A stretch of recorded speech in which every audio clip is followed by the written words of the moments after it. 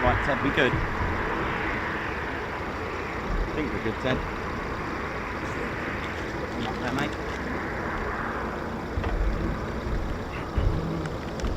You phoned? Yeah, cool, nice one. Well, ladies, gents, teddy bears, welcome to the Ted Coningsby channel. How we doing? Oh, nice blue skies. What's going on here? Let's start the morning with some food action, of course. Oh yeah. Welcome to RAF Coningsby and also Lincolnshire. That's right, Bomber County. And we're going to start the day with some food action. And we may get some BBMF action as well. We have seen a Chipmunk out. I don't know where it's gone. Don't know whether it's down the Chipmunk taxi. Yeah, we're down. Yeah, sorry, got our friend here, Daz.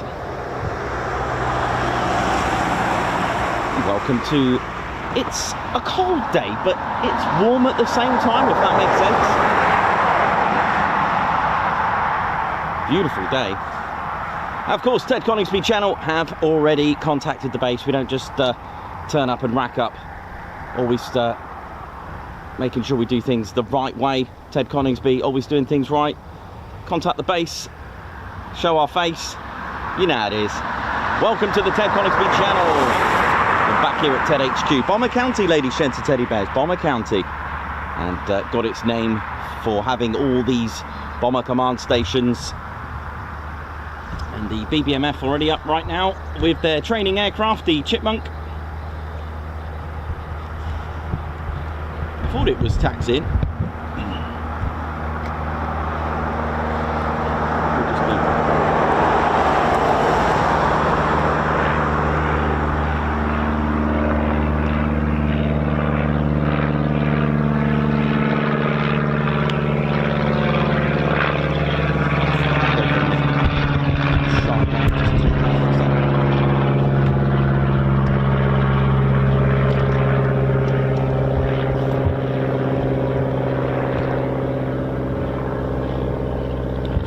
Circuits. And a very good morning, good afternoon, good evening, good day, wherever you're watching from in the world. Ted Coningsby channel, your favourite military aviation streaming channel. Here we go.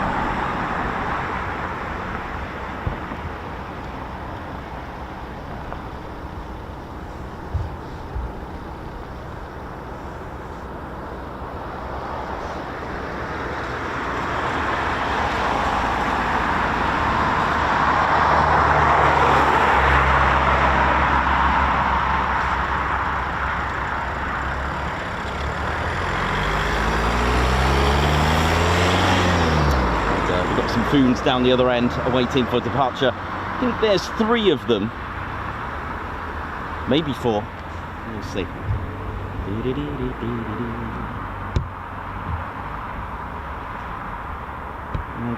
And make the most of today's weather, because tomorrow it doesn't seem that great.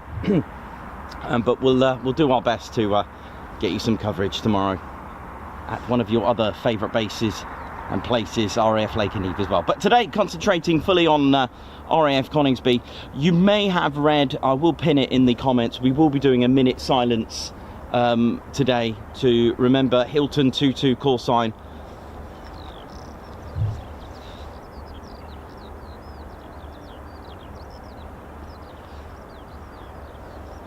It marks the 20 years of what was then the worst modern military tragedy, with call sign Hilton 22 XV179, a C-130 that was shot down over Iraq, killing all 10 crew, and it marks the 20th years since that tragic loss of 10 crew. We often think about bombers going into combat. We often think of these fighters. We often think about fighter jets, of what they're exposed to. But we don't often think about the transport, defenseless in many ways. Cargo, supplies, carrying personnel, carrying injured, carrying wounded. We often overlook that in our chats. And sadly, at 13:55 Zulu 20 years ago today, XV179 call sign Hilton 22 was lost. We will remember him. We will be doing a minute silence. What we'll do, we'll try to plan it at the end of the first wave, if there is one. If not, I'll find a suitable moment to do it, okay? You know, this could be any time between 11 AM and 1 PM, all right? I won't have a set time due to the nature of what goes on here. I should have let the base know I was going to do that, actually. They are quite responsive. Of course, if they've got important flights to do, this is a QRA station, I get that, but here we go.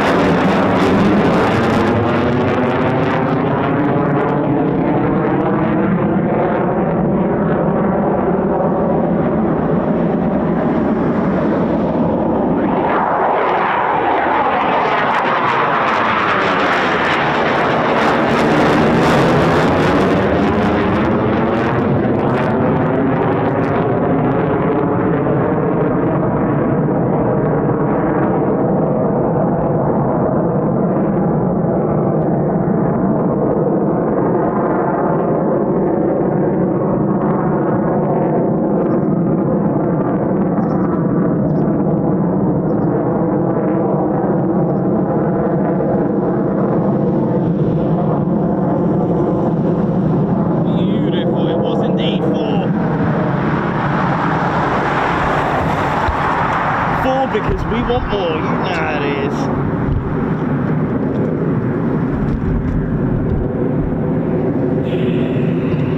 Right, how we doing, ladies, gents, steady bears? Welcome to Ted's home, Ted HQ.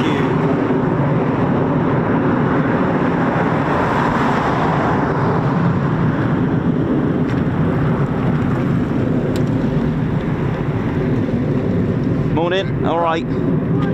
Morning, how we doing, ladies, gents, steady bears? Hope we're all good. Welcome to the Ted Coningsby channel, and wishing you all a very good day and a good morning to you wherever you're watching from in the world. and welcome to Ted's Home, Ted HQ. It is home not only to Typhoons but also to the Battle of Britain Memorial Flight, which made Coningsby its home in 1976. Interestingly, when the Lancaster PA474 arrived in 1973, the Battle of Britain Memorial Flight was actually known as the Battle of Britain Flight. It was when the arrival of the Lancaster PA474 arrived to the flight that they gave it the title. They added the title Memorial to it, which suited nicely. So it was from 1973 that it was called the Battle of Britain Memorial Flight. They do have a Dakota, which we're hoping to see. They have various Spitfires and Hurricanes, and 2 training de Havilland Chipmunks as well, that they use not only for training, but they can use it for recce or just to deliver small parts if needed. I've heard of this before. And of course, we have 5 Typhoon squadrons here, one of which we're looking at right now, the main ASP that we're looking at, the Aircraft Servicing Platform, also known as apron as well, or the pilots just call it the main. For short, it is the servicing platform, and we're looking at number 29 squadron. And also, just coming into the picture, I'm going to leave it here, we might see it. Actually, no, let's just get a load of it. We do have the Chipmunk just taxiing out now. Yes, so we've got 5 Typhoon squadron, one of them being 29 squadron, the operational conversion unit. So once the pilot successfully passes their fast jet training at RAF Valley, so the last aircraft they would have flown would be the Hawk T2. Once they've passed that, if their career path is tuned to the Typhoon, they will come here and fly with the operational conversion unit 29 squadron. You know, alternatively, if it's the F-35B that they're tuned to their career path, then they will go to an operational conversion unit number 207. That's at RAF Marham. So every aircraft has an operational conversion unit pretty much, or at least every station has an operational conversion unit. Not all of them, sorry. Some have where the main aircraft is sported at. Next up, we've got number 12 squadron. They're kind of like the new kids on the block here. Number 12 squadron, they started operations here in 2020.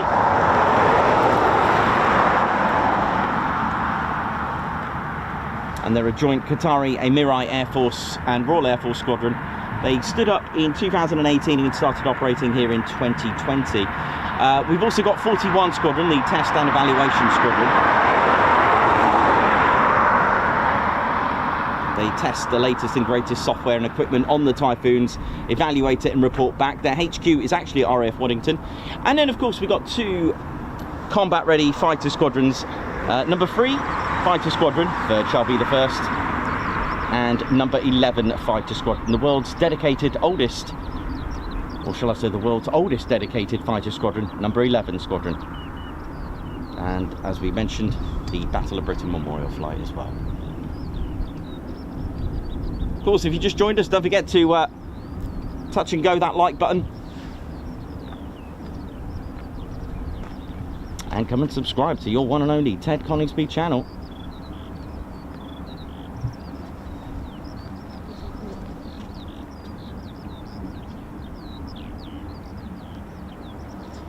How we doing? Chris Bloxham, how you doing, my man? How you doing, Spanner Flight? Davey, Mayhem Marshy, Eigen, Gucci Man, Dr. Soda, Perez, how you all doing? Eigen, Davey, hope we're all good. Simon Watchorn, how's everyone doing? Gucci Man, how's all my Spanner Flight crew? Hope you're all good. Mayhem Marshy, hope you're well. See you later. See ya, bye. Claire Bear, what's Claire Bear doing today? Dr. Soda, how you doing? How's Hastings? Chris Bloxham, how you doing? Davey, watching from the ceiling. Start smashing that like button, let's go, let's ride.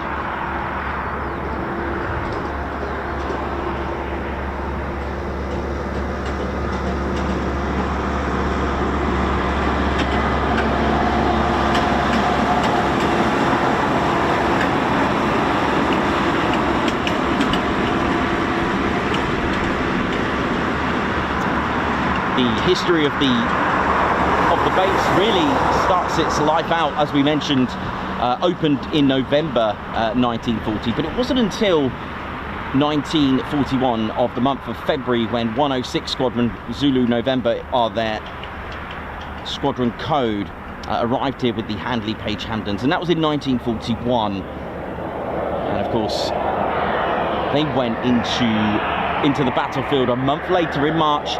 And then of course, as we mentioned yesterday, number 97 came here with the Avro Manchester from Waddington. So there's a lot of connection between here. But RAF Coningsby was a bomber station right up until, I'd like to say, 1968. Yes, when the Phantoms arrived. So when the Phantoms arrived, 1968. So we're talking about what? From 1941? But it opened in 1940, but it's been a bomber station, let's say, from 1941 when it was operationally used, right up until 1968 when the Phantoms arrived. So 57 years have been a bomber station. What am I saying? That's correct. That's incorrect. I think it's last time. 27 years. 41. Yeah, 27 years. I beg your pardon. Sorry about that. Going into the future. 27 years. And it's been a fighter station since 1968. When the number 6 Squadron stood up as the latest and greatest the Phantom number 6 Squadron, the flying can openers arrived here.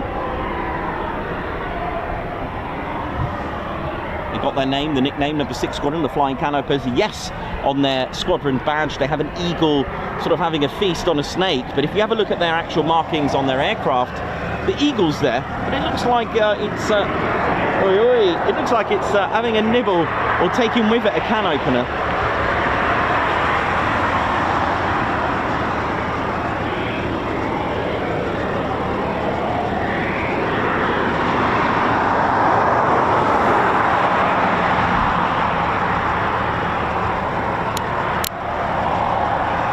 You alright? XL shirt? Yeah. Got it.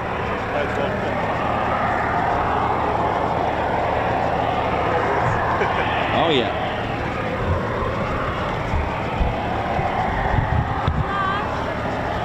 Oh yeah, that's the one I've got.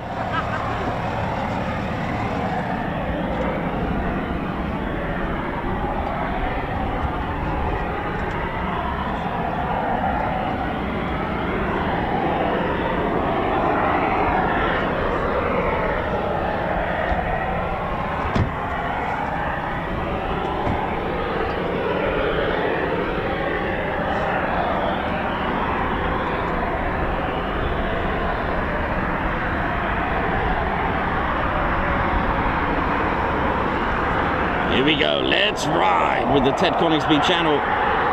Don't forget, you can get yourself a Let's Ride t-shirt with the Typhoon on it. Here we go, send it.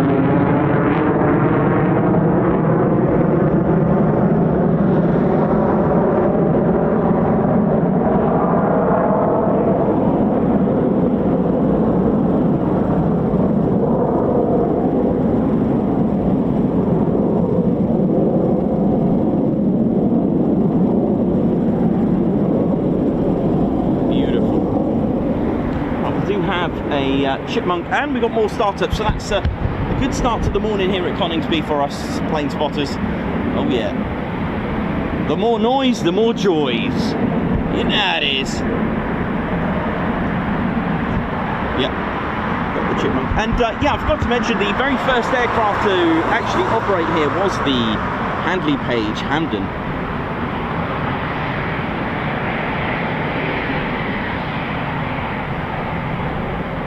A twin-engine bomber, nicknamed the Flying Suitcase because of the 3-foot fuselage. It had a couple of other nicknames as well, such as the Flying Tadpole as well, but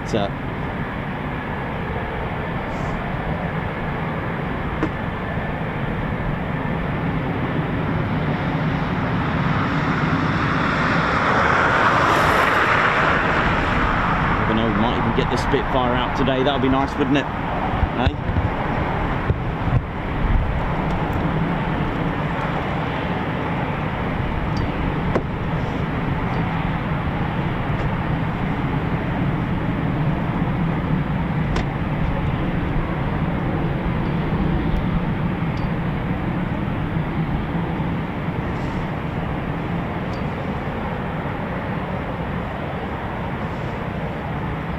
Tuned into the Ted Coningsby channel, live here at RAF Coningsby.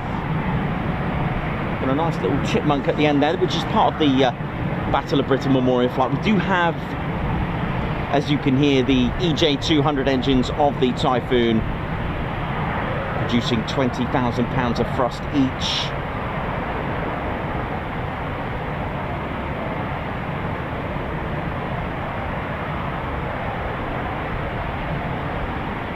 With reheats, that is. It's about 15, produces around about 15,500 without the reheats or afterburners each engine.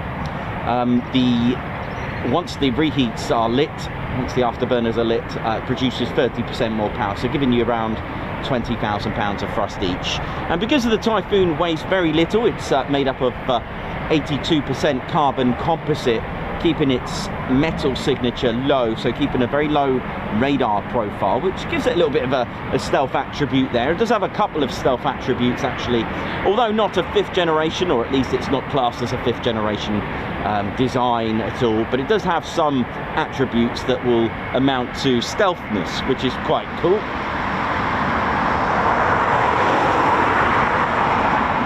Welcome to Ted's home, RAF Coningsby. Lots of interesting history as well, like any other base that we always talk about. Very, very interesting. You may have noticed that we have 2 runways, 2 sets of runway strips, so 4 runway numbers in total. That is correct. The main runway is, of course, 07 and 25. There is a smaller runway that the BBMF and light aircraft use. It's runway 12 and 30, which we can see in use. It's used when there are very strong crosswinds, which can give a bit of trouble to the lighter aircraft in the BBMF. So we were fortunate enough to see them. Speaking of stealth, look at this. That caught me out, didn't it?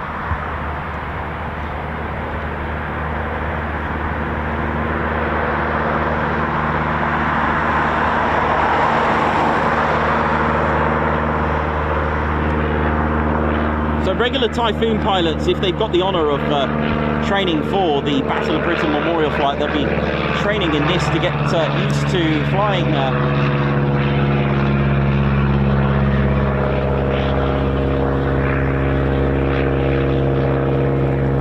aircraft such as this.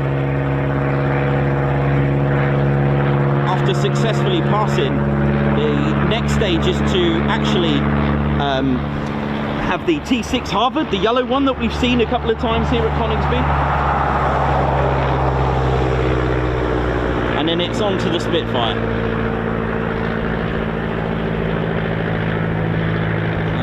That doesn't do very well. There you go. Finger's not working, apologies. Captain A, how you doing? Marco, how you doing?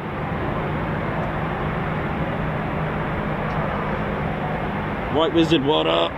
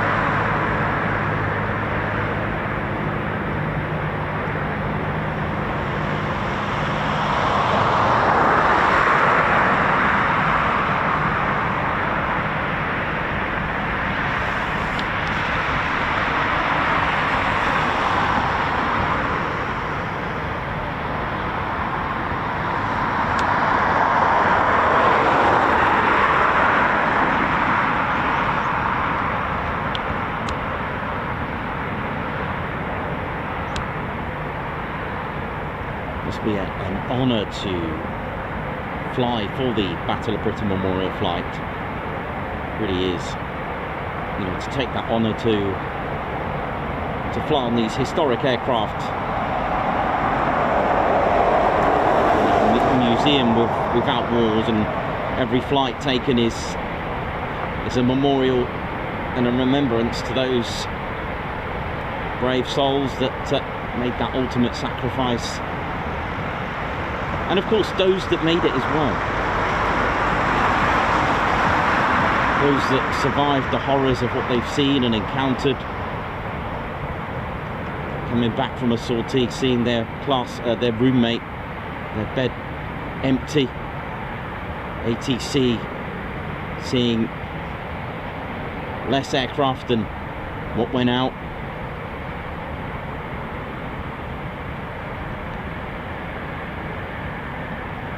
Well, the Ted Coningsby channel will always remember those. And like we always said, this pilot is making history right now as being potentially the next BBMF Spitfire pilot, perhaps.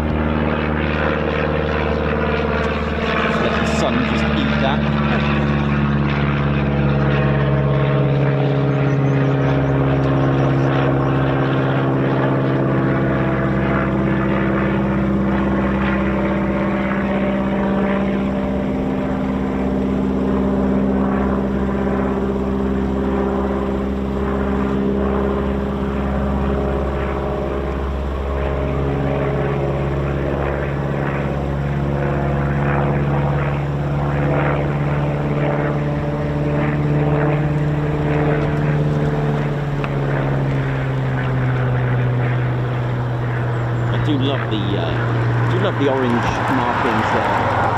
I do love them. They look pretty cool. Meanwhile, let's just have a quick catch up on the main ASP quickly. See what's going on. See what's going down.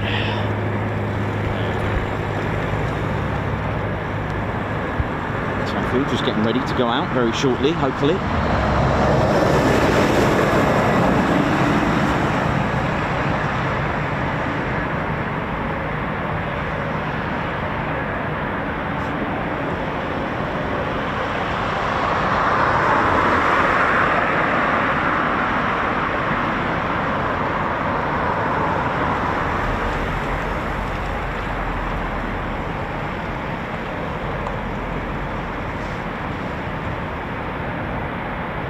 Quite fitting that Bomber County is in Lincolnshire, because Ted was founded in Lincolnshire, bless him. So it's quite nice. Ted gets his name from here. This is the very base where he gets his name from. It was such a wonderful day when it happened. I think for nostalgic purposes, we'll do a stream from the very place of the base where it all happened. I think that'll be quite a nice thing to do. I'll let the base know where I'm going to be on that day, and because it's so nice to although maybe we'll pick it when the road's closed, well, not the whole road closed, we won't be able to get there, but it'll be quite nice.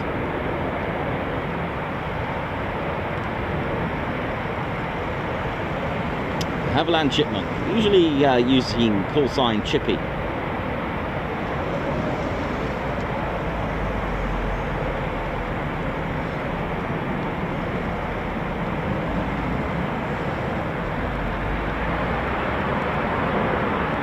The circuits from the pilot to get used to flying such aircraft. I mean, when I first started doing this, I asked Sainty if, because he was a Typhoon pilot, if he could literally get in a Lancaster and fly, and his response was that no, he can't, because they need to be qualified to fly and do so.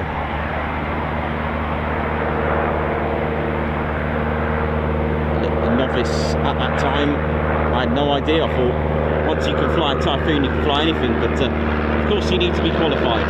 I should have known that, but never mind, there you go, that's how much I knew. Okay, so we've got a Typhoon taxiing now.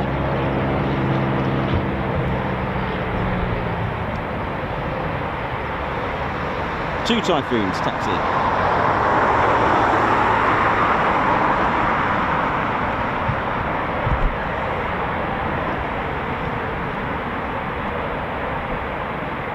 Don't forget to smash that like button, please, ladies and teddy bears.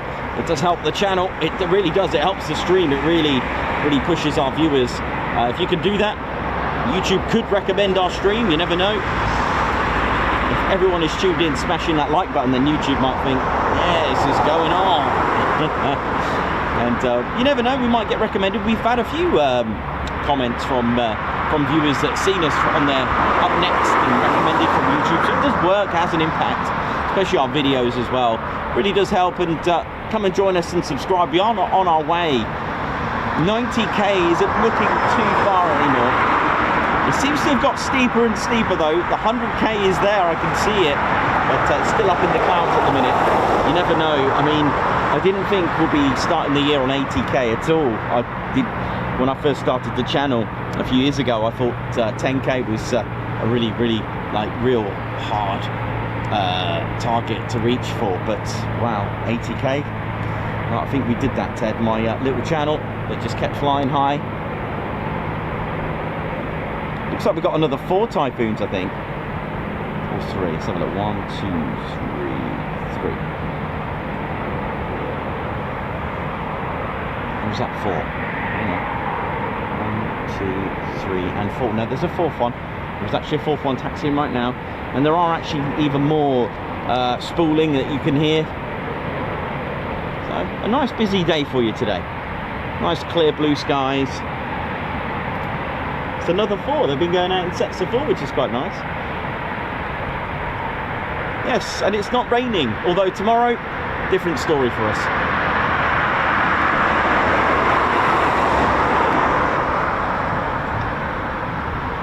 See if I can get this shot in with the Chipmunk. Oh, it's a nice shot. It's a lovely shot there. Shot right there, it's quite nice. That works for me.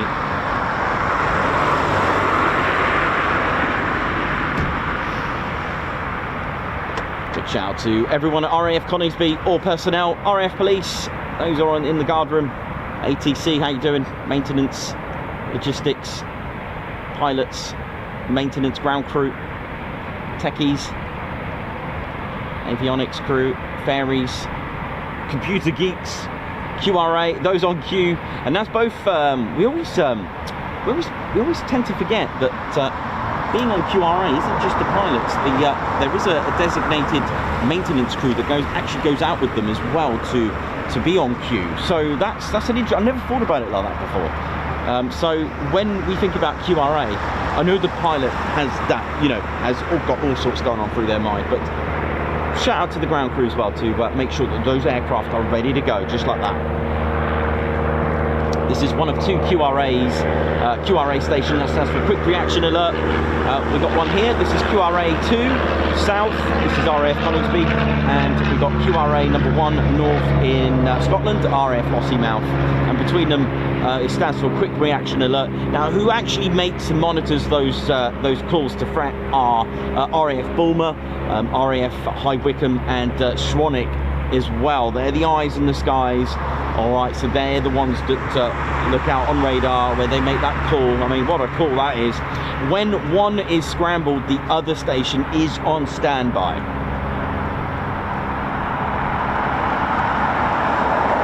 So while we're asleep at night, we're going to work right now. That sky's protected 24 hours a day, 365 days a year, 24/7, that kind of thing. No matter what day it is, Christmas, bank holiday, a celebration day, your favourite football team playing, doesn't matter. They're ready to go and protect UK airspace. So you got to be proud of that, because I know I am, and I'd never take that for granted every day. And as a whole, that is the ultimate what the Royal Air Force do.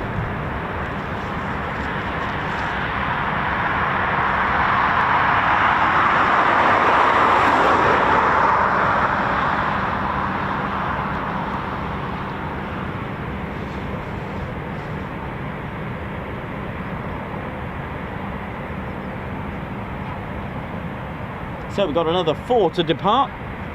And of course, Ted Coningsby channel, again, we're a no bases, sorry, start again. We're a no places, no faces type of channel, so we don't post any operational details, we don't post any departure details or anything like that. For the security and safety of this nature, we don't post where they're going, so unfortunately we cannot do that. Any departure details will be removed, unfortunately. We're here to enjoy the aircraft, take off and land in any circuits, and any random aircraft that come and by and visit us, fair enough. Where they go, that's their job. We're just here to enjoy the aircraft, and again, we don't do any politics or anything like that, sadly.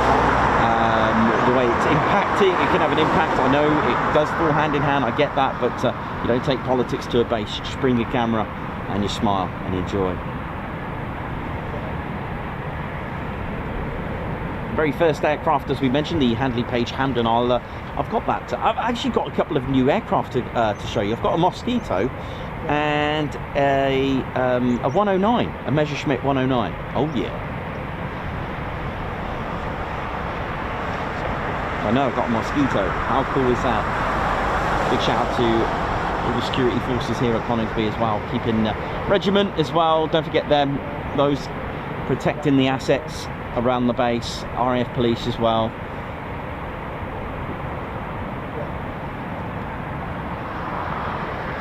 Typhoon force.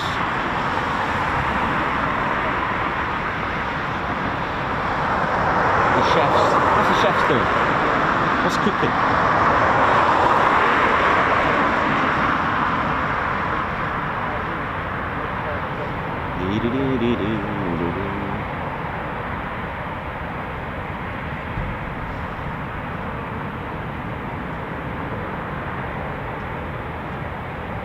Big shout to all of you who's tuned in. Let's have a quick look before this takes off.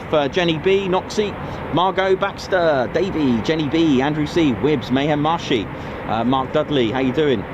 How's it all going? We've got Corvin Phoenix, Nova Game, got some new people on here as well. G Van Pulliam, Alan Gates, how we all doing? Nice to see you all in it. Nice to see the regulars as well. Here we go. Another 4 to depart and leave the floor. Another 4 to leave the floor.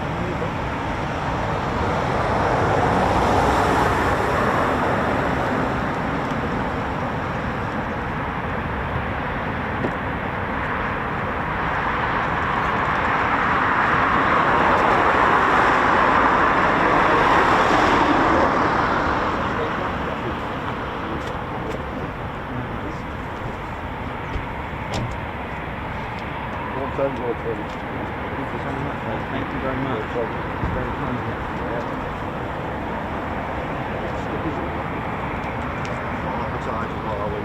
Stickers.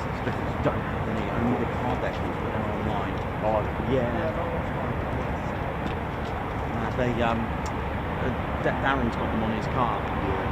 We have them as a set free. Put them around. So put Ted on the window. Good. Cool.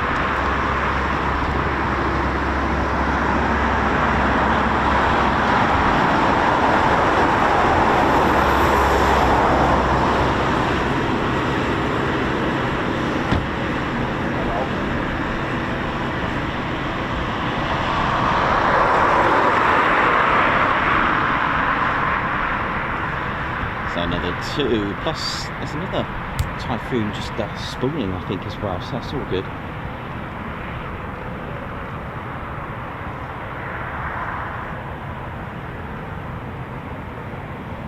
And the other one's just taxiing out now, and just let's have a quick look.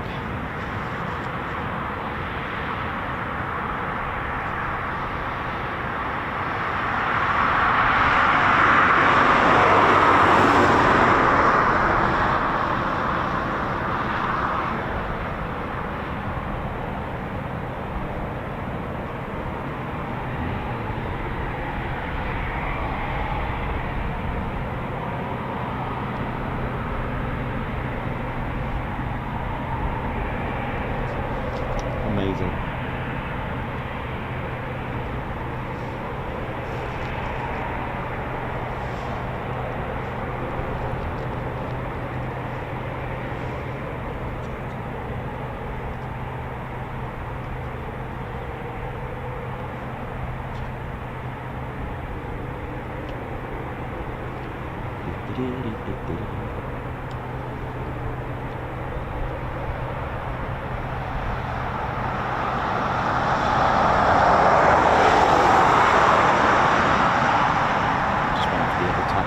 It should come into the picture interview in just a second.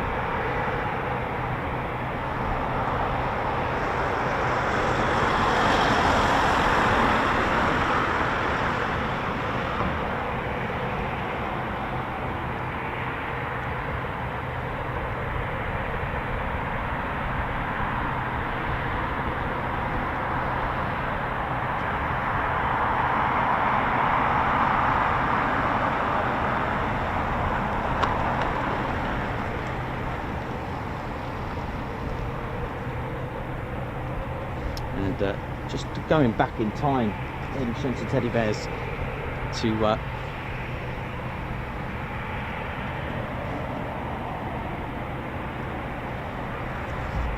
so as we can see the Typhoon on your screen there, max speed of this one is Mach 1.8. Officially the Typhoon is a Mach 2.0, but the RAF have done some tweaking to it, adjusted the actually decreased the max speed. But ladies and gentlemen, I just want you to just think about the very first aircraft. Look at this, the Handley Page Hampden bomber. You know, we're talking about 0.3 Mach 0.3. Look at that bomb. You know, when you've got 20,000 pounds of payload on the Typhoon, and you've only got just maybe, I can't remember actually, on the payload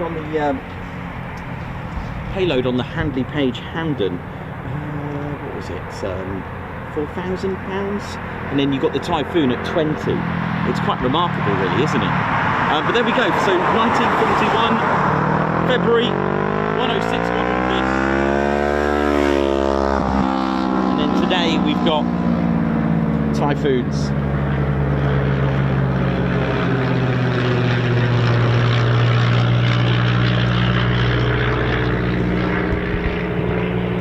Amazing, isn't it, that contrast? Here we go. It's just behind us. Cool, I'll have a look at that now.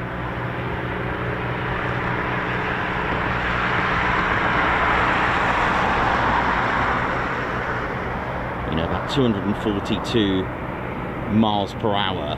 So a lot, sort of Mach 0.3 on the Handley Page Hampden compared to Mach 1.8. 20,000 pounds of bomb payload bombs in excess, and then you got like a couple of thousand on the Hamden. Remarkable transition.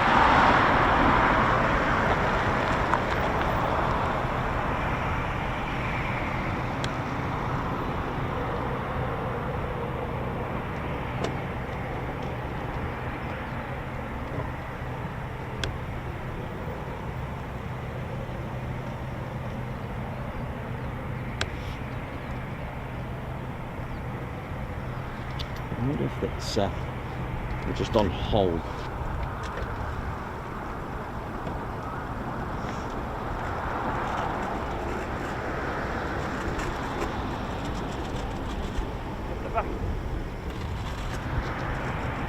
Just waiting for that traffic to clear.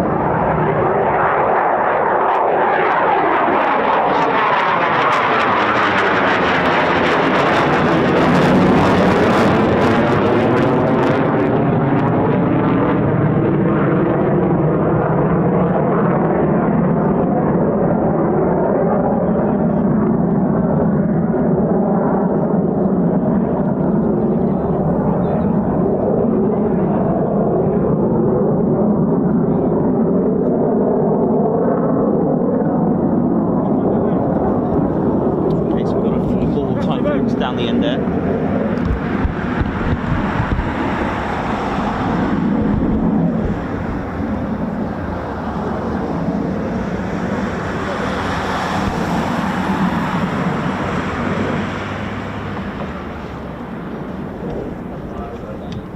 Yep, here we go.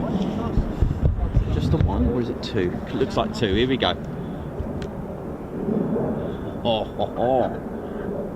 What we got here then?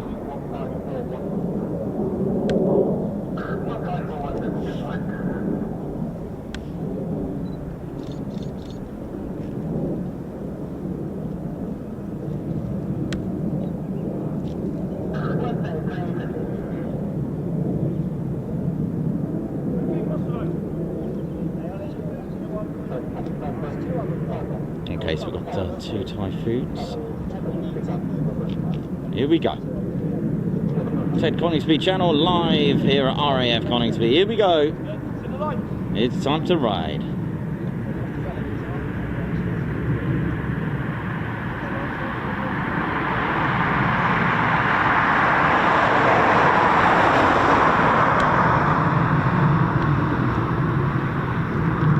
There's departure.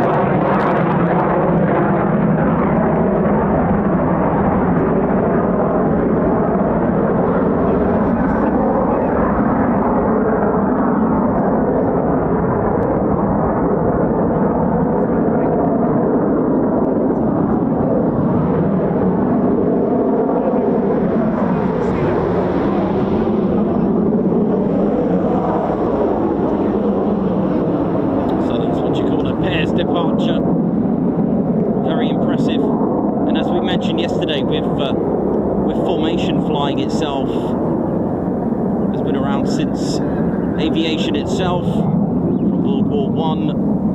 It's a way to get aircraft up quickly. So if you imagine you got a flight of 8 and you took off in pairs, it's just 4 departures instead of 4 departures instead of 4. Sorry, 4 departures instead of 8. I'll get there in the end. Wakey wake, I might need a cup of tea. Here we go.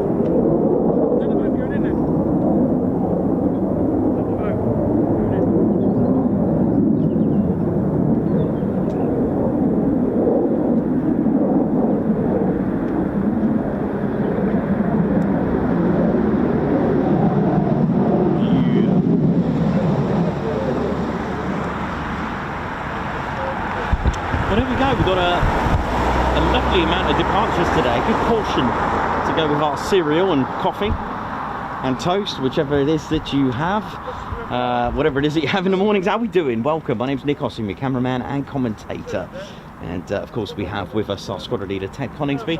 I've got a de Havilland Chipmunk just on finals now and ready probably for another circuit. Here we go.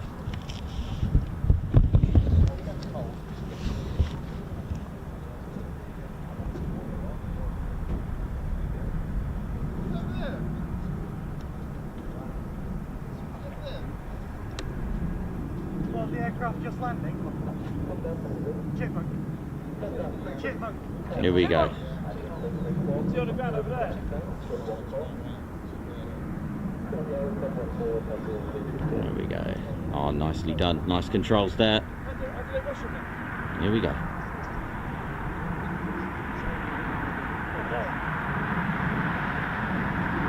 A little bit of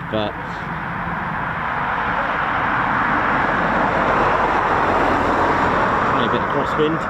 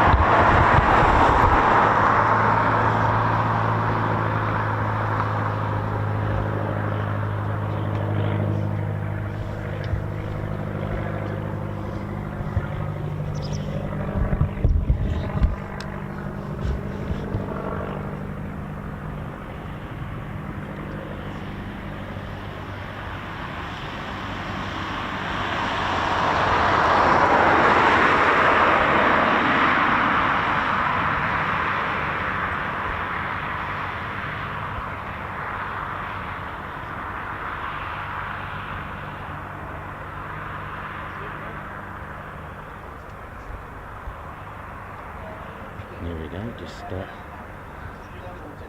into another circuit probably. Let's have a look.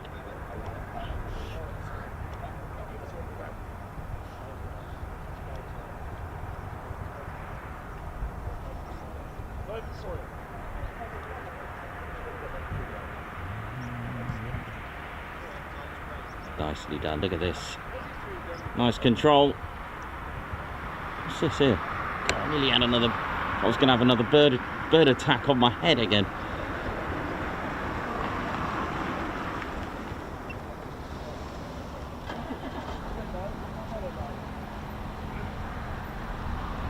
You can tell that the pilot's quite confident in this. Very confident.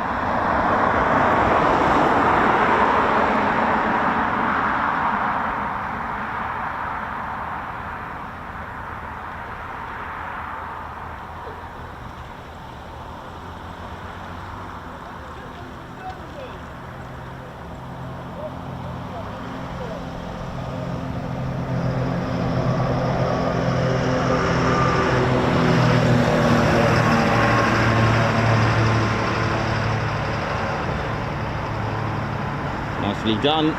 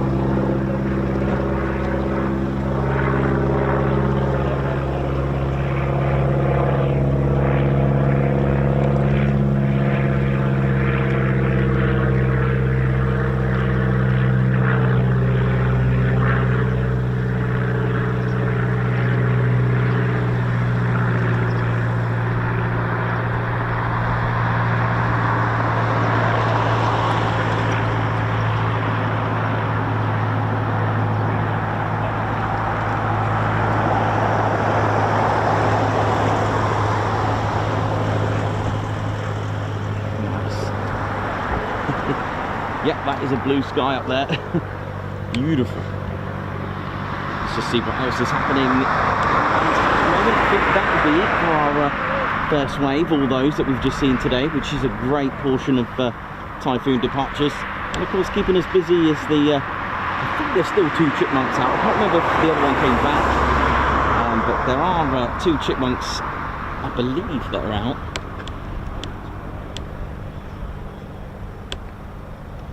Just saw this. Let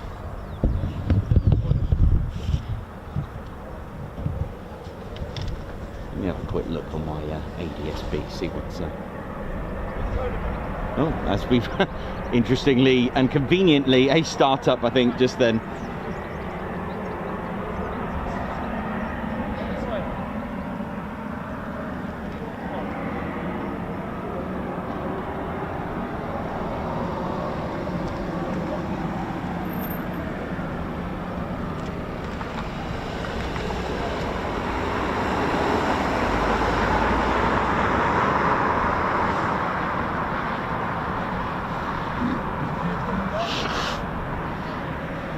Another circuit from the Chipmunk. Just get now into the view.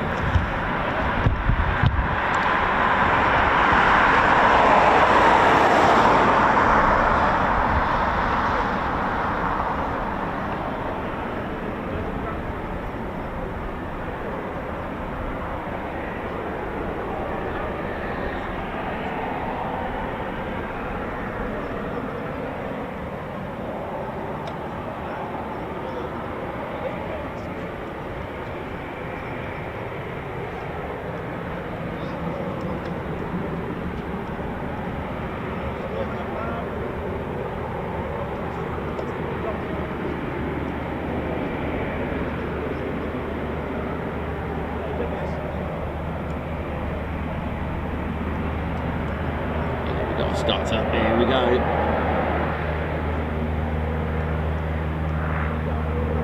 Got a little bit of sharp light as it comes to our right, as it goes level south with us in our line of sight. But no worries, we'll just... Oh, hello, where's this one going?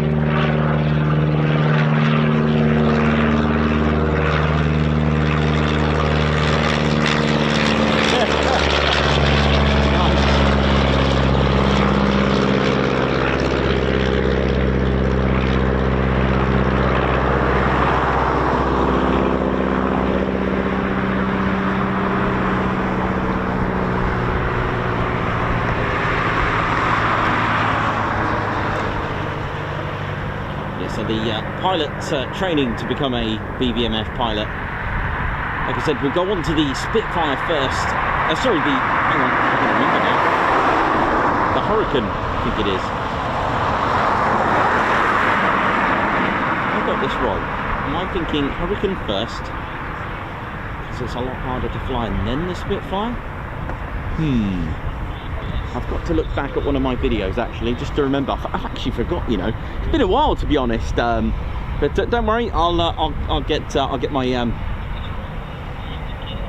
my facts right on that. I remember the radiator is configured differently on the Hurricane as opposed to the Spitfire. With I think it's the Hurricane's radiators are actually sat underneath the cockpit, which makes it a little bit more uncomfortable.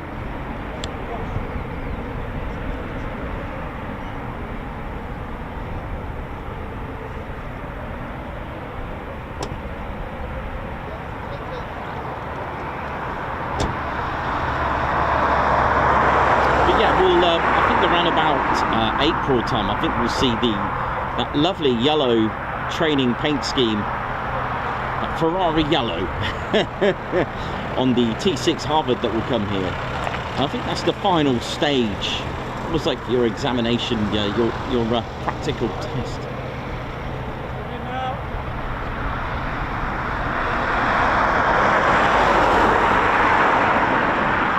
I mean, it was once the training aircraft as well as the Bulldog as well,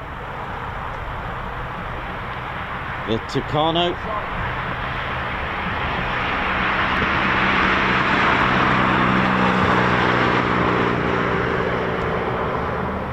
And of course we've got prefects, tutors to take that more universal training aircraft role of the Royal Air Force.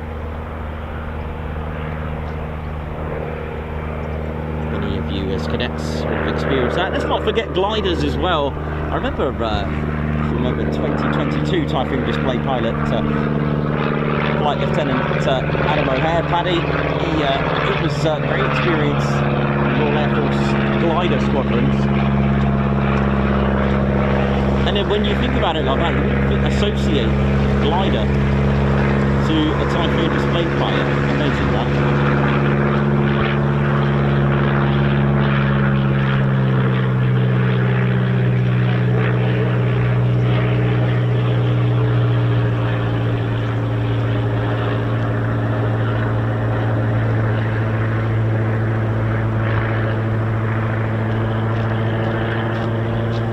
Blue skies today, it really is.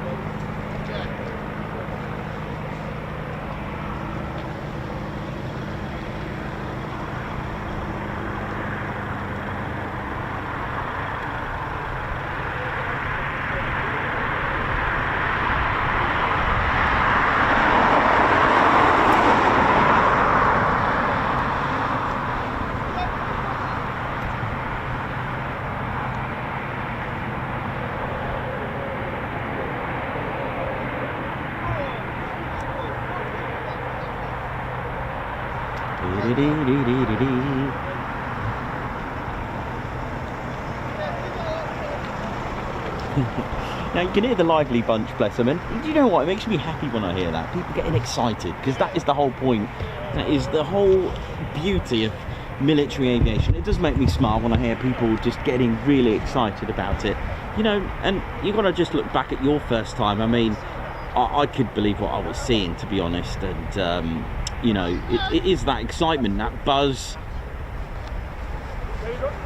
You know, it's like, it really is. I mean, I remember just screaming off the top of my head, I'm like, there's another one, there's one coming in, and, you know, it really is. It does give you that buzz. If you've never been here, if you know, for me, I always thought this was a no-no. I thought you could never even, I didn't even think there would even be viewing areas, let alone take photos and video, that kind of thing.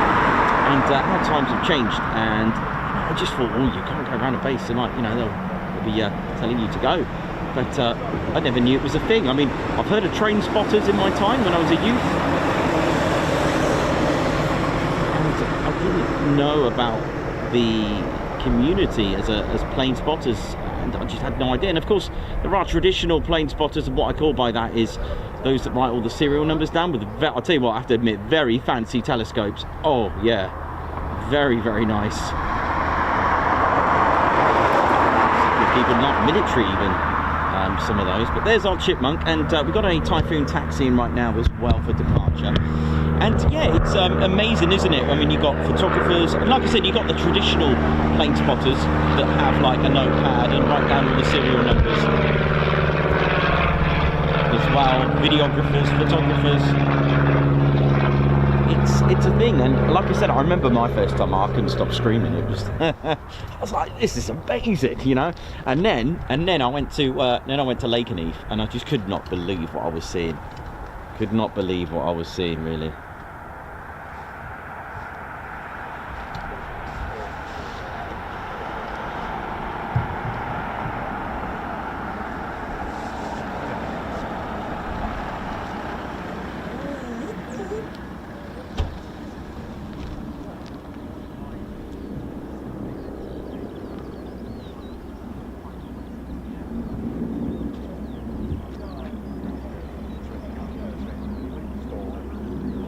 Plenty of Typhoons out at the moment.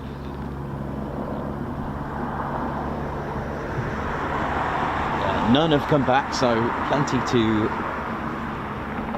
come back. And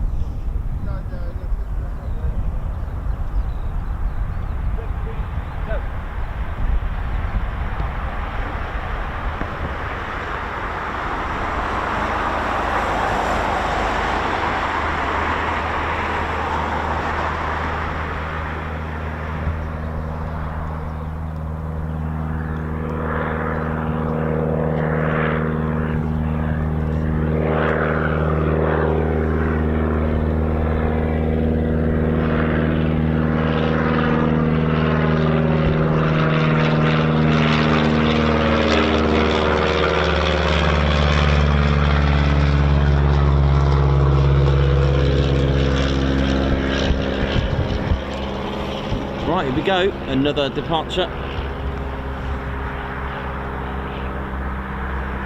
Alright, what's this one going to get up to? Sometimes you can just tell they're about to do something interesting. I don't know, they've got a good feeling about this one. Let's have a look here now.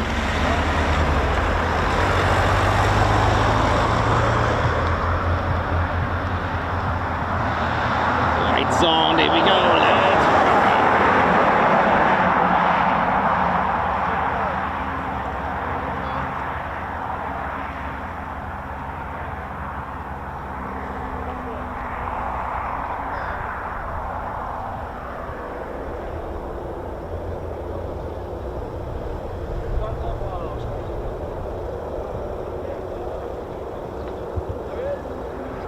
Lovely blue skies. I'm surprised we haven't had any PTOs today, you know. But hey, never mind, that's the way it is. Maybe later in the afternoon.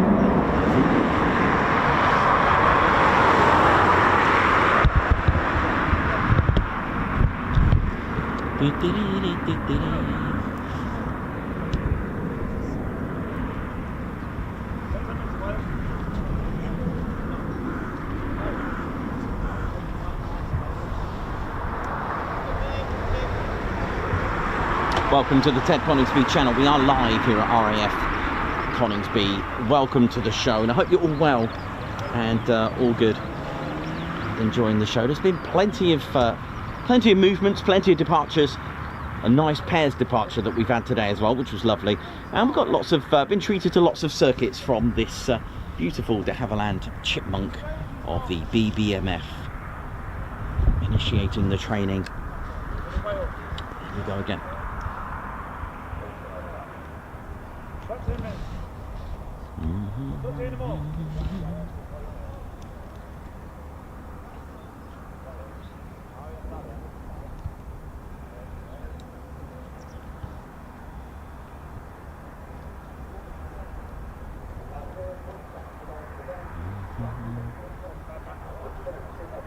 Here we go, nice control.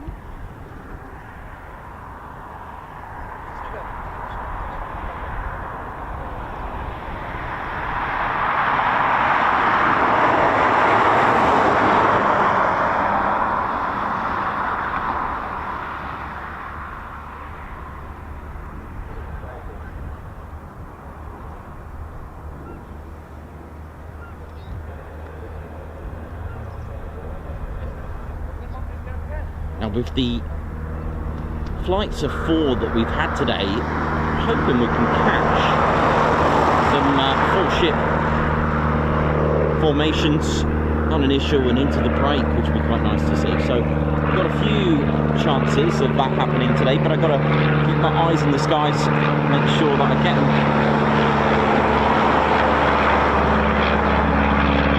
Nice. I'm just going to have a quick nose on my ADSB just really quickly, just to get an idea of what's coming back or something nearby or anything like that. ADSB and flight radar, very useful, of course, as you probably know and aware.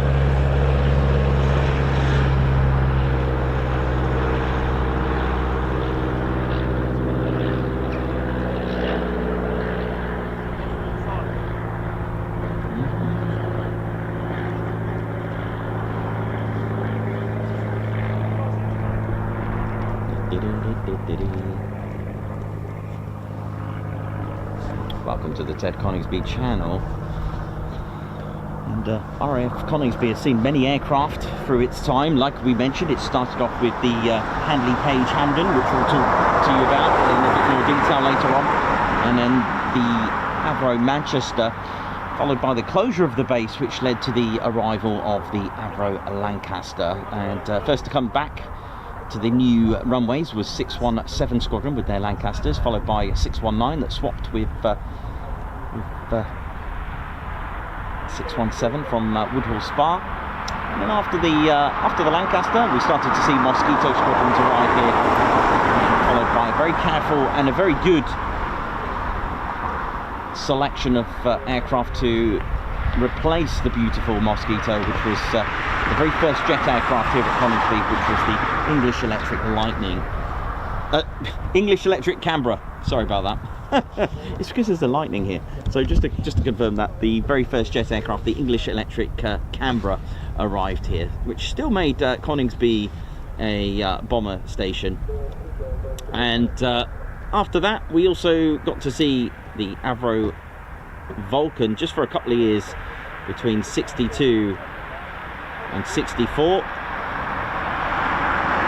And then of course the Phantoms in the late 60s, 68, 69 over here as well as Harriers, Tornado F3s and other Tornadoes came here till eventually the Typhoon came here in 2005. I think I remembered them all now. I think that's all our aircraft. And then of course 1976 various BBMF aircraft arrived here as well.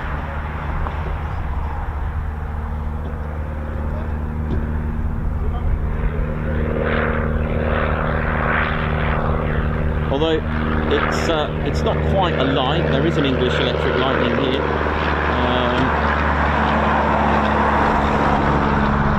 There it is. And there's another one, but they're not flying. And yeah, just to confirm, they weren't based here. It's 29 Squadron and 11 Squadron having a sort of like a jade guard, as they once operated those very, very wonderful aircraft. The English Electric Canberra arrived here in 1953, making Coningsby, like I said, it was their very first jet aircraft to operate here.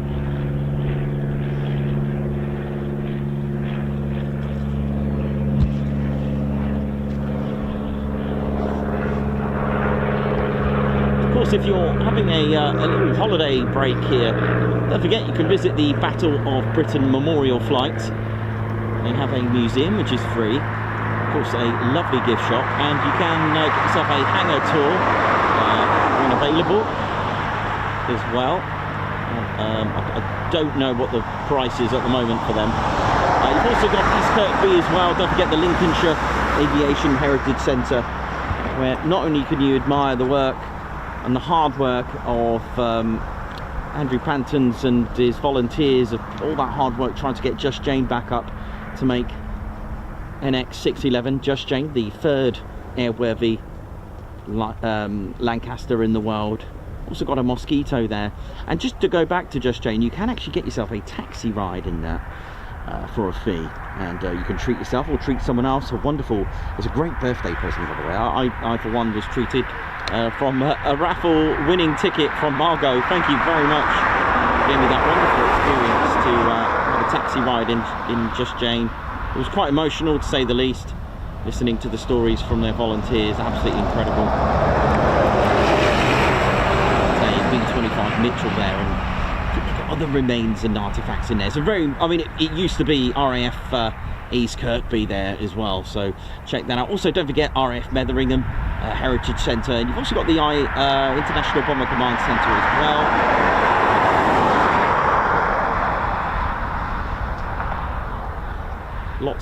Lots to do here, lots to support. Cool. Also got Newark Air Museum as well, not too far away from here, I guess. I think you've got Cranwell Heritage Centre as well, haven't you? Not been to that one actually. I might have to get myself down there.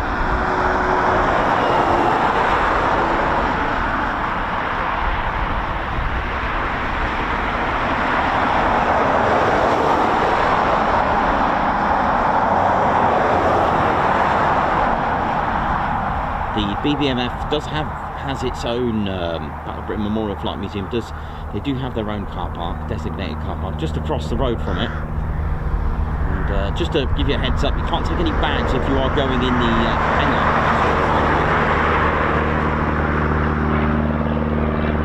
Just to give you a heads up on that, when you're getting caught out.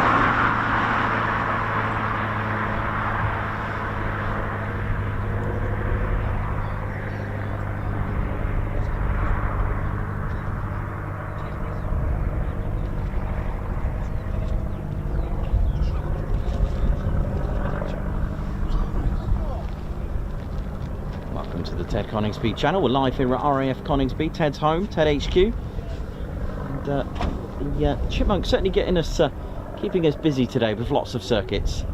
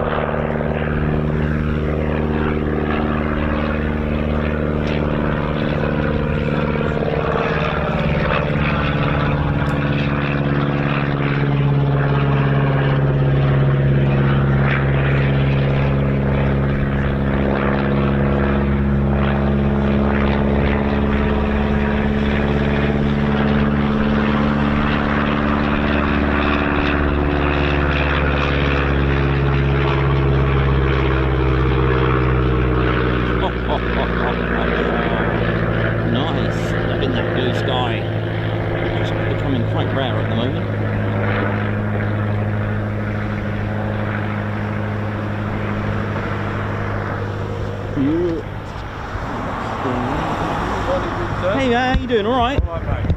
Good. Would you like some warm sustenance while you're up there? Sure, why not? That sounds good. Thank you very much. Very kind of you. Thank you very much. Thank you. Oh, it's very kind of you. Thank you. You're welcome. Thanks, I'll just pop that here. Thank you very much. That's great. Thanks. How you doing? All right? All right, mate. How are you? Yeah, good. Thank you. Quick bite. So we've had a lot of... You've got loads, haven't we? Alright. Oi, oi, how you doing? Have they all gone over to the exercise? I have no idea. Alright. No, I don't know. No idea, but it's been good. Lots out. Chipmunk looking nice. Yeah, That's right. sounds good as well, doesn't it? Yeah, it sounds great.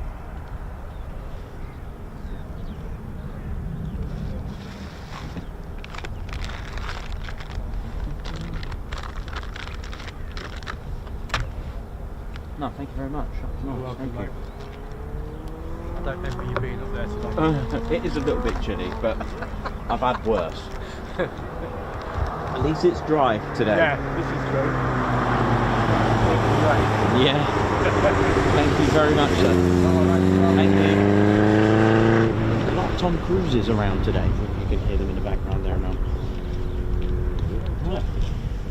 Hey, how you doing? All right? Yeah, good, thank you. You see that F-35 go down there today? No. No. No. What, here? No, it's one of the Air Force bases in America. Oh, no, no. I know about it. I thought you meant here. I was like, no. No. Have they been gone out long? Sorry, what was that? It's There's been loads out, yeah. None have come back yet, which is cool. Oh, I don't know. There we go, another Chipmunk circuit coming up.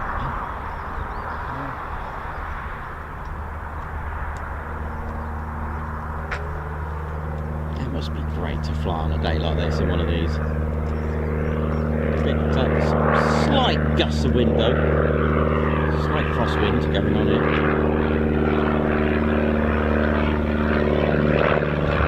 Just been for a little bit. Just let the sun beat down.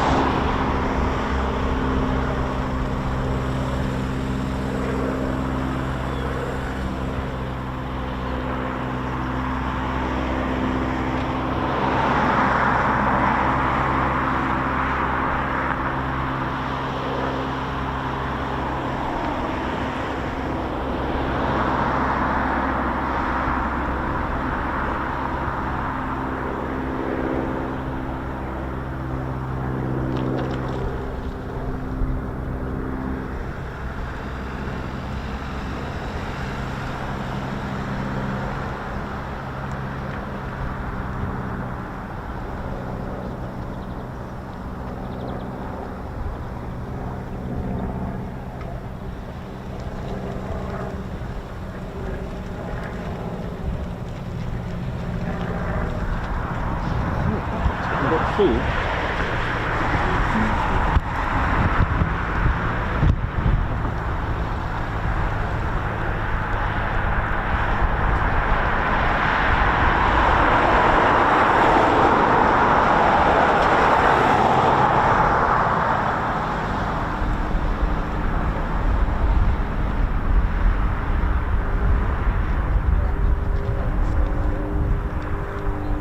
What's this now?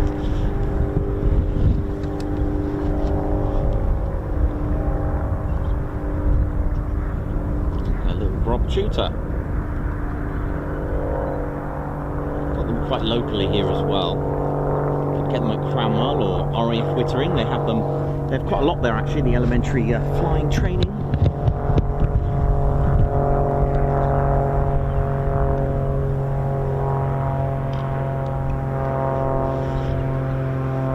With the also university air squadrons as well. Fly those.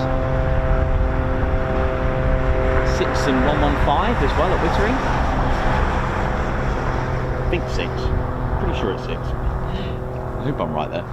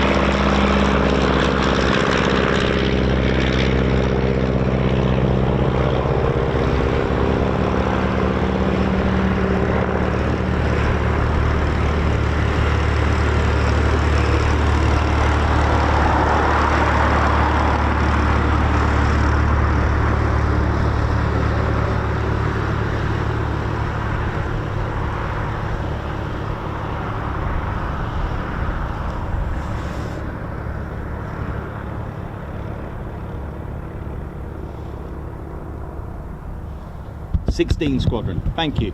That's the one. Thank you. I thought it had a 6 in it. Maybe I'm thinking of number 6 flying training or number 4. But no worries, I was close.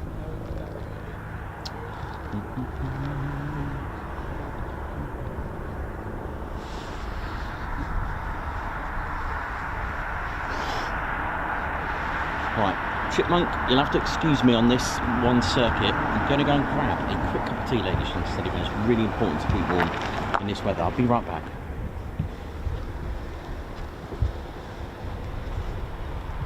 They look a bit unmarked to me. You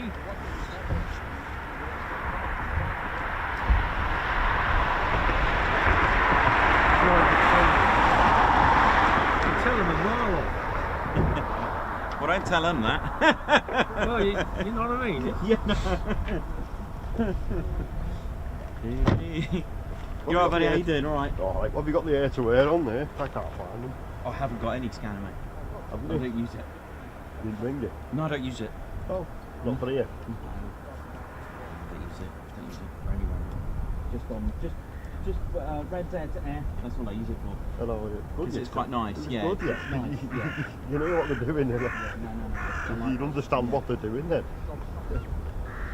I've got the sour on, but yeah. Yeah, no, I don't use them. Give up with that. No, Much just, to do, isn't I it? can't have it on there anyway. But red dead to air is fine. It is, Stuff yeah. like that. Yeah. It's just a chipmunk up. Made a difference, that.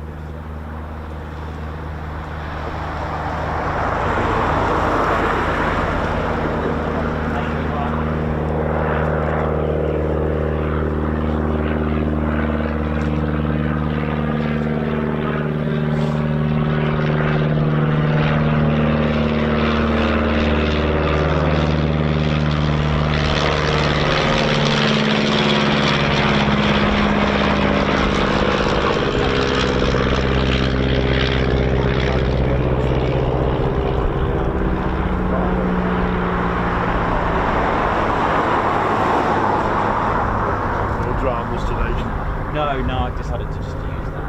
Oh, yeah. I really don't far about that way because it's aiming that. It doesn't matter. I thought I'd give it a go. It's the first time using that here, so. Seems to be working well with it.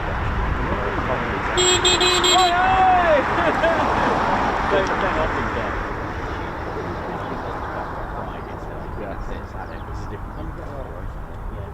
We're not figured out why it got fried. It was the original one, and it is a fair 5-6 years old. So whether it's It's tough. yeah, I mean they can only go so long. And you can get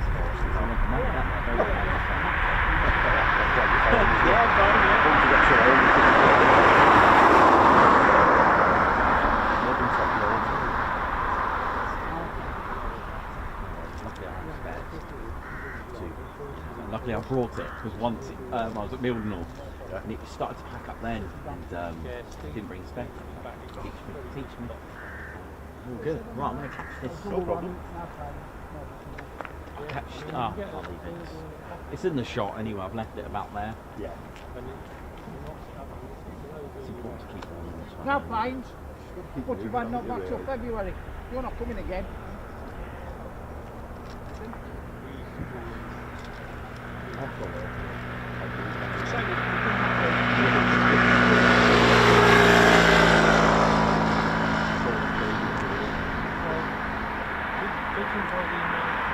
He's not back, dude.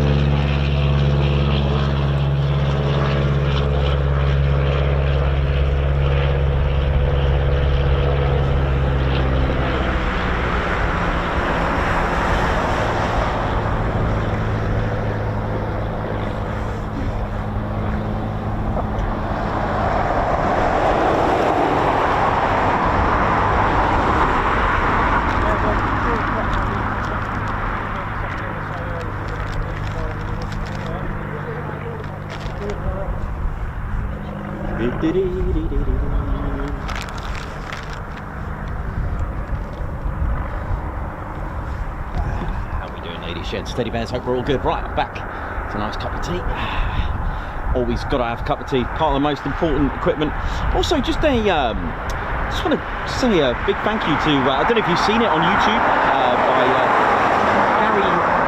Gary Goff. Thank you very much for that. I don't know if you've seen that video of his Through the Wire documentary about plane spotting at RAF Lake and Eve, and he kindly featured myself and Ted on there. I don't know if you've seen it, but big shout out to Gary for that. They're very kind, and really good channel, by the way, to give it a follow. Gary Goff, really good. It's some useful advice on photography, not just aviation, but a whole broad aspect on landscape photography as well. Really good. Really enjoyed that.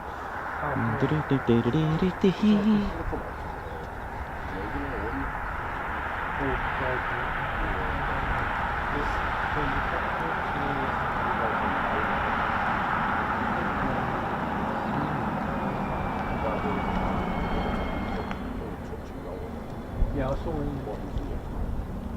Yeah, a couple of news. The trouble is when he was just on the flight, it said 4.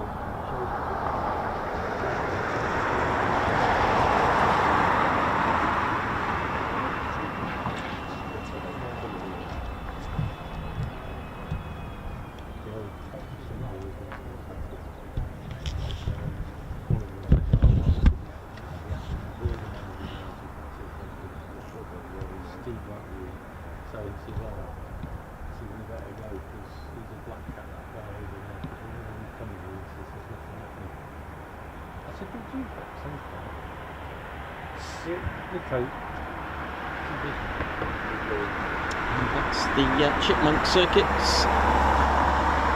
Just come to an end. I'll just pop that on here. I think Typhoons are coming back in just a moment. Just a few minutes, I believe.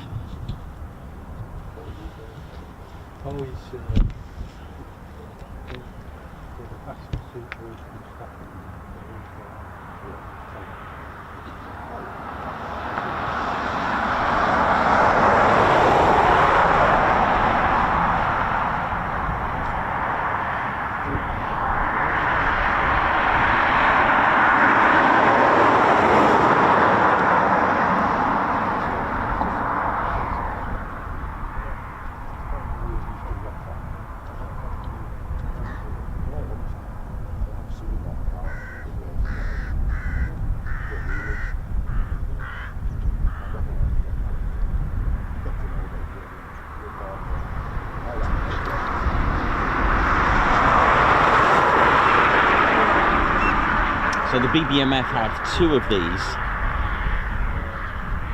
Now they don't actually fly in the formation and displays, but you can get a practice display, which we've seen a few times here on the Ted Coningsby channel, here at RAF Coningsby, but predominantly is used for training and for wrecking new venues as well, because the BBMF can actually arrange a fly past if you are a charity. There is actually an official form that you can fill out and request this. So if you are a charity, you could get a fly past.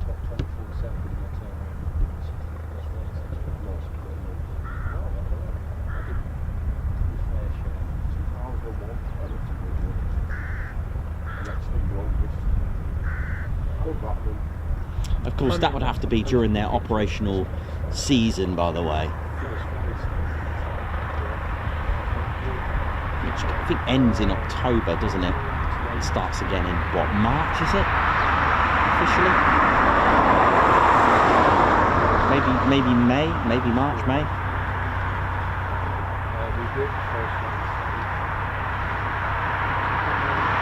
I do love the orange on there. It works really well in blue sky. It really does. And nice British grey, British sky grey colour. Looks really cool. Love it. Love the roundels. Very classic. Just a reliable training aircraft for the pilot to get all the training they need for a Battle of Britain Memorial flight career. Excellent stuff. It is a regular unit as well. So it looks like we've got Typhoon 334. Same to you.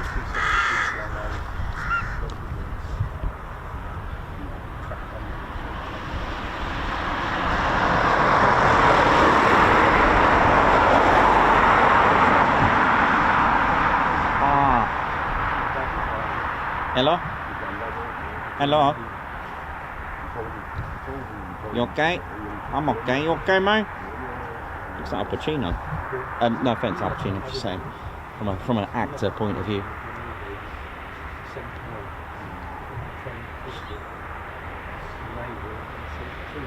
It looks mean, doesn't it?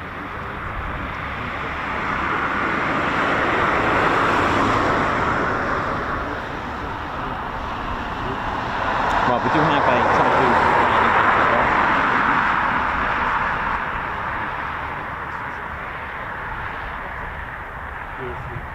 So the other ones that we flew the Navy, because of their speed and stuff, they change crews, so they have like 6 months standing crews, 6 months.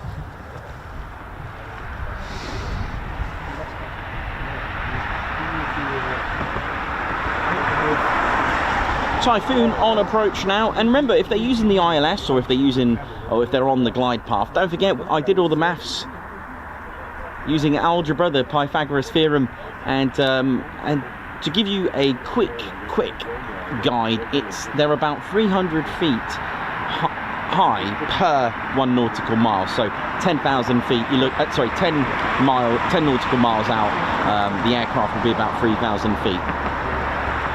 5 nautical miles out, 1,500 feet.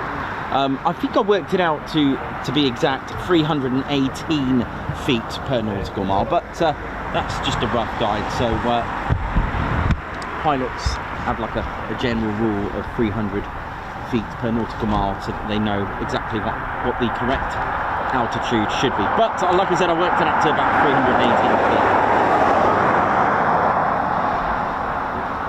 Typhoon 334 on the approach.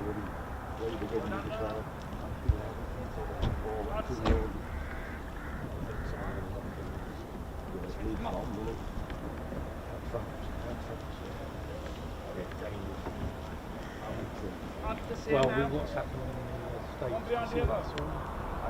You know what, I'm not watching.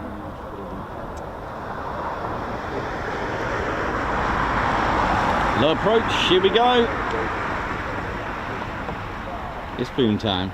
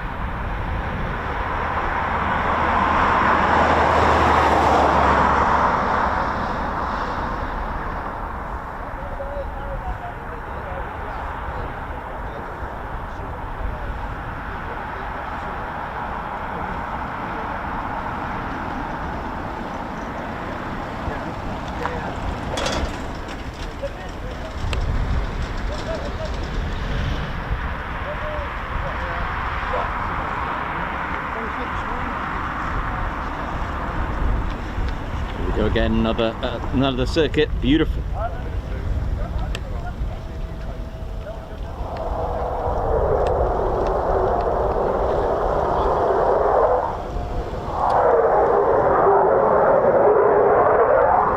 How often do we marvel at the quick reactions of military pilots when things in the real world go wrong?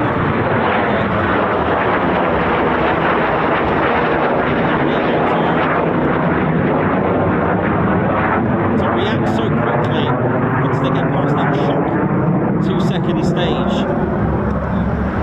if they do ever encounter that stage. But the fact that they practice and practice and practice missed approaches, low approaches, touch and goes, all this kind of thing, it not only adds up to the flying hours for them, but allows them to get more training in. You know, should the worst just happen, a snap of a finger, just like that, a click of a finger, then the pilot is so experienced to be able to react to that and carry out a low approach calmly like that, calm and collect like that. Absolutely wonderful. Like I said, touch and goes can also, not only are there for emergency scenarios, for example, if there's something on the runway, the aircraft that's in front landing maybe had a burst tire or a vehicle stranded on the runway, anything like that, any last seconds. But also gives the pilot a chance to do basically a takeoff and landing more than once in a sortie if they're doing any touch and go. So it's all positive stuff. A good pilot is always training, right?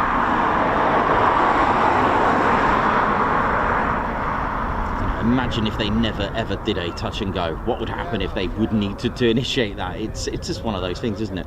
You know, if they never practice low approaches, if they never practice touch and goes, what would be the outcome on a day when they would need to do it? This is the thing.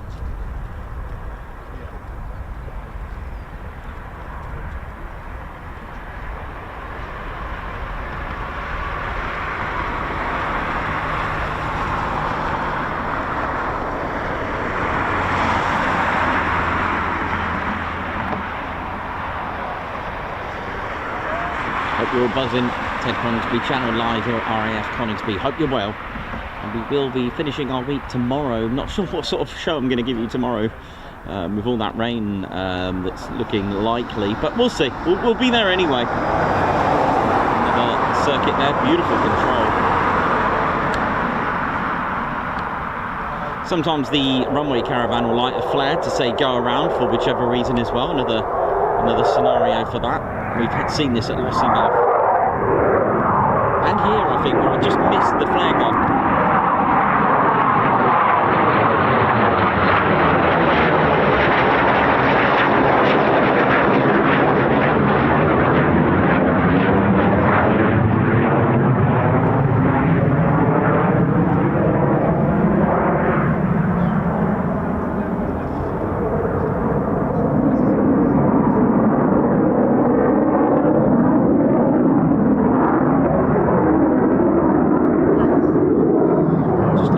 Deal with that just for a sec. One thing having blue skies, if there's no cloud to just cover that, take a bit of that sharpness from the sun. I'll just wait for it.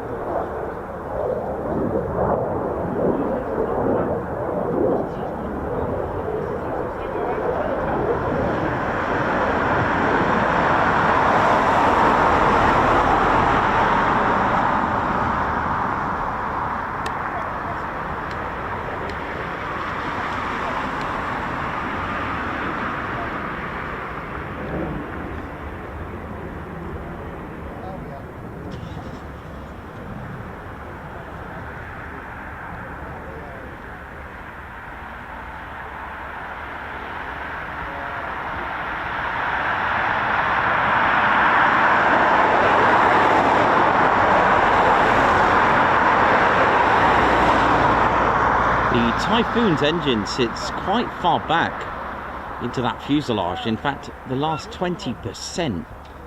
So it's got these long tubes, shall we say, of air intake.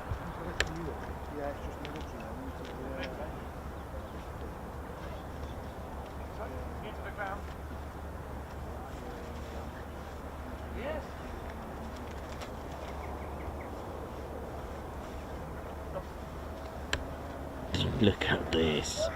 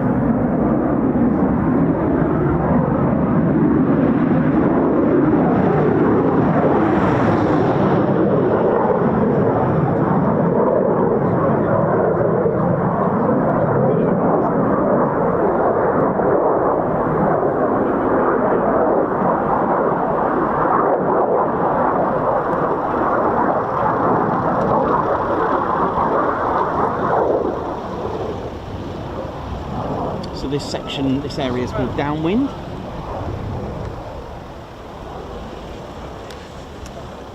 Of the circuit.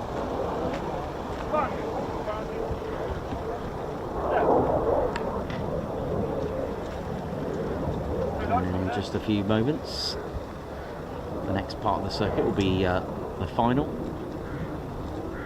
leg. And the pilot must confirm to tower. They've got their gear down, so it'll be like Typhoon 334, final gear down. If ATC don't hear the gear is down, they won't be clear to land.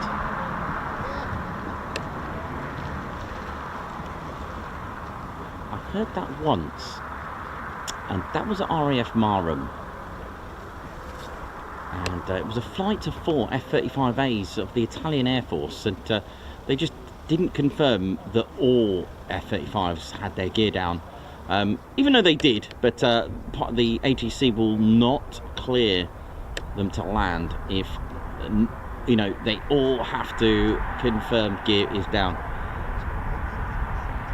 So it was something like Italian Air Force 1 gear down, Italian Air Force 2 gear down, 3 gear down, 4 gear down, and so on. So all for safety. That's how you manage it. You've got to make sure your gear is down. I mean, the amount of times in World War II, the stories I've heard of the gear still up from a landing, the pilot forgot. Transitioning to, you know, new aircraft from their training, because a lot of training aircraft in World War II didn't have retractable gear. I mean, the Chipmunk, for example.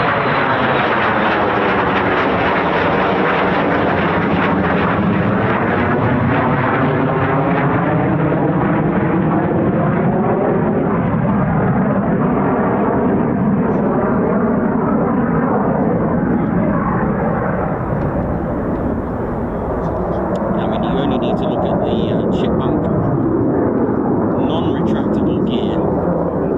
You've got to remember that your gear is you know, you've got to remember you've got an aircraft now with retractable gear. Can you imagine that? So I'm just going to place the camera just on the tripod for 2 seconds. I'm just going to check ADS-B quickly, see where the other fooms are. So it can't be too long, I would imagine.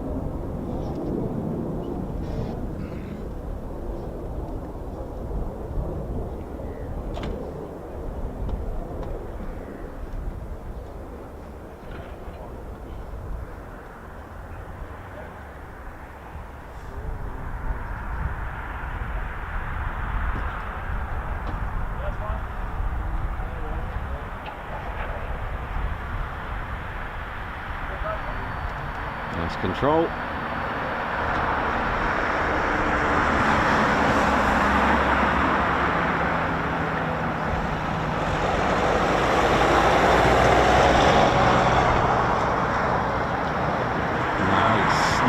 Nice. You can see the thrust been adjusted there. Look at this.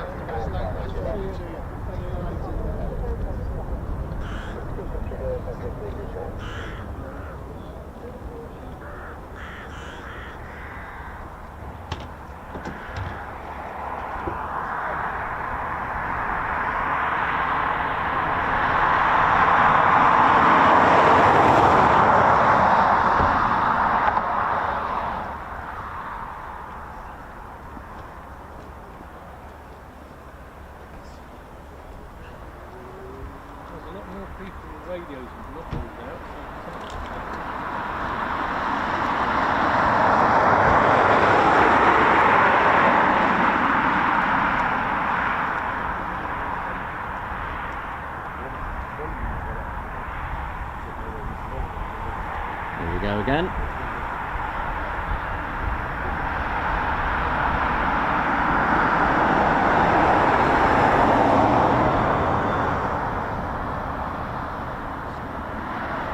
Nice. Touch and go this time.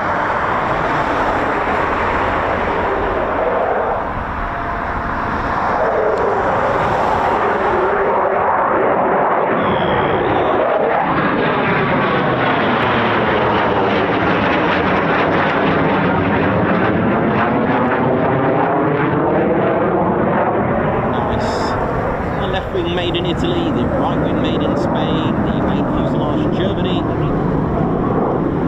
Another component towards the back of the Typhoon made in Italy. You've got Britain as well, completed the Eurofighter project with BAE Systems.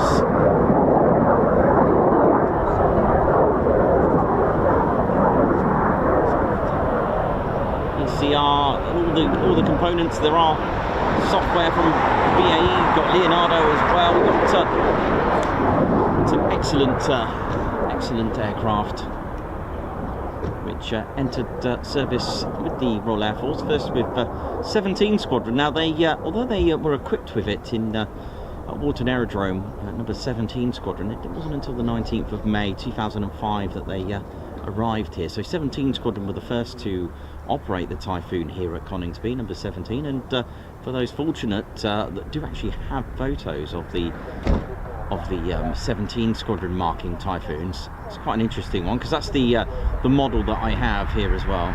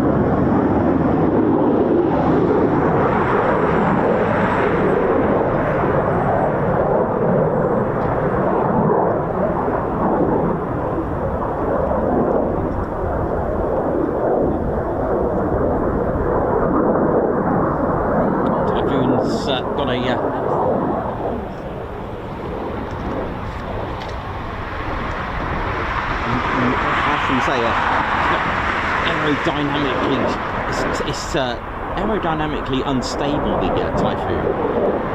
With its delta wing configuration and 4 planes at the front, so the Typhoon doesn't have elevators at the back. So if you imagine the Tornado had elevators, for example. Mind you, most aircraft have elevators. The 35, the 15. But Typhoon's missing the elevator, so it has 4 planes to assist. It can also be used as an air brake as well. Create drag, especially on landing. It's responsive, it's sort of synchronized, they work together, they don't work individually. And, the Typhoon's got a lot on there, you know, I'll have to show you with our model. But the inside that radome, produced first of all by Marconi, the ECR, inside there has got the capability to, it's called a BVR, by the way, beyond visual range. You might hear that, and it's the BVR on the Typhoon is exceptional. Could lock onto targets over 160 kilometers away. Fighter aircraft size, 160 kilometers, that's a fair distance. And 300 kilometers away for larger aircraft. It can lock onto 20 to 30 targets and prioritize on 6. There are special helmet displays. The pilot can actually lock onto targets underneath them, behind them, shall we say. Can actually, okay, so you can't actually see through the aircraft like X-ray vision or anything like that, but you can actually have some form of display to look at your targets through the aircraft, so to speak, and lock onto them with your helmet. Amazing. They're about £80,000. The Gucci of helmets.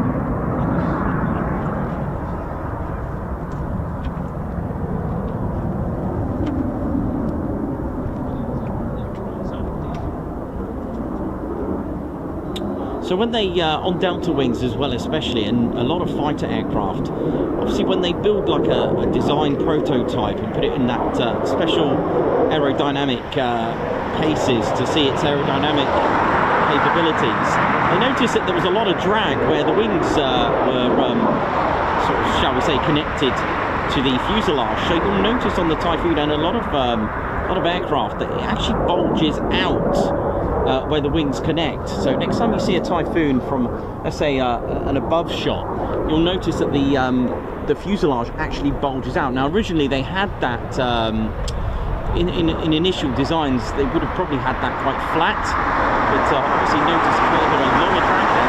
A lot of fighter jets have this, especially when you start to see them having sort of conformal fuel tanks. They're always sort of bulging out. It's almost like hugging the aircraft, but bulging outwards. And I think that's probably why, because it starts to create quite a bit of drag for some reason when you have a flat, straight fuselage. So have a look at that.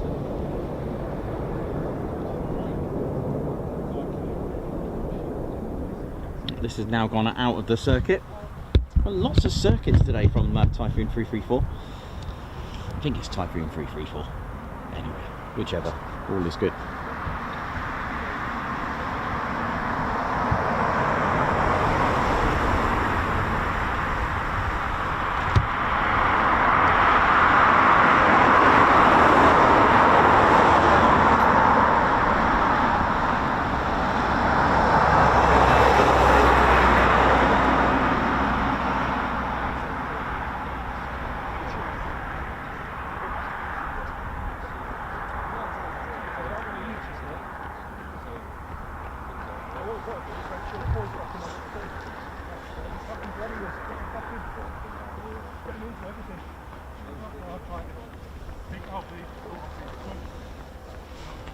I mean, the van turns up.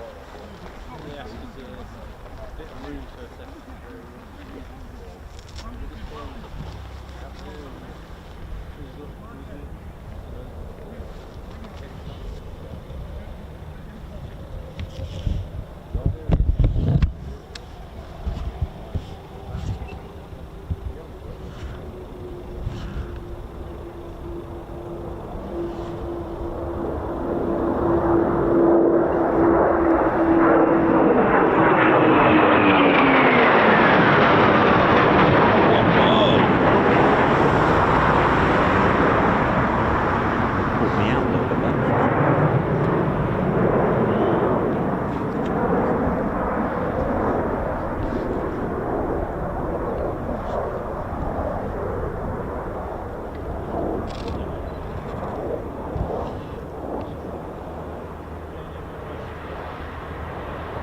we all doing? Hope we're all good and enjoying the show.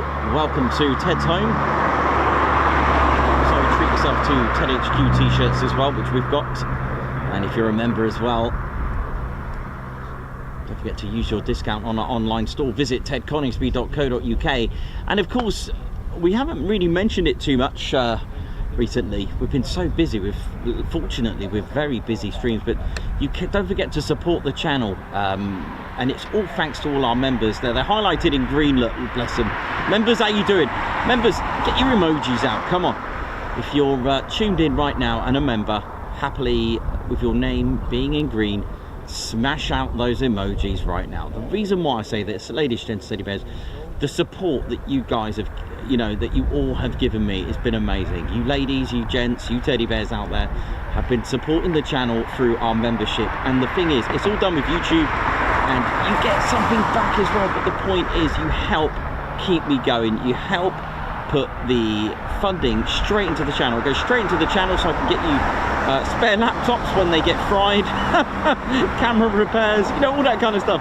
Puts fuel in the van at the end of the day. I mean, I must have travelled right around the moon a few times, but I'm able to do that for you. I'm able to get a nice, cheap and cheerful accommodation when I'm heading off to like the Lake District or something to stay overnight to give you a 2-day shout. Even keeping the van serviceable as well. That's got to be kept up tip top and legal, all that kind of thing as well. And it's all thanks to your funding. It really is. So I just want to say, honestly, members, thank you. We're at 80,000 subscribers as well, and you've all been absolutely wonderful. And I've met a lot of you as well, and I am so proud of that. It really does. And the thing is, we only even spoke about what you get back. I know YouTube perks, man. You get like members only videos as well, members only live streams. You get, depending on what level you are, you get a personal live stream as well from me with the fighter squadron. You get members only posts and content that I put on there on the community section, special photos. You get access to our Discord server if you want to chat to other Ted Coningsby members and you don't want to wait for the live streams. We've built such a massive community, really is. So like-minded individuals like yourselves who are members, you can join in, and it is really, really amazing. It really is. We also treat you back as well. We give you online discount on our online store as well for you to enjoy. We've also got Ted Flicks as well. There's a link. You can watch Ted in music videos which we've set up for you to enjoy. There's so many perks about that. It's really, really, really good. Starts from $1.99 a month, and I know lots of you will be recommending it.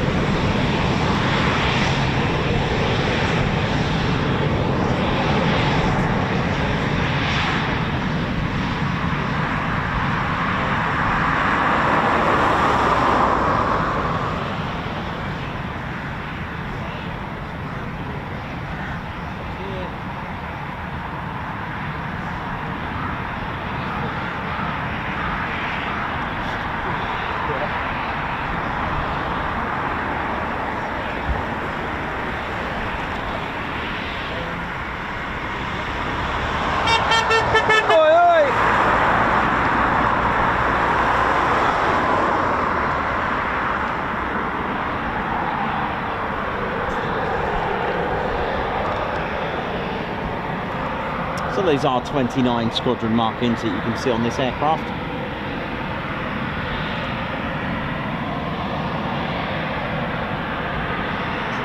Nicknamed the Buzzards.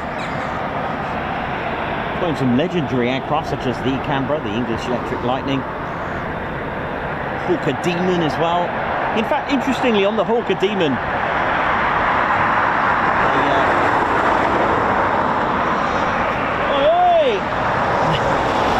the famous Triple X that you can see on the markings on the Hawker Demon, they only used to have 2 X's on there, you know.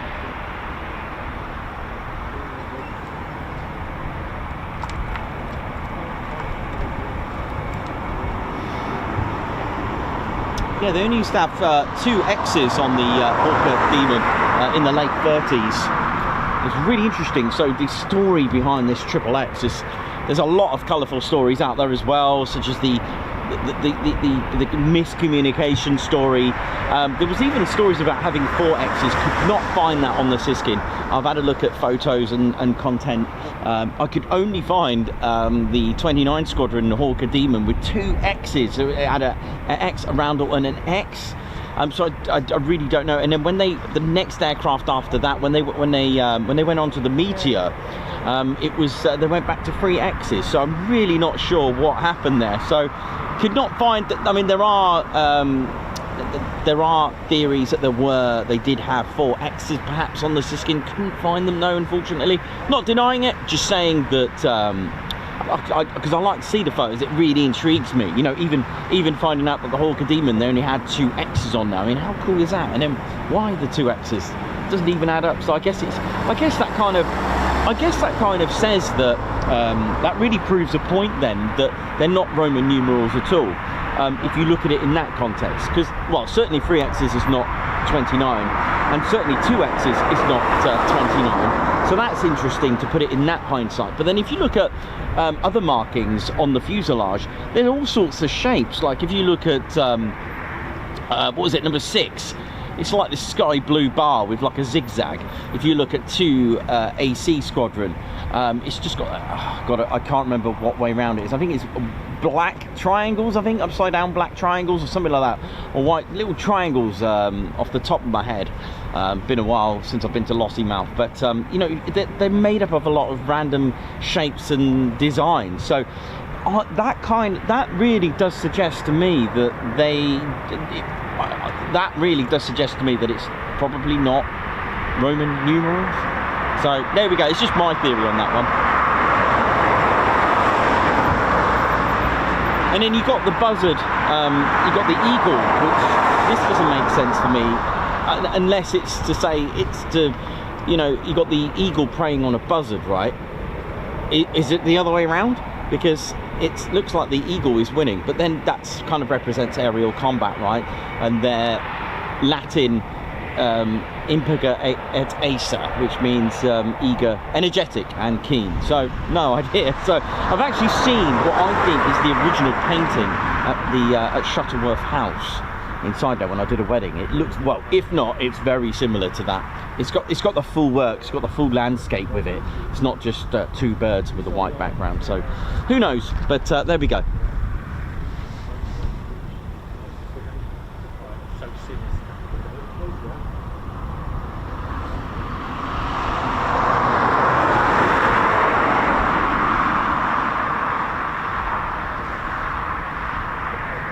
Alex Raven, Margot, how you doing?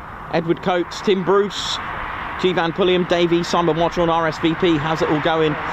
Lots of love on here. Boris99, thank you very much. Guards Marches coming up very, very shortly. Christopher Carr, how you doing? Mayhem Marshy, good to see you on here. Meth as well. Wibbs, Wiggles, Way. Oh, bless you. Renee Hofstede, thank you so much. And thanks all the members that smashed out those emojis, and really does help the channel. It really does. So I want to say a massive thank you to all of you for that. Just get Ted on the stream quickly. Tell him to do your guards marches to say thank you. If you are kind enough to treat us to a super chat, a super sticker, or gift someone a membership, or even take out a membership, we'll give you our squadron leader to do a guards march. A march of honour for you.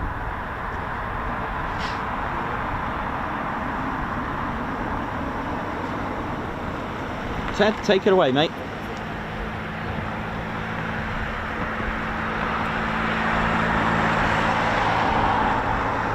This is our squadron leader, Ted Coningsby, who lives here at 29, just over there by the hangars. He hasn't got far to walk when we do our streams here. Kieran Harvey, member for 12 months. I mean, look at this. Congratulations, Kieran. Kieran Harvey, who's reached a 12-month milestone. Now, what happens with milestones? You get a loyalty badge next to your name, which changes colour.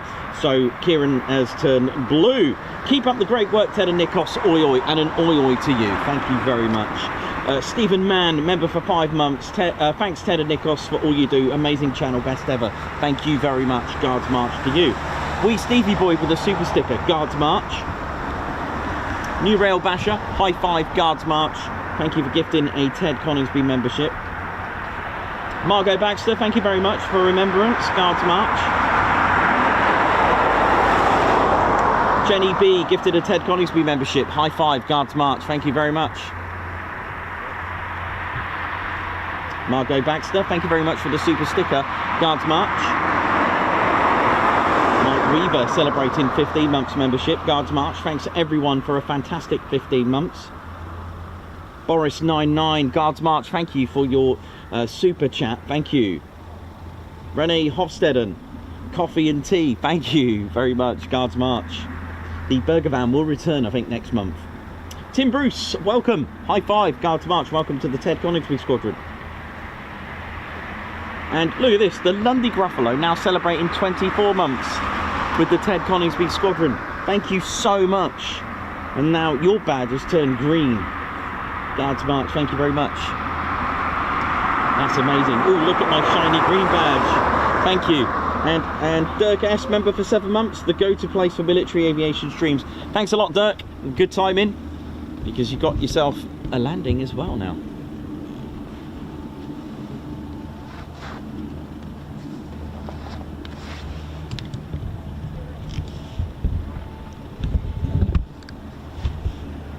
May have just missed that one a little bit. No dramas.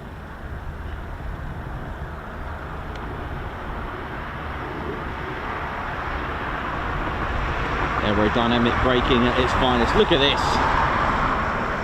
I know it looks like a wheelie, but this is aerodynamic braking, basically turning the undercarriage into a massive drag chute, shall we say.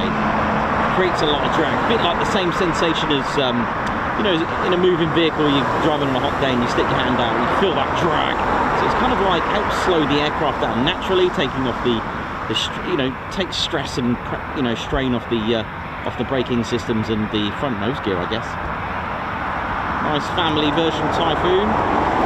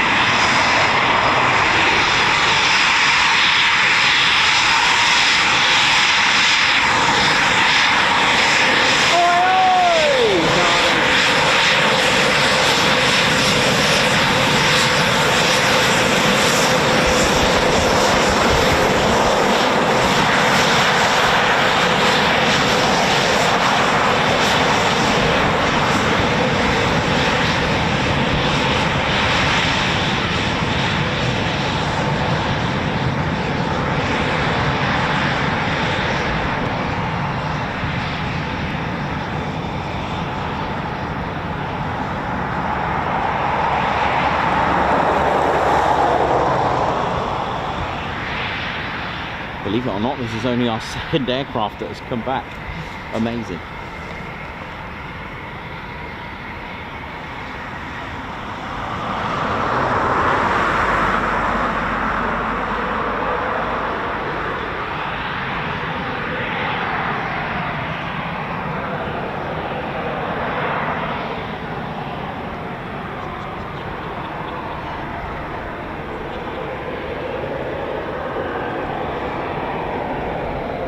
Typhoon's climb rate is pretty impressive as well.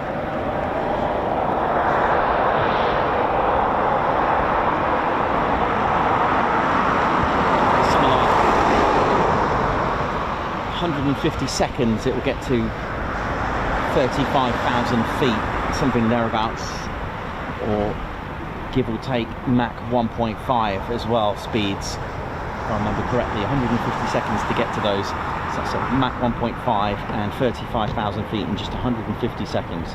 That's 2.5 minutes. Pretty good. And it will still have a lot of fuel. You know how it is.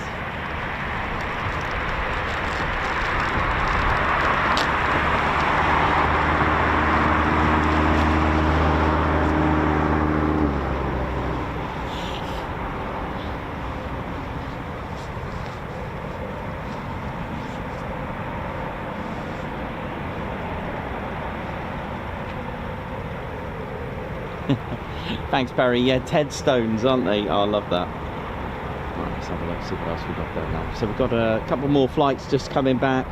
Triple flight coming back. Rebel. Let's have a look. Rebel. So I've got Rebel. Warlord. Right, looks like they're all coming back now. So brace yourselves for some Foon arrivals very shortly. Hopefully they come back as a 4-ship. Because we did have a lot of flights of 4.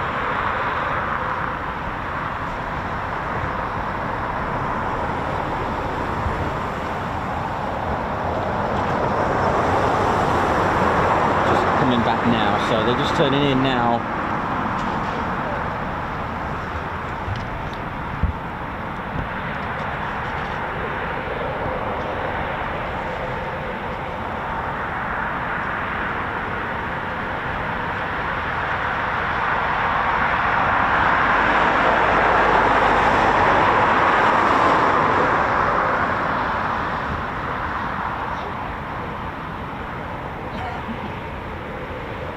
Keeping a lookout for hopefully a 4-ship. Let's get a 4-ship. Come on, they are quite solid. But, oh, I can see something. Something. Please be a million. Or is it just the one?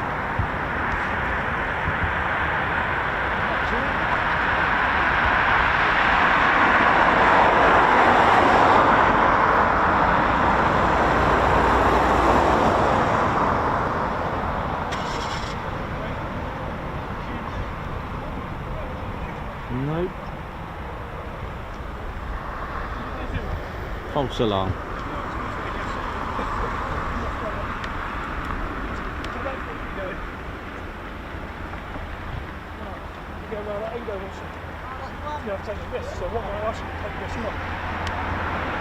No, false alarm.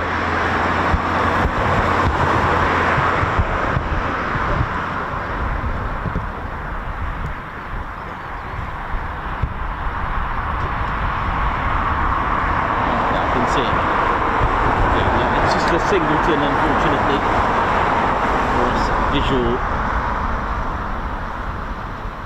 Yeah, just on its own. No worries, here we go. Here you go.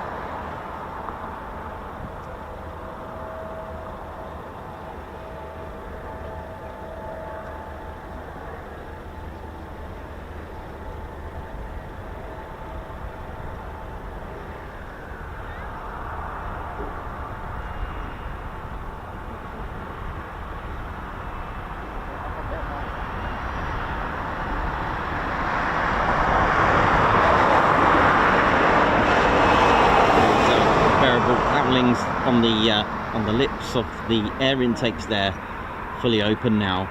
They are variable, they can move to allow certain amounts of air into the engine. It's also got like a splitter just above the both the intakes there too. When the aircraft's going supersonic speeds, obviously it's going to get a lot of air there, so it's got like a nice clever aerodynamic diffuser splitter to try to diffuse and divert, like a diverter to divert the air from supersonic speeds so it doesn't get too much air.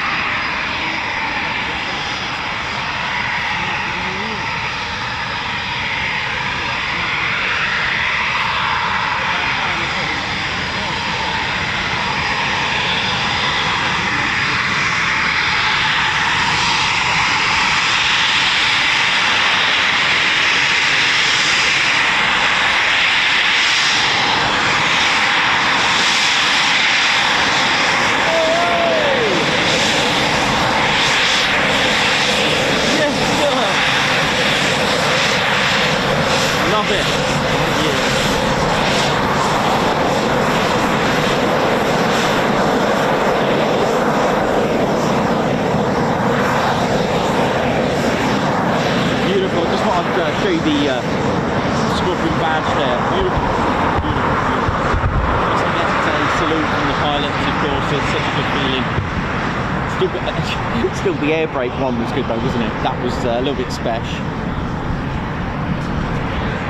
That is.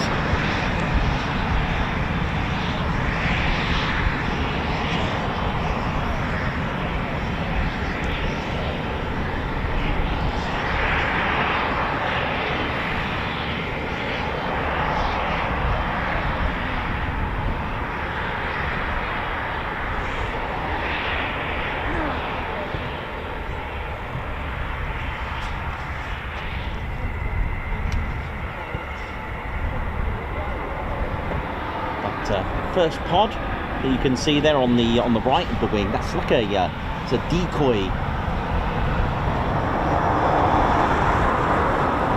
dispenser. It basically dispenses on a lanyard a decoy Typhoon, not like an inflatable one or anything, but gives out the signature, the radio signature of a radar signature of a Typhoon, for example, to mimic the Typhoon, so that if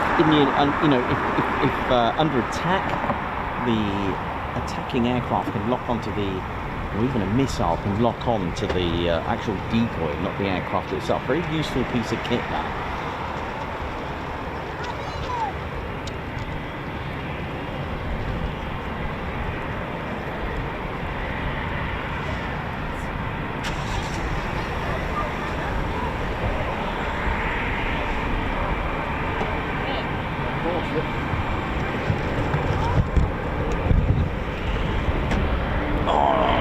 Joking.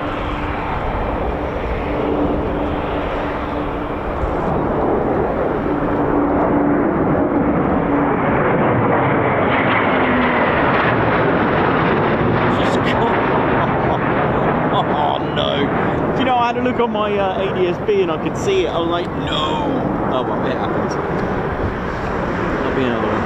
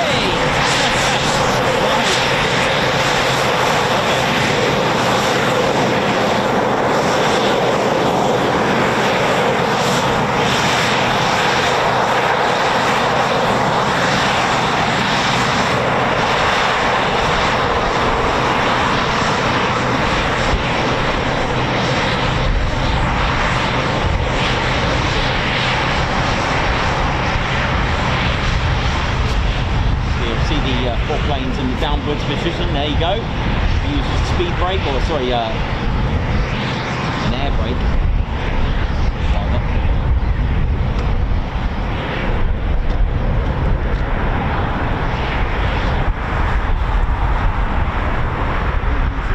All right, mate, have fun.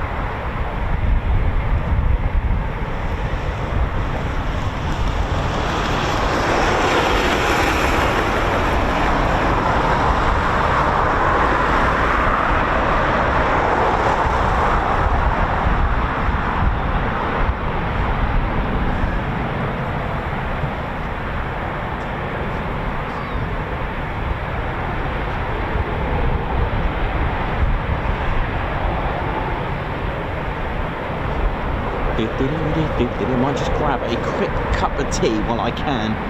Starting to get a bit nippy up here. All good. Hope you're all enjoying it.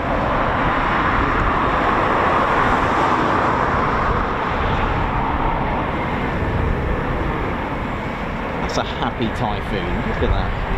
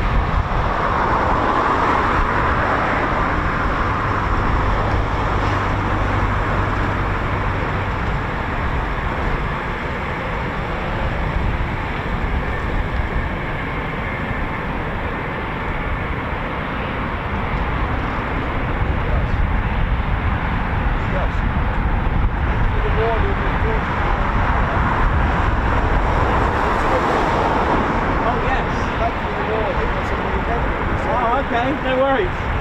Yeah, it's good that it's changed. It is, yeah.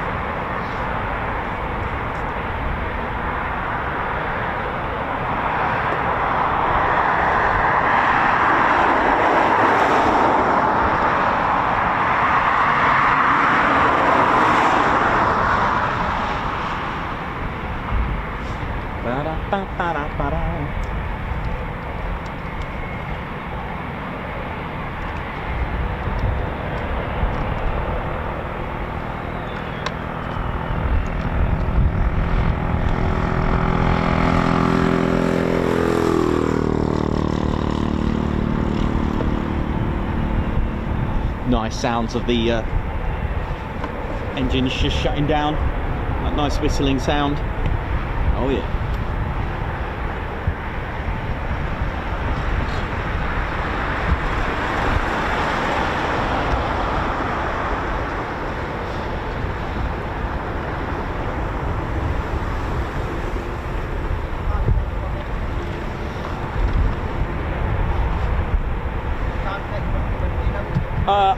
I don't know the exact time, but there is one sort of heading back at some point.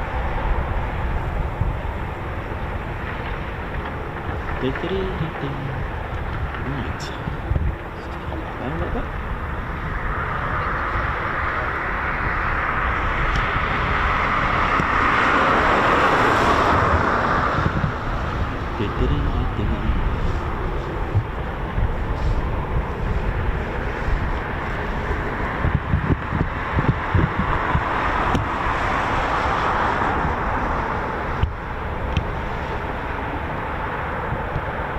Go. How we doing? Hope we're all good.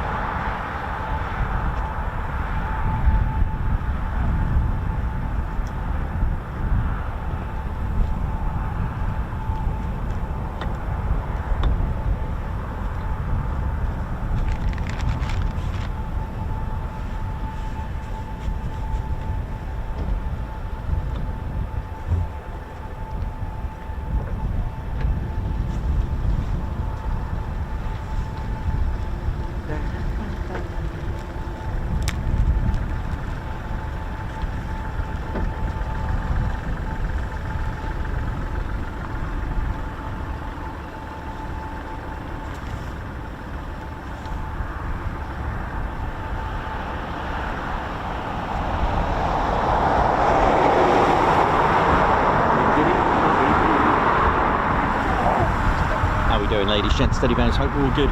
Welcome to the Ted Coningsby channel. We are live here at RAF Coningsby, Ted's home, of course.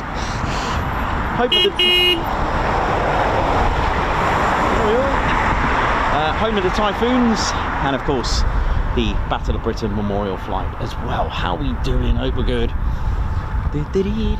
Just anticipating. I did see some Typhoons potentially heading back. Not sure when, but they're getting close now, actually, very close.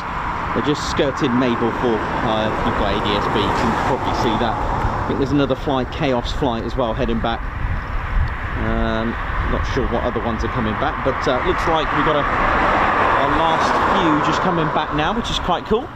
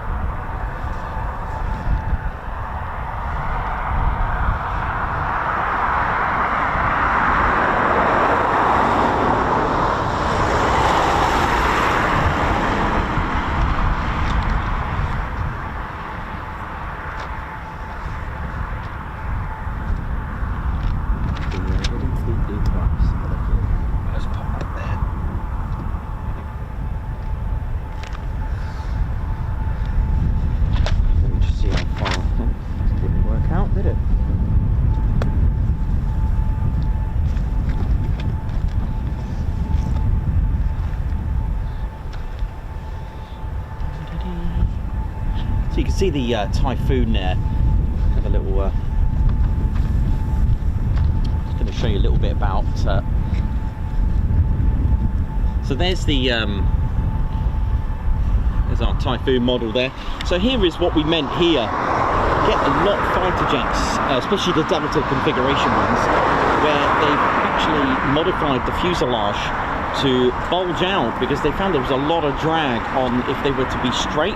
In fact, the conformal fuel tanks that could be added, the actual socket, I think the connectors are here, I think it is for them, where they go in for the conformal fuel tanks, they can actually bulge out here again, sort of marrying up to that, the way it swells out here. So that's our that's how you can tell if we've got a tranche free. So the so there are three sort of models here. Okay, the Typhoon at RAF Coningsby, or the Royal Air Force's Typhoon, actually to be more precise, it's actually designated as a FGR4. It used to be an F2, but they've designated it as an FGR4. What does it mean? Well, it means Fighter Ground Attack Reconnaissance Mark IV. Now, not to be confused like I did when I first started out as a tranche 4. They don't have a tranche 4. They have tranche 1, 2 and 3. These are the kind of like stages of the airframes that they brought out, tranche 1 being the very original. You can tell a tranche 1 by, I guess, the serial number beginning with ZJ9, which you can see here. This is a tranche 1 because it's got ZJ9 beginning of the serial number, which is about here. Okay, so tranche 2 different, it will have ZK, I think it is, but there's a couple of other differences, but you'll have to go up to the Typhoon to see it. But the tranche 3, you can tell by there's two little tiny little almost like grommets with a couple of holes here, little bumps here, and that's actually where you connect your conformal fuel tanks on a tranche 3. All right, if it will have like a ZK 4 as well, that's almost the tranche 3 serial number. Here we go, 4 ship.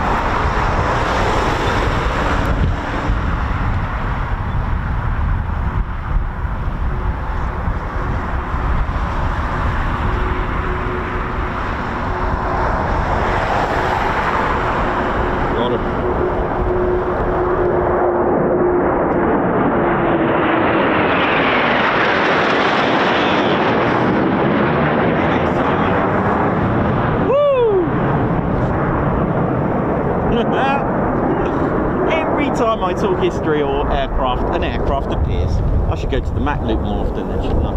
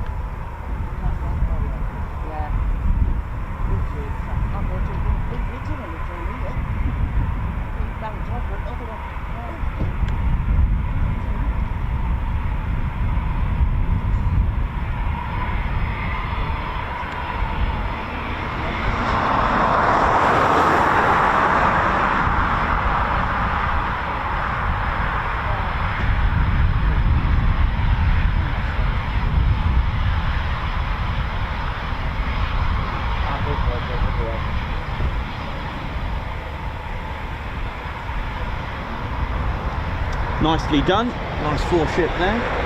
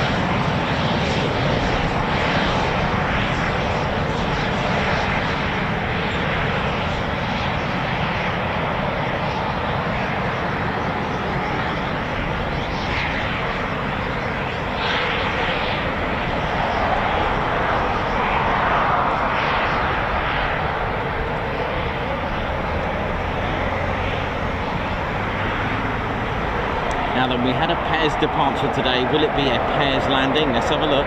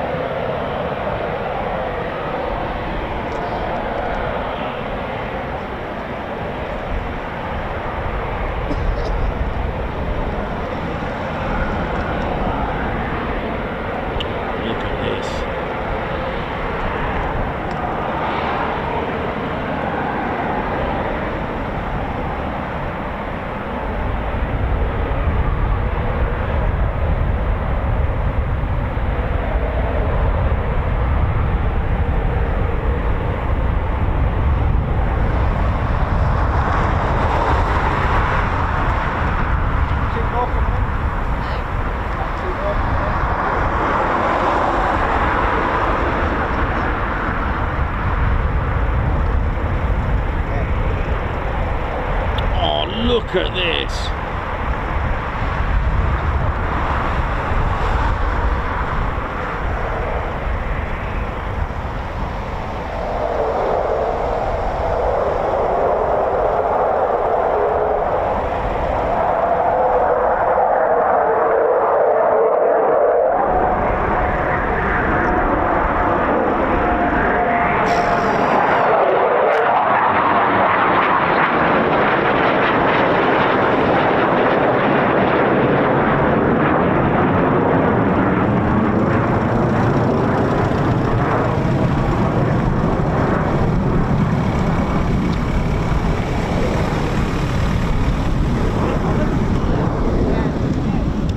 pretty cool. I was expecting a pair's landing, not a pair's missed approach. That's pretty spectacular, isn't it?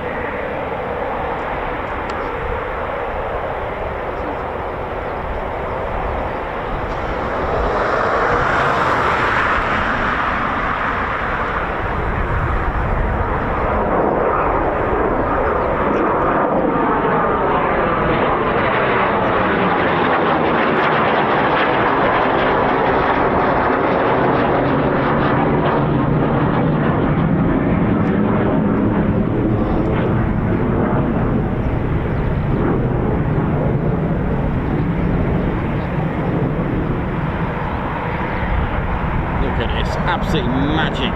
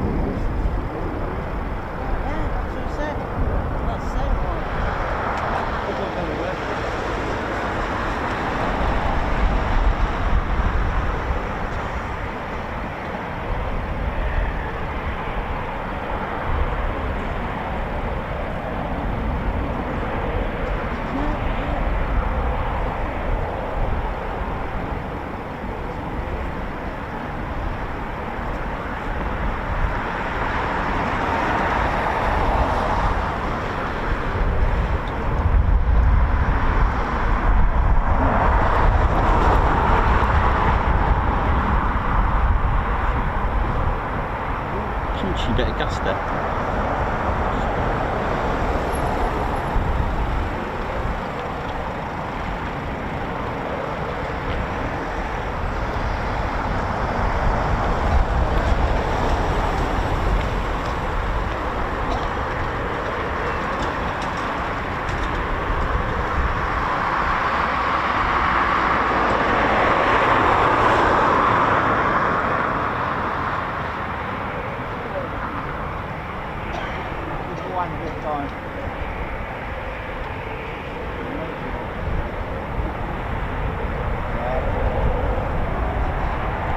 Just look at the precision on that, absolutely wonderful.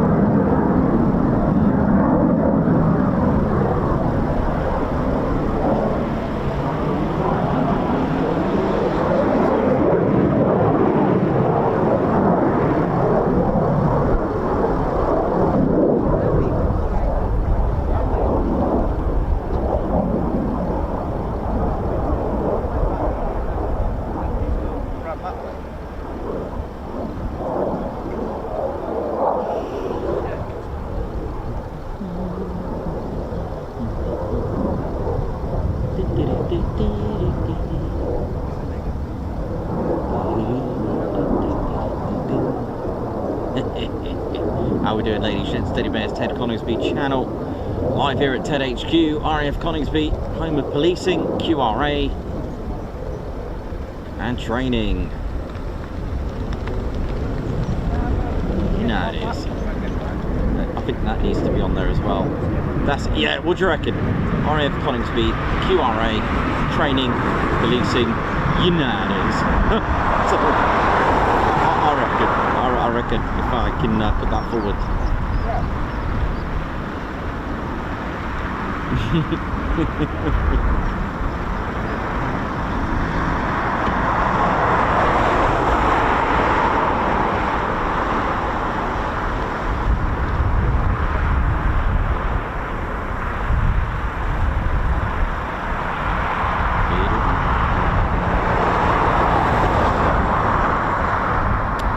The AWCU, Airfield Wildlife Control Unit, keeping things sweet and neat on the airfield.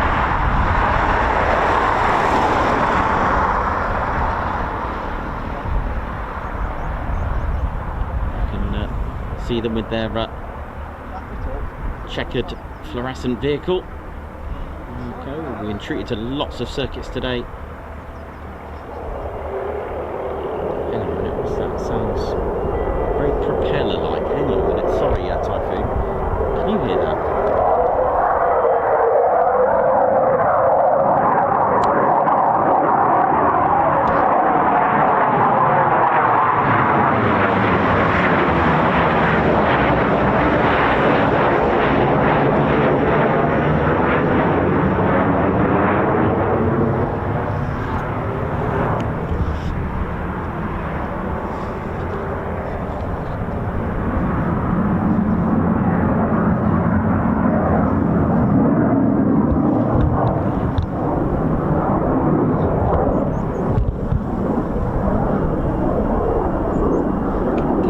Something, so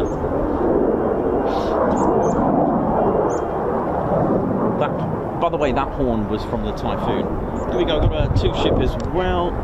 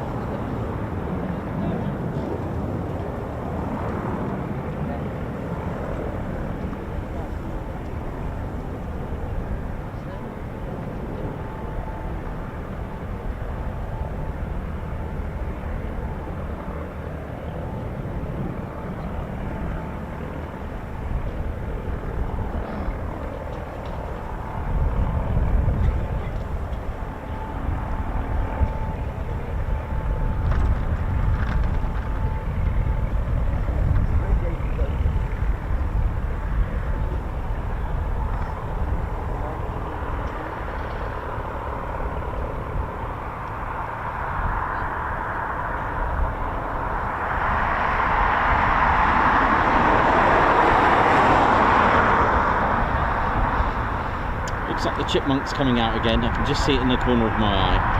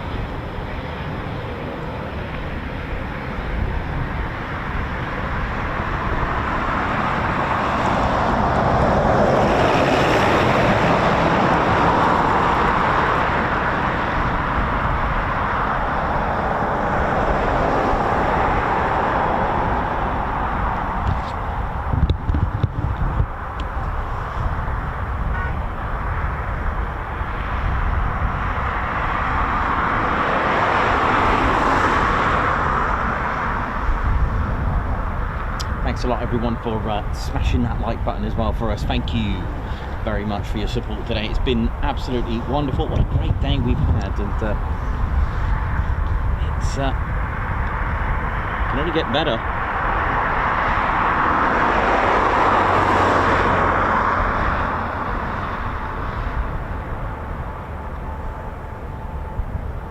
Or at least it's about to.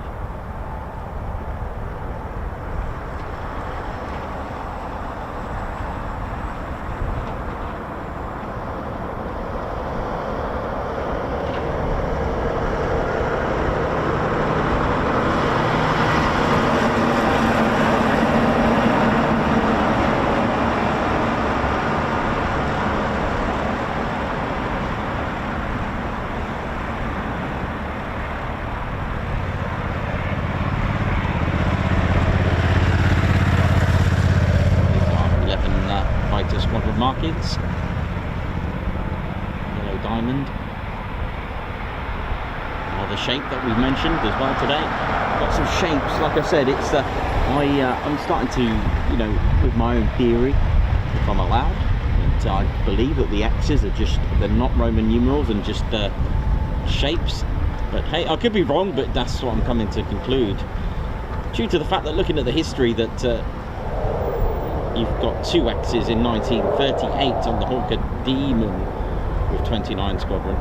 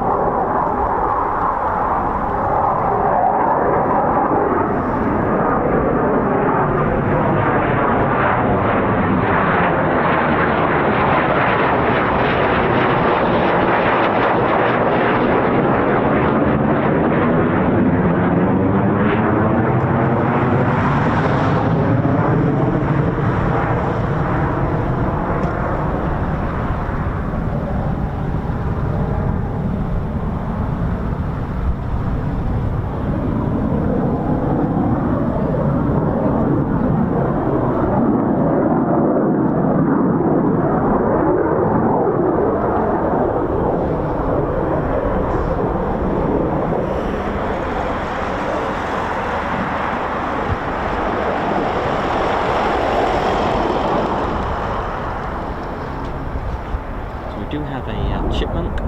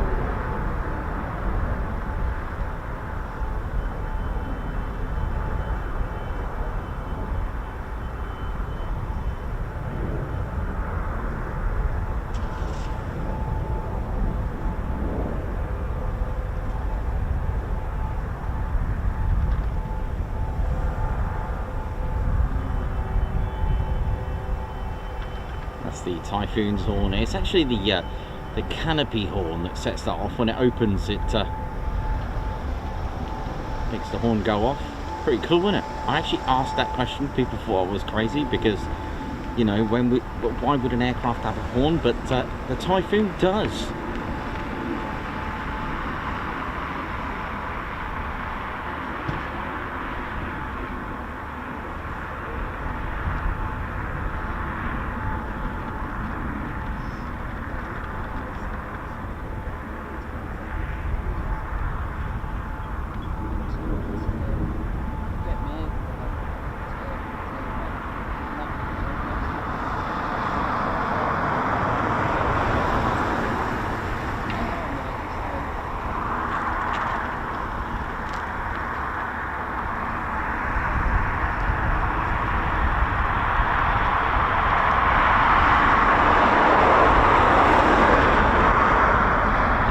Typhoon from brakes to 8 seconds.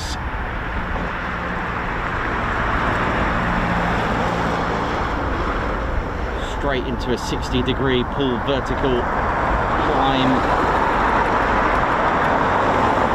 Operational runway on a full load, 2,270 feet thereabouts. That's all it needs. We'll rotate at around 180 miles per hour. Pull up 50 degrees, 60 degrees, vertical, see ya. Good day those powerful Rolls-Royce EJ200 engines with 15,500 pounds,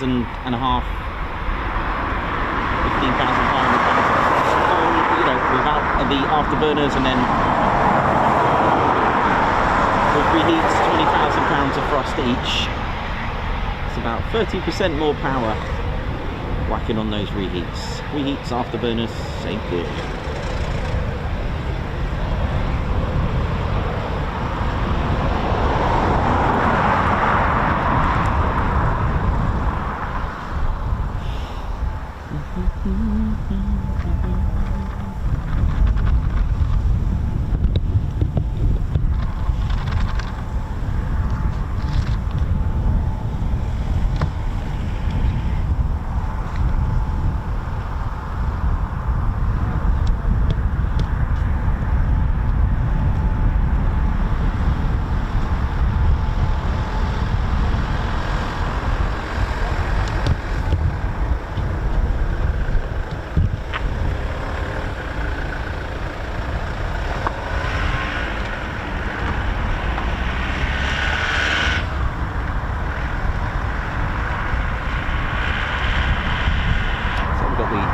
Chipmunk of the Battle of Britain Memorial Flight.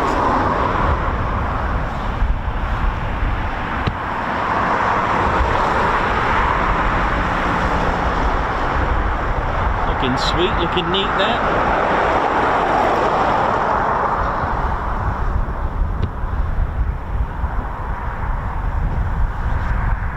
About to get ready for departure.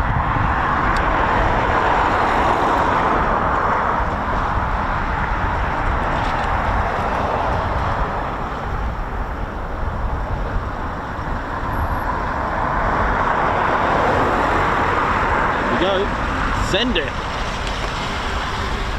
There we go. Beautiful.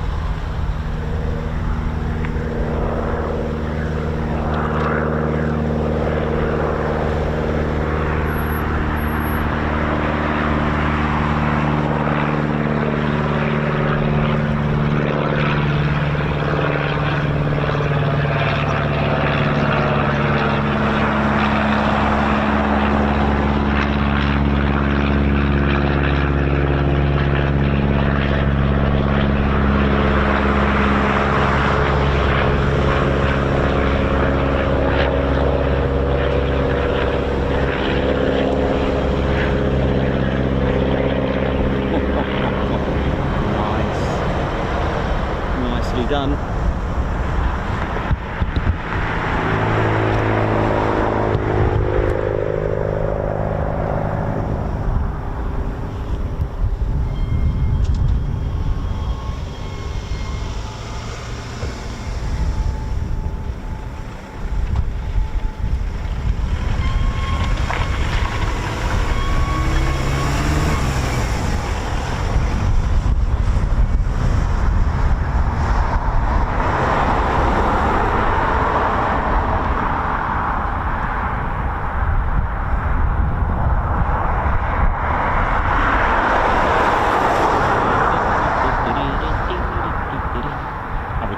To the bears. Hope you enjoyed it. I think all the Typhoons are back now.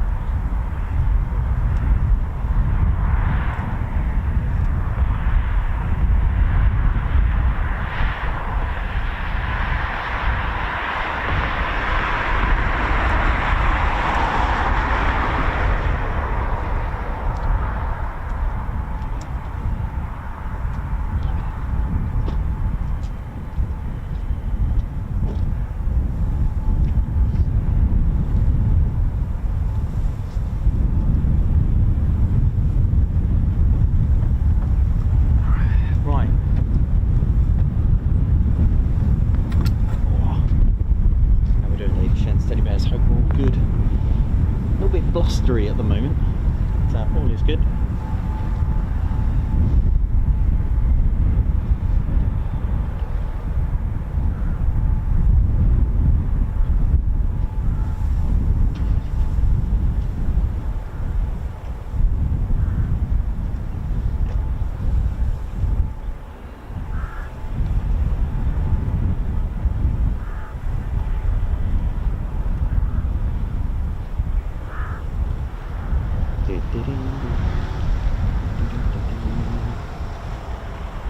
Now, just double check.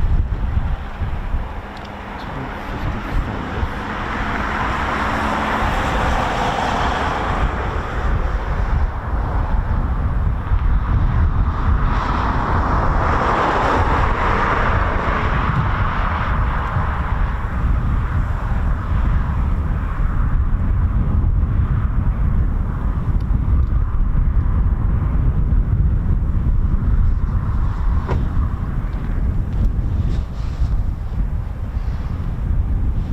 Right, ladies, gents, teddy bears, how are we all doing? I think we can do our... we're just about to do a minute silence, ladies, gents, teddy bears. Ted and I will be doing that in a moment. And I just wanted to remind ourselves of the sacrifices our brave personnel do and what they go through. And when we think of how are we doing? Let me just turn this around. When we think of aircraft, when we think of bomber aircraft making that sacrifice, when we think of fighter jets going through what they need to go through in combat, we don't often think of transport aircraft and support aircraft completely defenseless, just transporting their troops, transporting supplies, some on humanitarian missions, and sadly there are losses. And it's 20 years today that XV179 was sadly lost. It's the biggest modern loss for the Royal Air Force. And it was a C-130K in 2005 that sadly was attacked, and it crashed, and all 10 on board perished. Ladies, gents, teddy bears, Ted and I would like to give a minute silence to remember the 10 crew that perished. I'll let you know when we're about to commence our minute silence. It was 20 years today, January the 30th, that a C-130 XV179 call sign Hilton 22 was sadly shot down. It was on to carry equipment. Sadly lost the lives of Flight Lieutenant Dave Stead, Captain, Flying Officer Andy Smudge Smith, Co-Pilot, Flight Lieutenant Paul Parduel, Navigator, Master Engineer Gary Nicholson, Gary Nick, Flight Engineer, Master Air Crew Mark Gibson, who was the Air Load Master, Chief Technician Richie Delia Brown, Ground Engineer, Sergeant Bob Logic O'Connor, Ground Engineer, Corporal David Williams, Safety Equipper, Lance Corporal Stephen Jono Jones, Signaller, and Squadron Leader Paddy Marshall was on his first day in the theatre. Ladies, gents, teddy bears, Ted and I would like to remember those on board with a minute silence. We will begin now.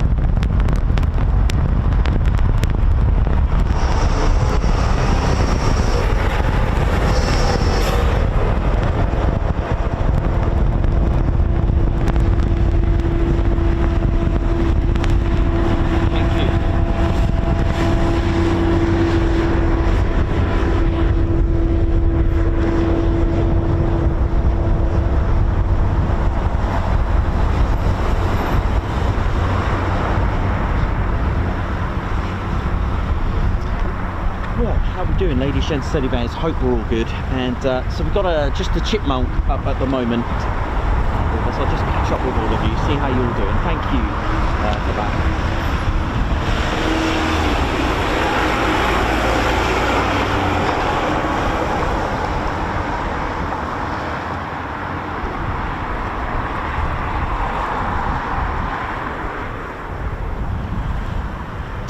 Thanks everyone who took the 1 minute silence with us. Thank you, I really appreciate that. Thank you very much. We can't forget these brave souls that just doing what they do. And it's an honour to serve the country, and it's also an honour to serve and fight for freedom as well. So there we go, Ted Coningsby channel.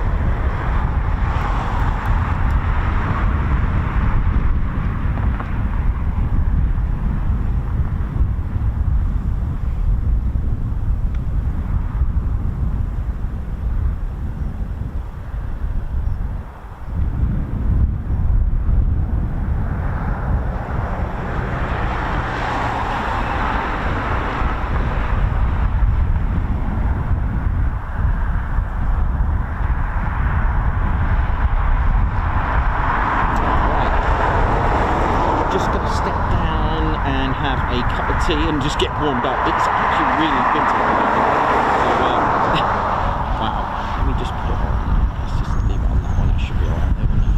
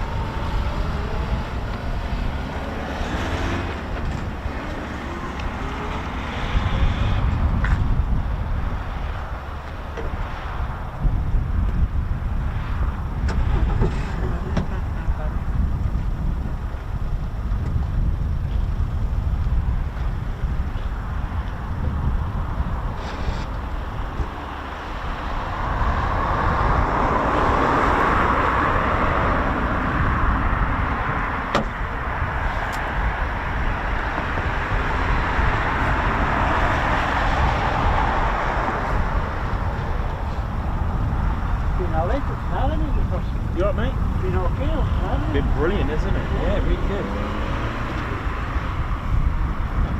Some lunch and some tea, and ready to go for the next bit now.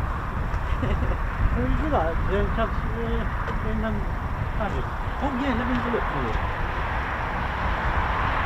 Look good to the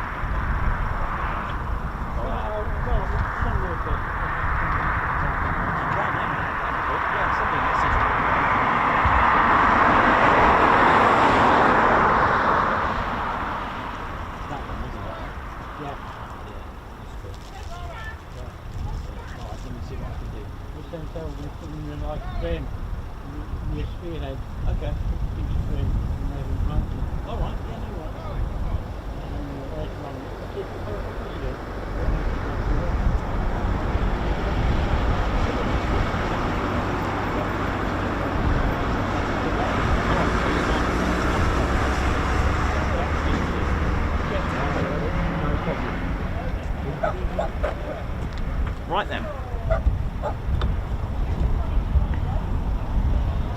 Oh. How we doing, ladies and teddy bears? Hope we're all good. Oi, oi. Hope we're all good. So wave one complete then.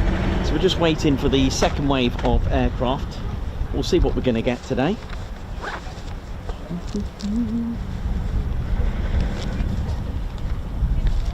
Now then, what have we got here? Right, let me see if I, because it is quite a little bit blustery up here. My name's Nikos, cameraman and commentator. Squadron leader Ted is just he's having a bit of a tell you what, let me see if I can get the Mosquito ready actually. Making its debut.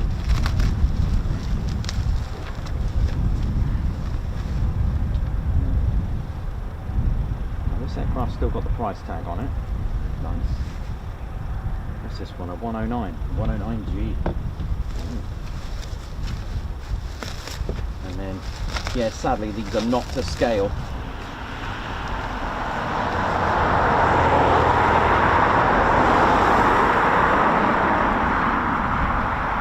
there we go. Got a nice selection of aircraft to show you.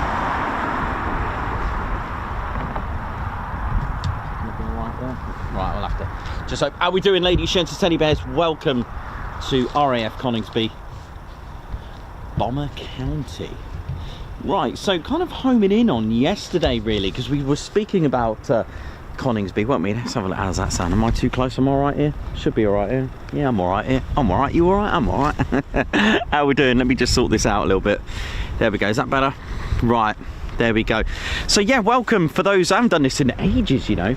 I will need to get a few more models. I've got a couple of different ones to show you today that were one based here. I've got two, and then I've got a German fighter as well, just to give you an idea of what they look like, because it's all very well me talking about a Messerschmitt 109, but you know, what about the Focke-Wulf 190s as well? What do they look like, you know?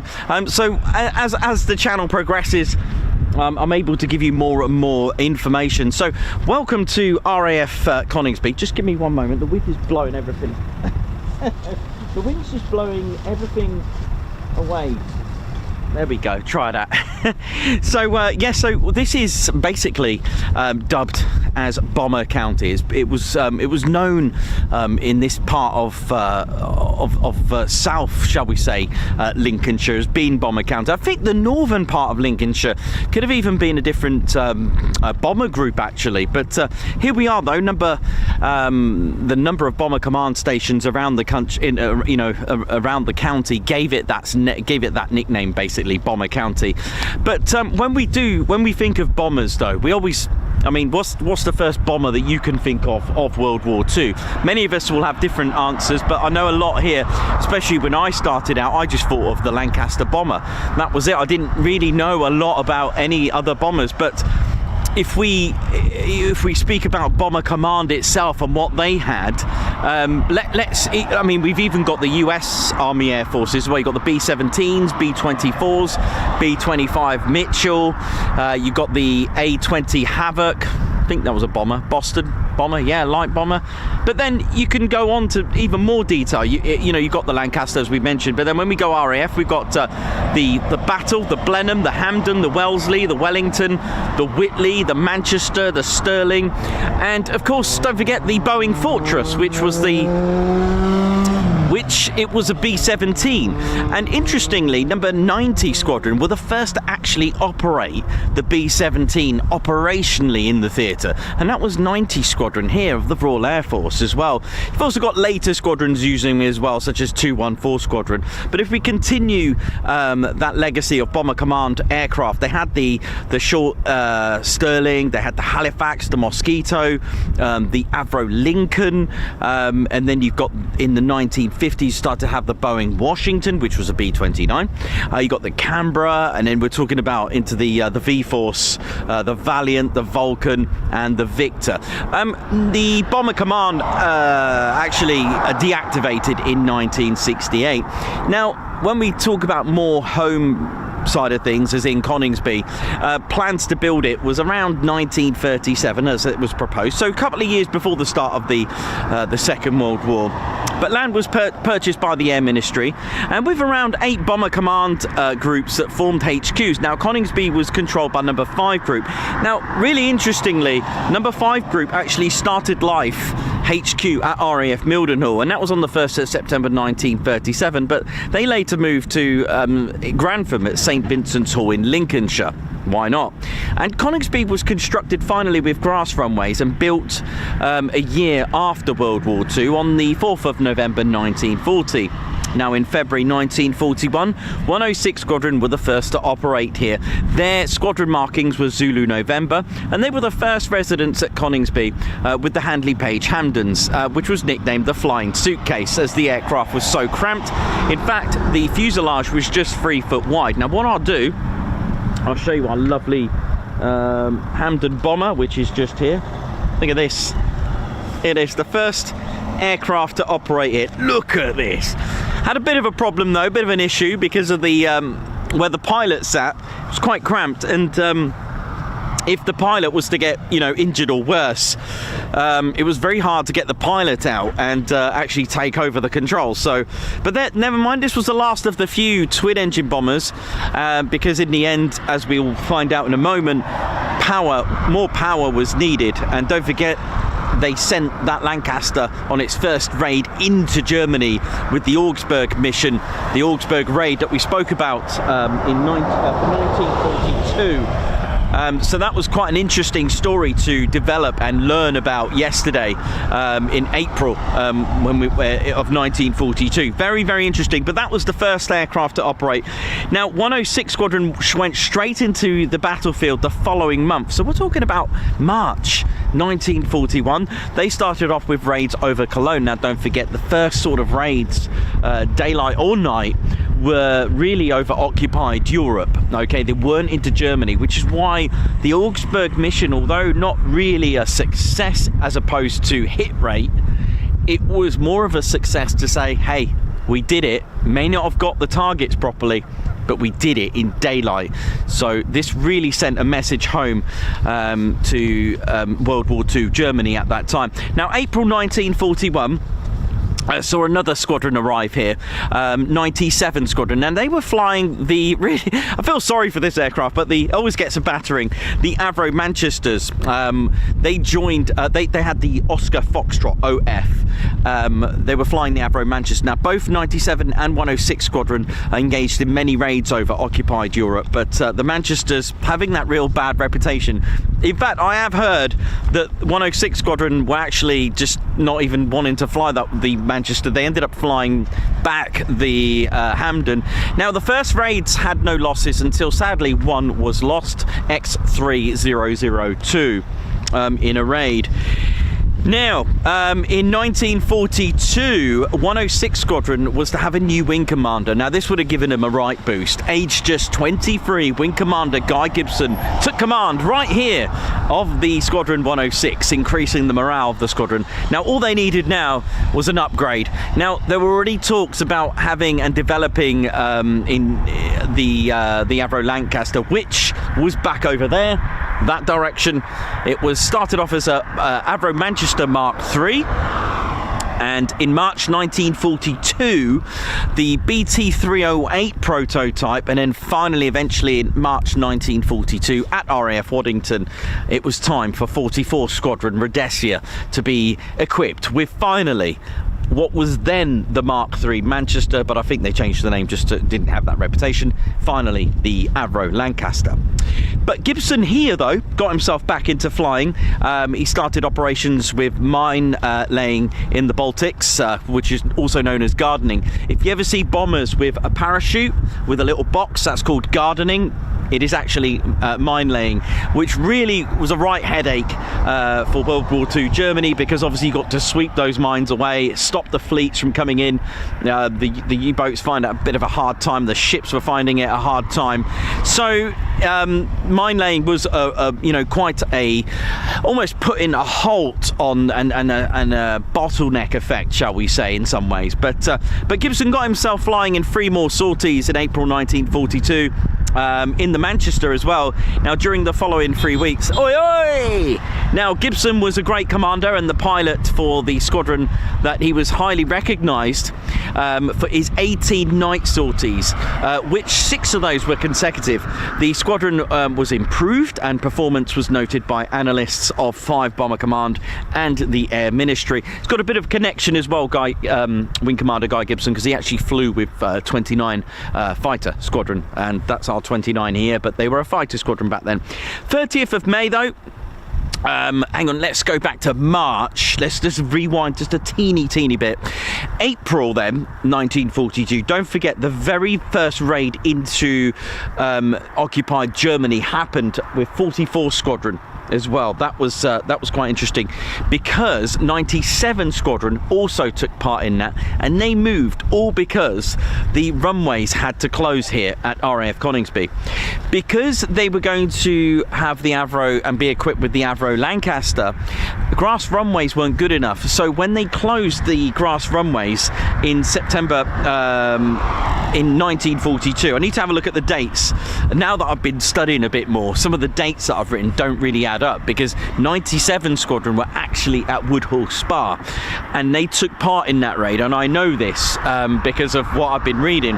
So I need to have a look at those dates a bit more carefully now. See, I'm trying to add more and more for you, because 97 Squadron were here, moved because the runways were being upgraded to hardened runways. So 106 Squadron actually moved to RAF Syerston.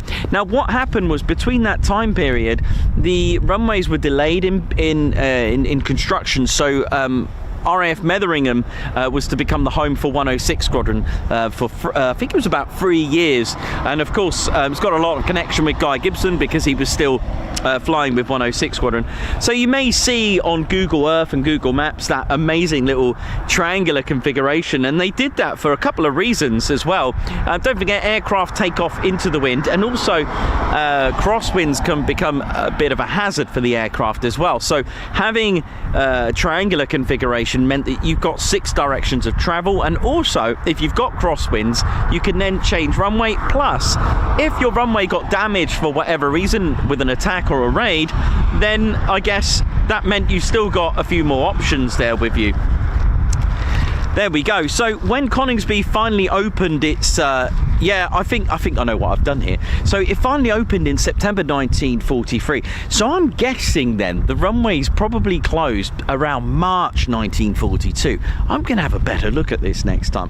Now they, like I said, the Class A runways. Now first to arrive on the new runways was the famous 617 Squadron with their Lancaster bombers, with further Lancaster squadrons making Coningsby their new home. Now 617 Squadron's presence was short-lived here.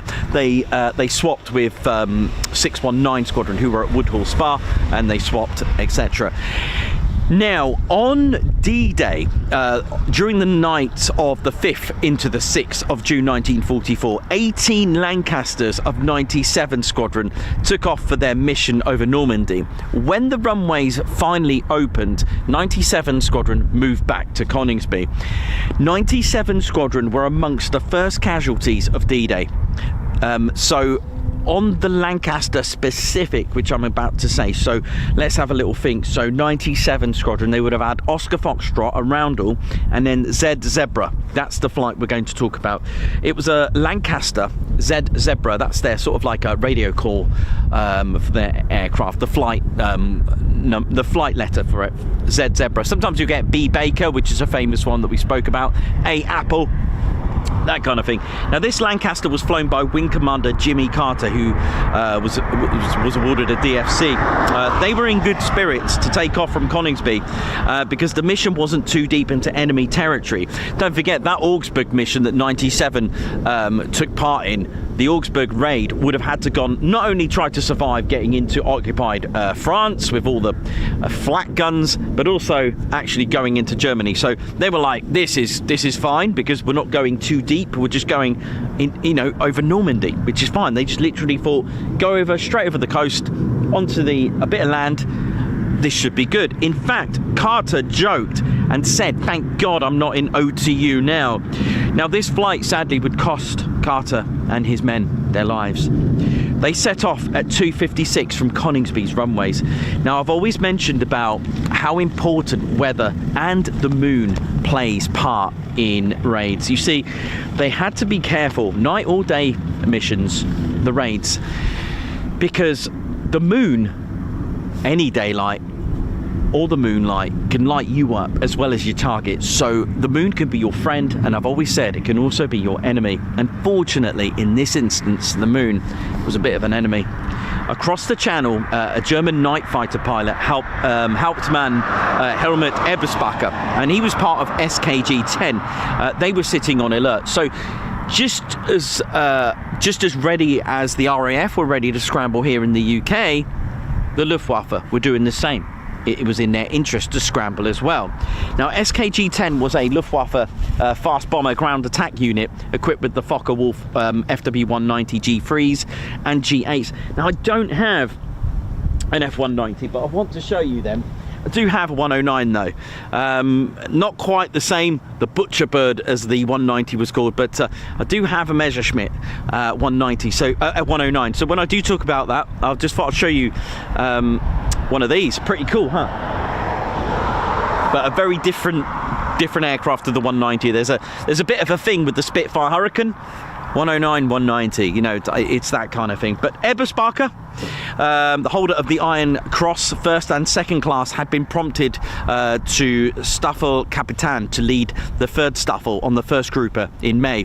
Now SKG-10, they flew hit and run missions, fighter bomber missions with the F-190s over southern England by day and night. Now due to the lack of regular night fighters in France and in view of increasing the number of night bombing missions being flown by the RAF against the French targets from April 1944, the F-190s of SKG-10 were also employed on the Wilde Sauer, or Wilde Sauer, which means wild boar, free-ranging night fighter missions against the British bombers and brighter moonlit nights.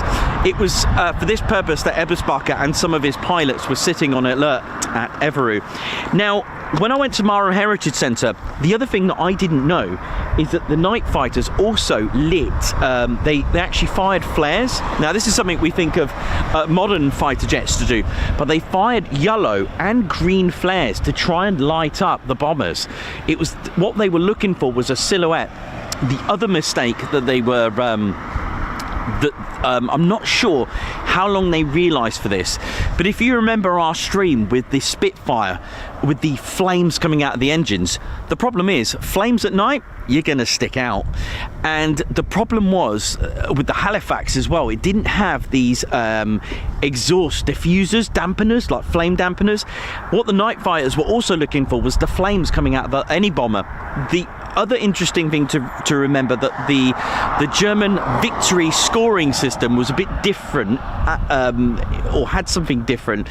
When they shot, obviously they'd never seen a Lancaster before until it did the raids. And of course engaging with B-17s, what they had, a scoring system. They actually scored 2 victories if they shot down a bomber, but a 4-motor. They called it the 4-motor, by the way. Just thought I'd give you that bit of info. Now back to Carter and his crew. Now they did their mission, they carried out no problems there. They dropped their bombs on their targets and turned for home when they found Eberspacher. It was only when they turned for home they found his F-190 shortly after 0500. The bomber crew probably never even seen the FW-190 and never knew what hit them. The moon really lit them up.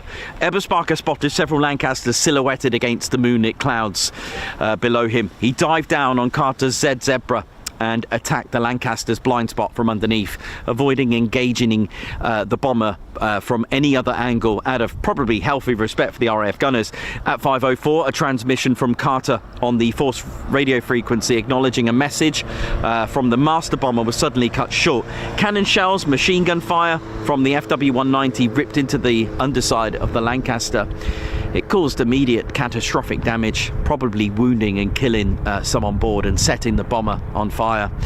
It was almost impossible to imagine the adrenaline pumping terror that would be felt by a bomber crew on a receiving end of sustained burst of cannon fire from an unforeseen foe. I mean, it's dark enough. I don't know if you've ever been in a Lancaster. It's dark enough as it is. I can't imagine what it's like at night. Just the glow of the dials and the instruments, just to light out a little bit of your face. It must be very terrifying. But as I've always said, different breed then. They would have had to keep focus, and knowing you were being ripped apart by an unforeseen foe must have been a mind battle as well as a real one outside as well. Now Eberspacher reported no return fire from the Lancaster and knew it was fatally damaged. He immediately attacked a second one and then a third. He shot down all 3 within minutes. One of the Lancasters looked ahead and just saw a glow of red beneath the clouds and knew the worst had happened. One of their pilots in his flight of Eberspacher, Fedvabel Aisler, claimed another RAF heavy bomber. So when they landed back at Evaru, they were able to claim a total of 4 bombers shot down. The first air combat action of D-Day and the first kills of the Luftwaffe on D-Day. Lest we forget. In 1944, squadrons, Mosquito squadrons, began operating at Coningsby. The arrival of this, many of your favourite... Look at this. Oh yeah, it's his debut appearance, isn't it? Look at this Mosquito, man. Oh yeah, that's amazing. So these were here now in 1944, and on the 19th of September as well. Let me just go back into more detail. 1946 saw a bit more. Now, I'm going to tell you a story about a particular Mosquito that Guy Gibson flew. It was in 1944 that there were a few Mosquito squadrons arriving at Coningsby, and on the 19th of September 1944, number 5 Group Command were given a bombing mission to use Mosquito. So this very beautiful aircraft, a fighter bomber, not a dedicated bomber as such. I mean, look at the rockets underneath, and beautiful, beautiful. But they were given a mission to go into Bremen. Over Germany. Now, Gibson took part in this raid, but did not use the Mosquito at Coningsby, but went to Woodhall Spa. I've read lots of different versions of this, and there seems to be a lot of confusion why he went to Woodhall Spa and why he used 657 Squadron's aircraft. Maybe that was the only one serviceable, or whichever, but it was KB267. The raid went ahead and completed, but not very well, according to what I've read, and the reports say that Gibson's Mosquito was seen in flames crashing at Steenbergen at around 22:30 after the raid over Netherlands. Gibson flew a total of 171 operational missions and shot down 4 enemy aircraft during his time as a night fighter with 29 Fighter Squadron. He was only 26 when he died. Now, when I think of my age, that's actually quite worrying when I think of what I was doing when I was 26. Now, there were further Mosquito squadrons made at Coningsby, or made Coningsby their home in 1946, 109, and also 139 Squadron. Now, here's an aircraft we're not all familiar with, except when I tell you what it actually is. In 1950, there were actually Boeing Washingtons based here. Now, these are actually B-29s. It's the same scenario as the A-20 Havoc, but the RAF called them Bostons. It's the same as the B-17s, the RAF, when the RAF had them operationally, they would call them Boeing Fortresses, and also the Boeing Washington was actually a B-29. That was with number 15 Squadron, who went on to fly the very first jet aircraft at Coningsby. Ladies, gents, teddy bears, it's time to introduce you the very first jet aircraft in 1953, the English Electric Canberra, which was flown by squadrons such as number 15 and number 9 Squadron, the Greenbats. So the English Electric Canberra used by Coningsby was actually in the role of the bomber, because of course there were other variants of the Canberra as well. Now the 60s, well, the 60s, saw the Vulcan Force influx in its numbers with 9 operational squadrons. During the course of the Vulcan Force, 1962 saw the arrival of the Avro Vulcan. It was only here though for 2 years. They did upgrade them. They made them to have a quick start, as it was called, basically like an APU start. But they were only here and they left for Cottesmore in 1964. Now, the Canberra was soon to be replaced by, or at least it was thought to be replaced by a number of options. One of them was the amazing TSR-2, which sadly never happened. Also, what I've read suggested was the F-111 was going to be one of those to replace it, but it was finally the Spey engine Phantom that took to the reins here at Coningsby, and it replaced it, which the Canberra, bless it, was operating here not like 52 years at Marham. It was only operating here for just 15. Now, 1967-68 saw number 6 Squadron, I think were at RAF Akrotiri at the time. They had a new toy. It was the Phantom, nicknamed the Flying Can Openers, got their name from flying the Hurricane during the World War II for the amount of tanks. So, can opener, get it? Yeah, there you go. So number 6 Squadron took out a lot of tanks, those Tiger tanks, during World War II. So they got that nickname. Have a look at their markings on their aircraft, past or present. Now, you may find the squadron crest having the eagle, trying to have a bit of KFS, bit of Kentucky Fried Snake, but Don't know where that came from, but you know I'm random. So yeah, if you have a look at the actual badge on the aircraft, it's an eagle with a can opener. I find that quite canny. Anyway, so 6th Squadron were here, along with 228 Squadron, who were the operational conversion unit. 41 Fighter Squadron were here as well, between 72 and 77. 29 Fighter, 23 Fighter, and 56 Fighter Squadron. A lot of these squadrons actually went over in the late 70s, around 77, I think it was. They moved to what was then RAF Wattisham. And then RAF Wattisham were actually, their role, a bit like Leeman at the time, but their role was to become a quick reaction alert station. So that was Wattisham's role. Now, the BBMF arrived in 1976 here. Jaguars also arrived due to the shrinking of Coltishore. There were Harriers here with 41 Squadron. I've seen some lovely photos from you all. Also, Tornado F3s, they arrived in sort of 84, mid-80s, and then the the GR4 Tornadoes as well. And then, you know, it was time. I'll tell you what, I wish I came here when the Tornado was here. I'm sure one of our fans seems to like the Tornado. I wonder who that could be. but there we go. So what I'm getting at is there was actually a transition where there was actually Tornadoes and Typhoons here. Can you imagine that? That'd be pretty cool. Now we got to talk about 17 Squadron. So 17 Squadron, they received the Typhoon in 2003.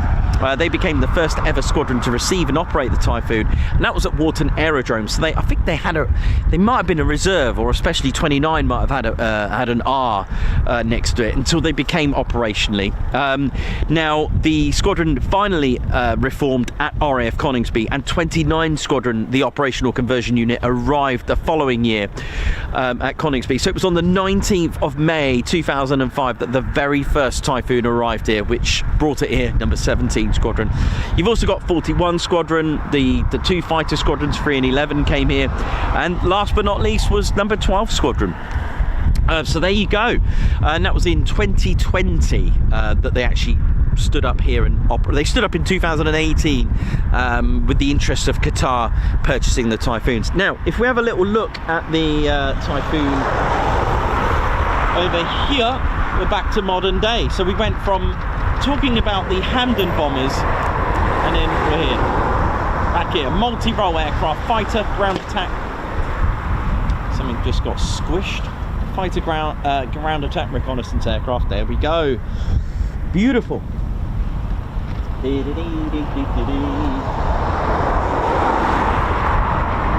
Right. For those that want to know a little bit more about the Typhoon's amazing engine, you don't need to go further. I have one here. Let's see if I can. Is that better? Is that any good? If we go this way a little bit, there we go. Look at this Typhoon engine, which is a Rolls-Royce EJ200 engine. There's the nozzle exhaust there, and there's the stabilizer. There we go. So what we've got here is a Rolls-Royce EJ200 engine. It's a 2-spool turbofan engine. It's got 8 compression stages. It's got 3 of those are low pressure compressors, and 5 are the high pressure. Now, what's interesting about the Typhoon, this engine actually, even though it looks massive here, actually sits on the last fifth, or let's say 20% of that fuselage. So you've got an intake like way over here, right? And the way it would work, you've got your air going in here, right? And it starts off life meeting the 3 low pressure compressors. All right, what have I done here? What's this all about? Oh yeah, I know what that's about.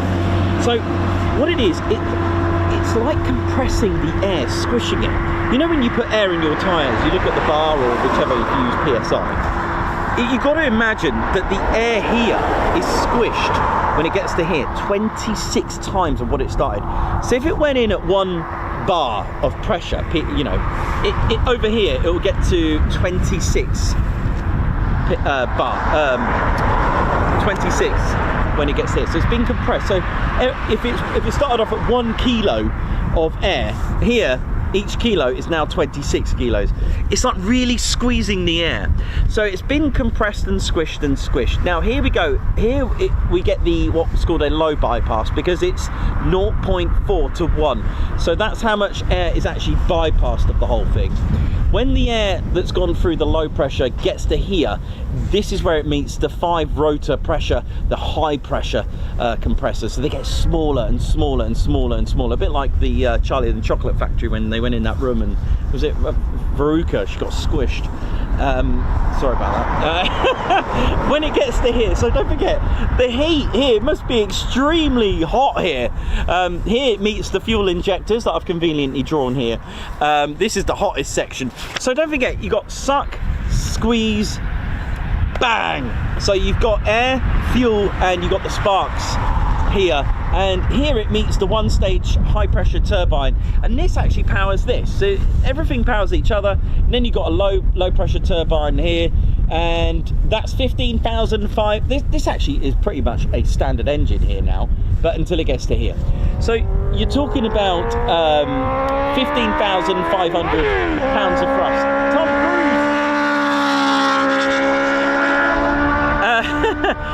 And then it's only when you need that extra power, 30% with the afterburners, do you actually get that 20,000 pounds of thrust. So it increases the power by about 20. It's not very efficient, but hey, gives you that 30% more power, right? The hydraulic, the actuating system on the nozzles of the Typhoon are actually mechanical, so they don't sweep, I'm afraid. So there's a little bit of foonage for you. I need to blow my nose. I'm getting a bit of a runny nose up here. How many canopies up? Not yet. Oh, there's one over there. This looks good, doesn't it?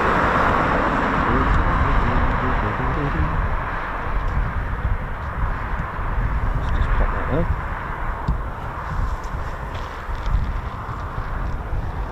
Oh, this looks good.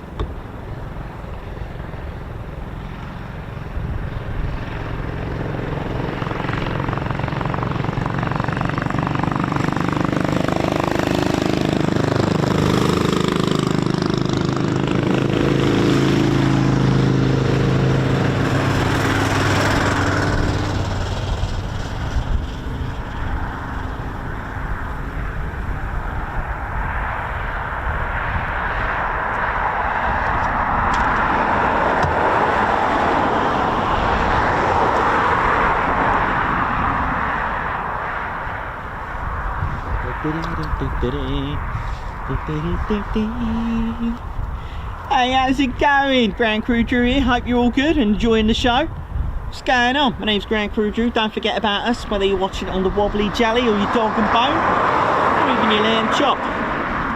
Yeah, how's it all going? Just been working hard on the old Typhoons over there. Been pretty good. The old rolling up the sleeves there, getting me jazz bands and plates of meat.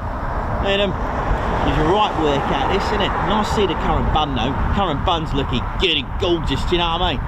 How you all doing? Hope you're all good and enjoying the show. Nice to get a few... Oh dear, what's up with your jam jar? That doesn't sound good. Do you need any hand, mate? I've got a spanner over here. One sec, lovely people. I've just got to go and sort this car out. See? Fixed, done. Sometimes you just got to stare at it a little bit longer, do you know what I mean? You want to try that? Just stare at it. That's it. See that? Everything's all set. What's going on here? Oh, I like that. Oh, that sounds even better. Sorry about that. I've got to go.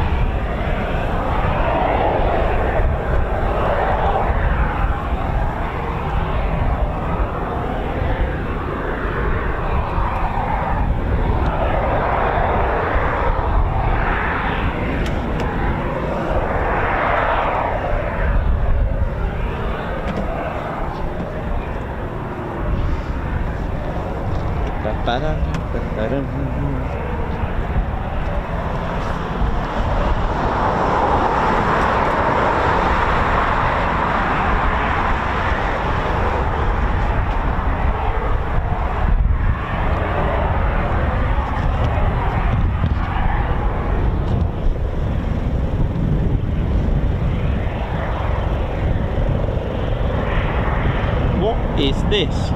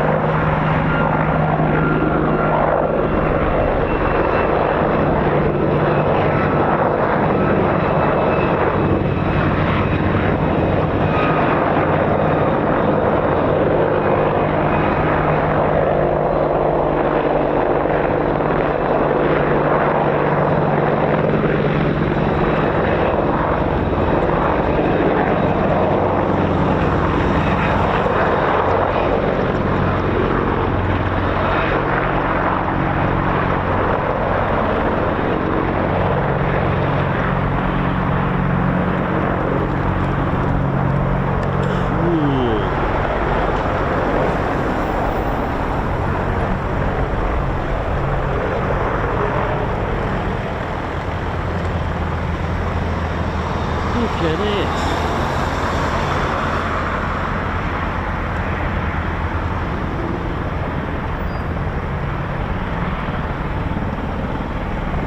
That's a good shot, isn't it?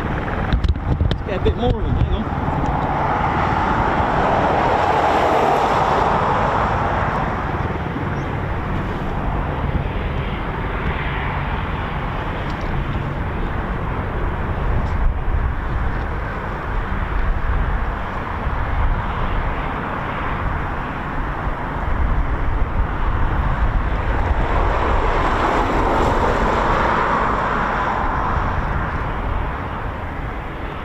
Look at this.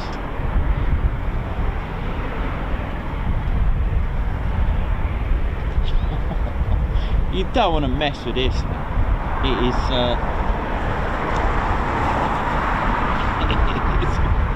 an amazing chopper, isn't it? It's Apache AH64E. It's the E models now, they don't have the other ones, do they? Oi, oi. Nice to get the buzz from the base, you know how it is. Now I know Reggie would love this. It's his sort of thing.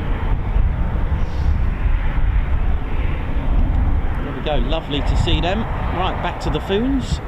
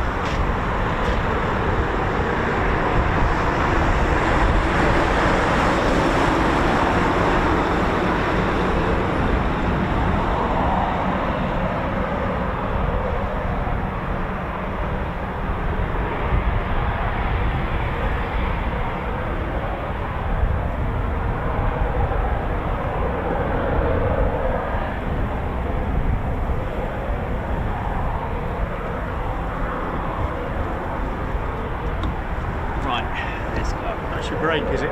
Yeah, that was it. There we go. Thought I'd have a quick cup of tea and the Typhoon's just disappeared. There we go. You just get to see the whole process there of it going.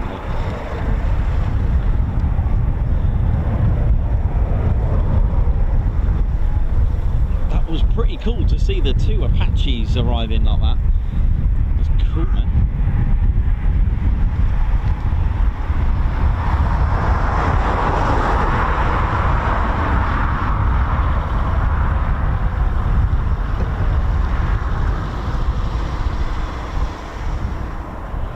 Often see two together like that. I think I've seen them before, I think, but definitely the one, but two like that. It's beautiful. Oh, I know where it was. Waddington. We had quite a few of them coming over, didn't we? Into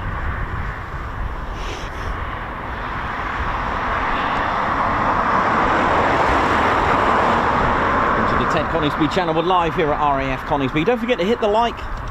Do subscribe. Don't forget the checklist. So hit the like. Or at least you've been cleared to touch and go on the like button. Make sure you've subscribed, and if you have subscribed, make sure you hit that notification bell button and switch it to all. Select it so you don't miss out on the latest and greatest live streams and videos. And do care to share. Hit the care button. That's right, spelled S-H-A-R-E as well, where you can share the stream or any of our videos or channel to social media. Thanks, man. Thank you for that. That was great. Cheers. Thank you.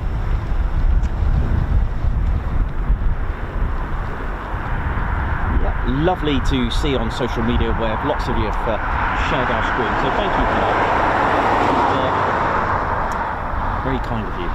Also, don't forget to visit the Ted Coningsby website, tedconingsby.co.uk. Lots of fun stuff on there, and of course our online store. You get yourself some exclusive merchandise there on there.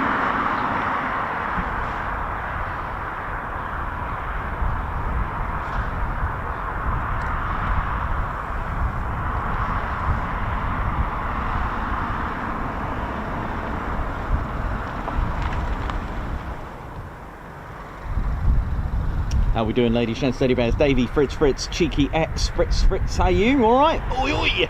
Alan Burden, Davey, Daniel Walker, Golfer, Mark Riches, Dr. Soda, Simon Marshall, and hope you're all well and feeling good. Edward Coates, Tay Stevens says, you're so lucky. I haven't seen any AH640s, only the Ds. Thank you.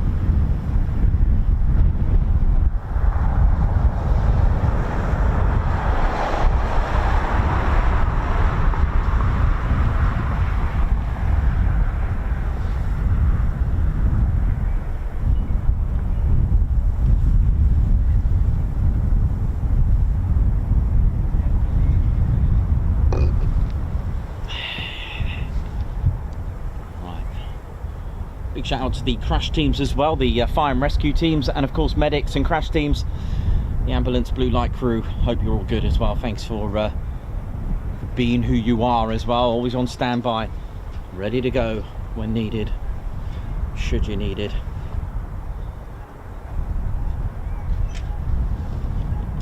Is this like a crosswind landing from this Chipmunk? Let me have a better view of this. Hang on, this looks pretty good.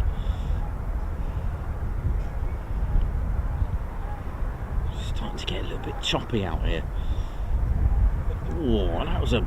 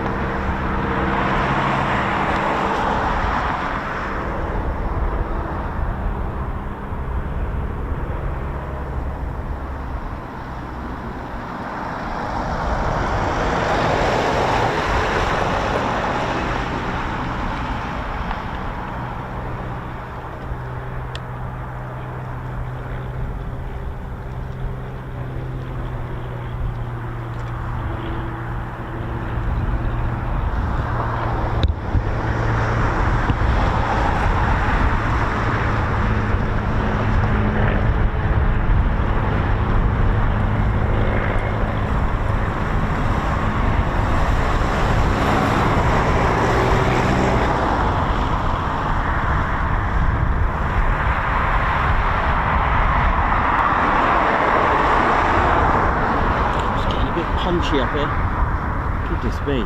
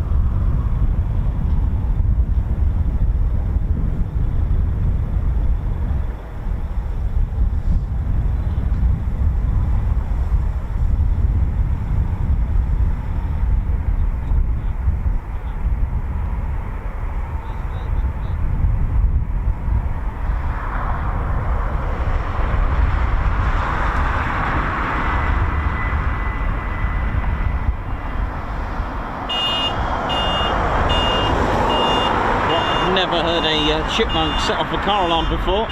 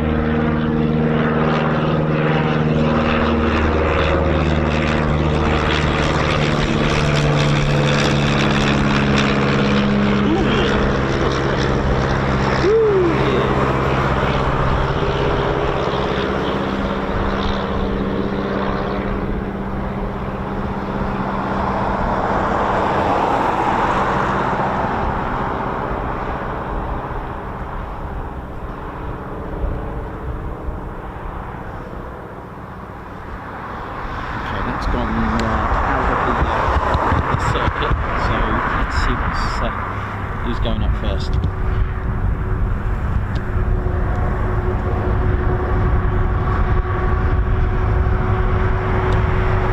Headshot crew, how you doing? Good.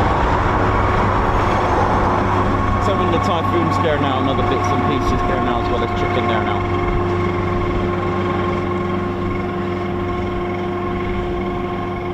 Just trying to work out which one's going first. Who wants it? Let's have a look.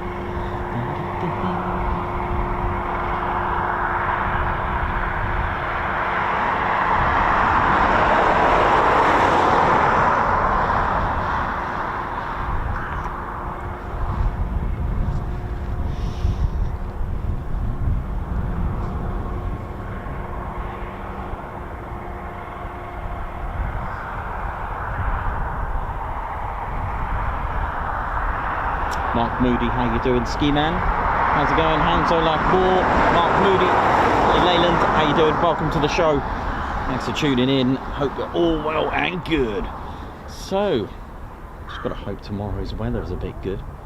Chris Bloxham, Simon Watchorn, Davey, Marco.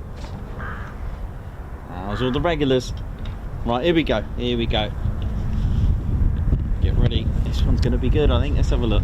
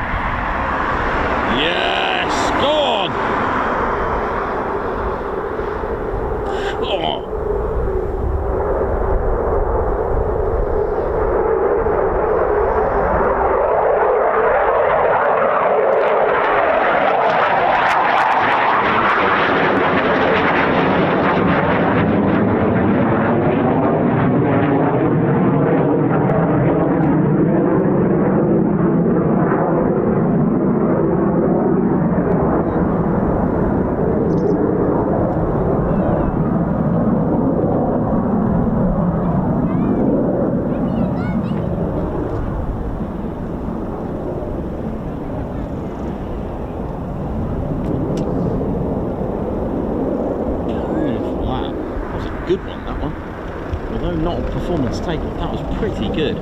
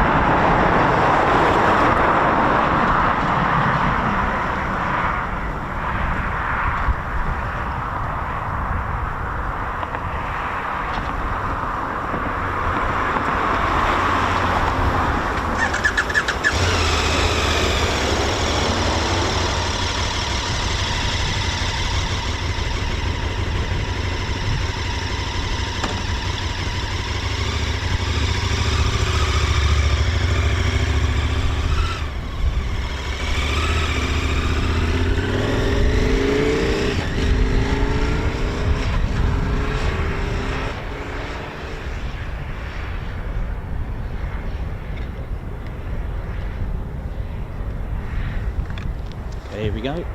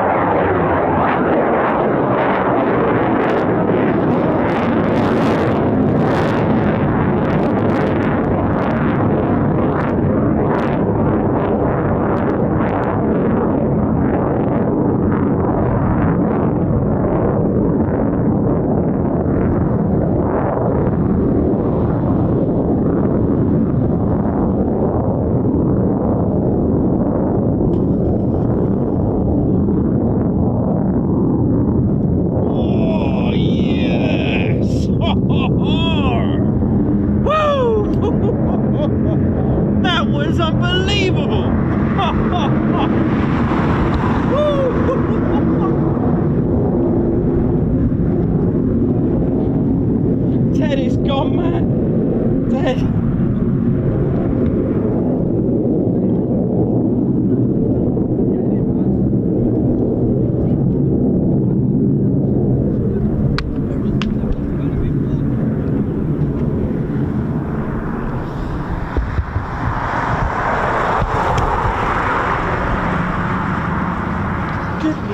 way! Did you just see that? Woo-hoo-hoo! Yeah! That is what I am talking about. That is the power of the food, man.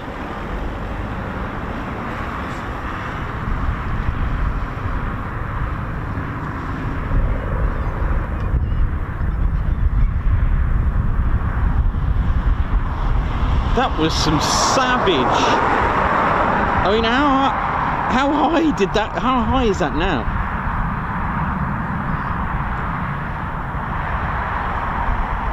No idea. It's gone to the moon already. Was that Typhoon 73?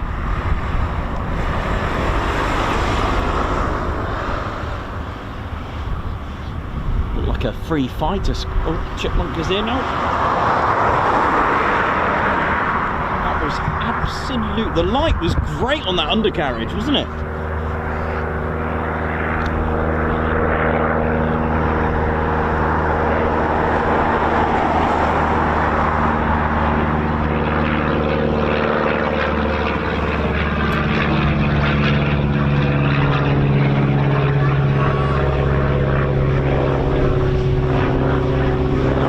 I'm just shocked. That was pretty good, man.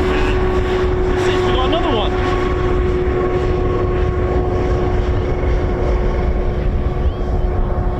Easy there now.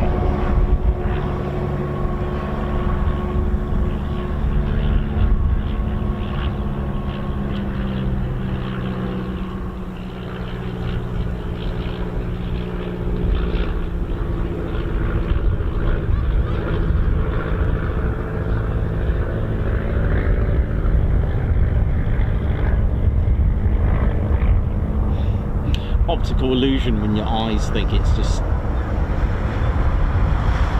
spinning the other way. Look at this. Oh yeah. Oh, you got it. Oh, there's some pretty choppy crosswinds going on here. But look at the contrast. We just went from a PTO to a crosswind Chipmunk here.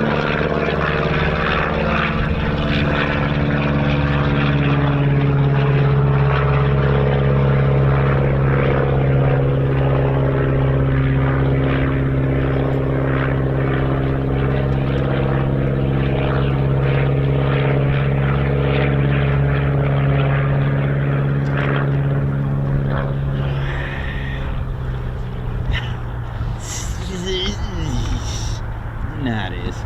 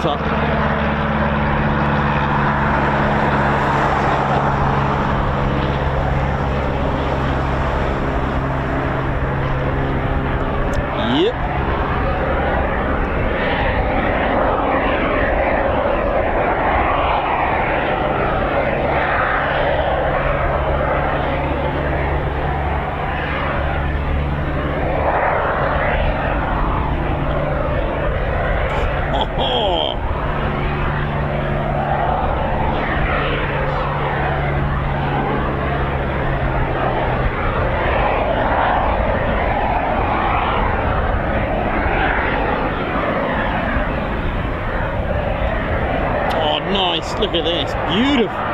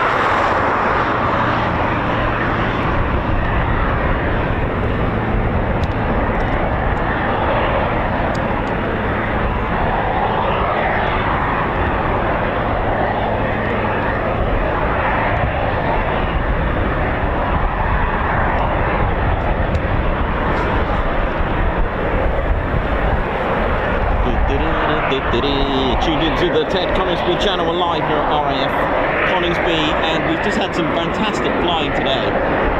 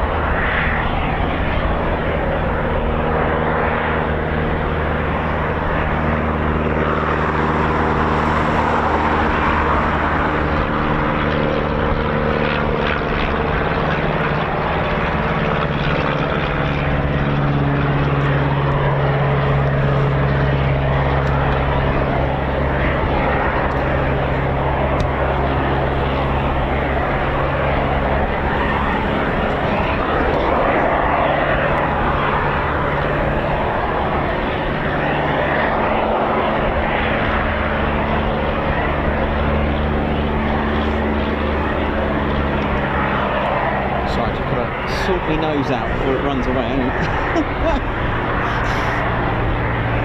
It's pretty chilly up here. Right, here we go.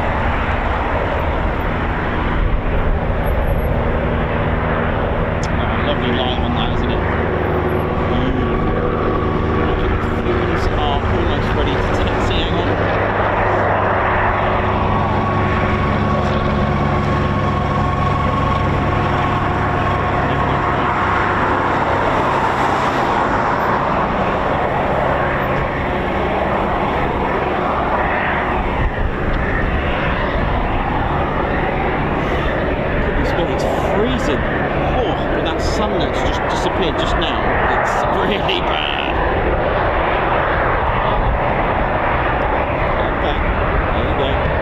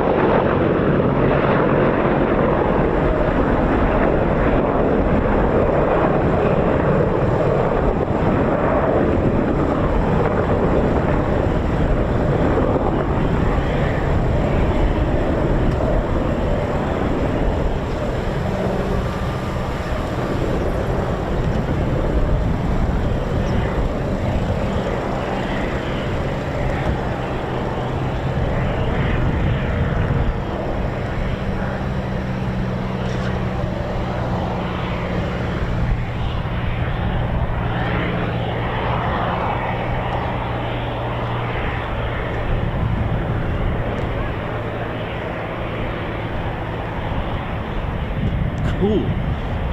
Just keep going actually, let's get a bit more footage.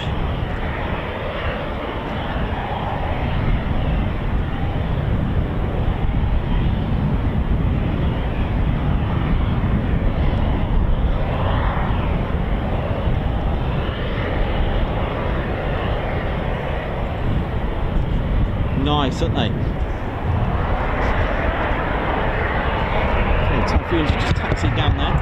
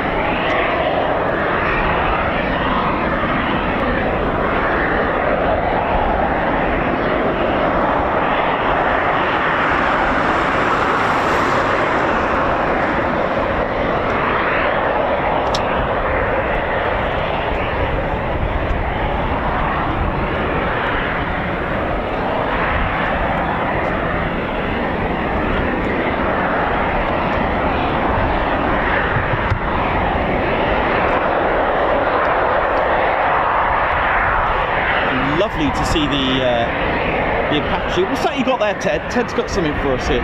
Ted, what you got there, mate? See if you can all identify it. Ted's got something for the Apaches there. That's pretty sporting of you, Ted. Look at this.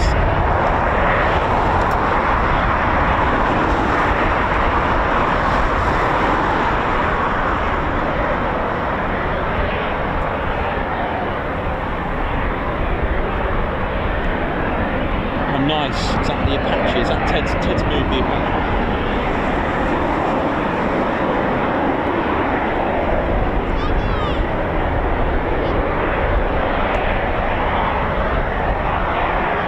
Beautiful, Ted.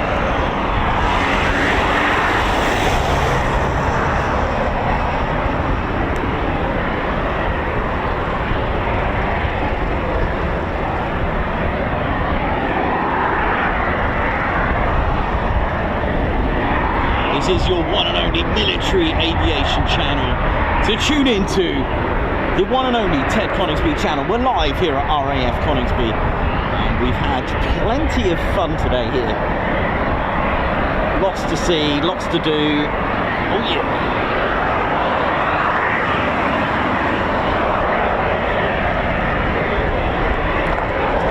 Lots.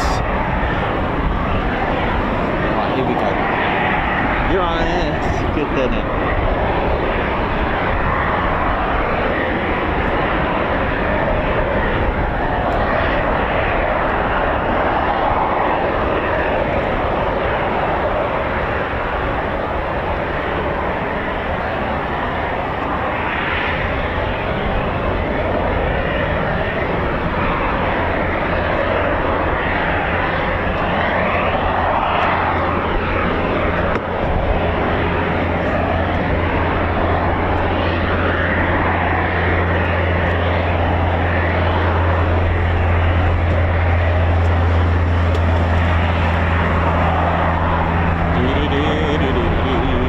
Good lady shits, teddy bears. You alright? Did you enjoy it? Yeah, good. Really good. That's good.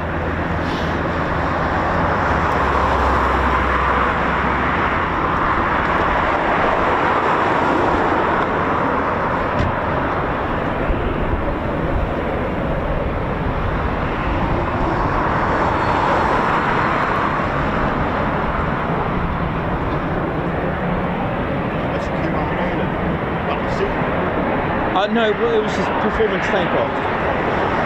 Yeah. Yeah, they just gone. Yeah, they were good. Yeah, they were really good. Oh, it's brilliant, isn't it? Look at this.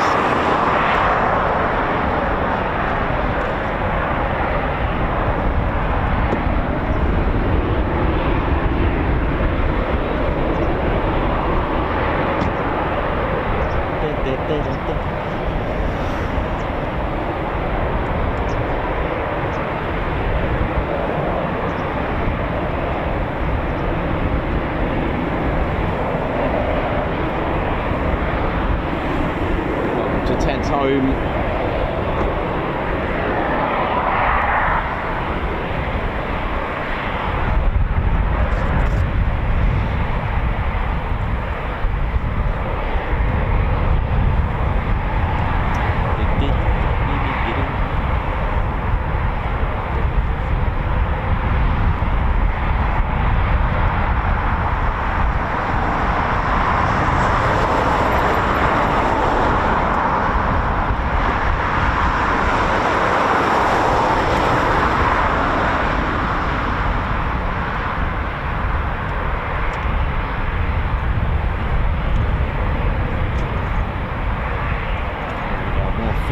Ready.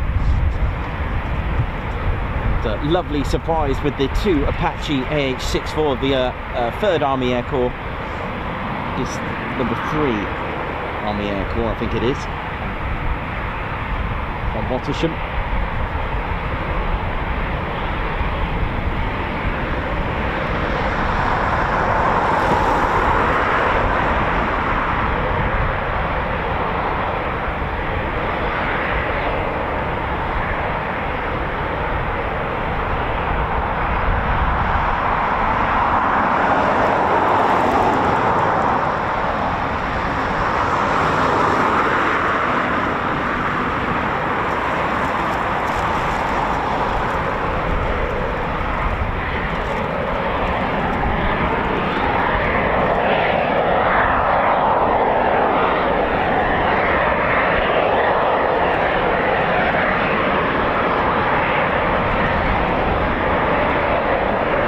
Here we go.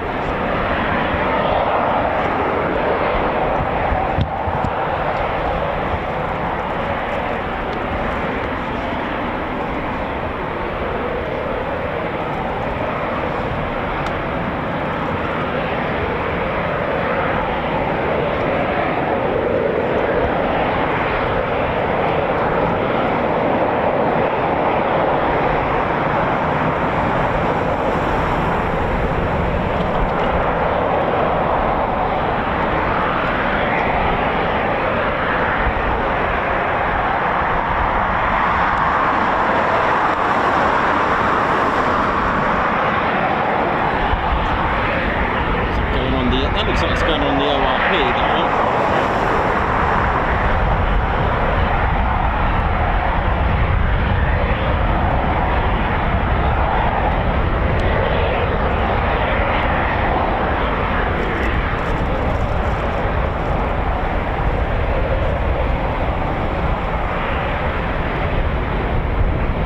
So this is like Lake Eve's EOR.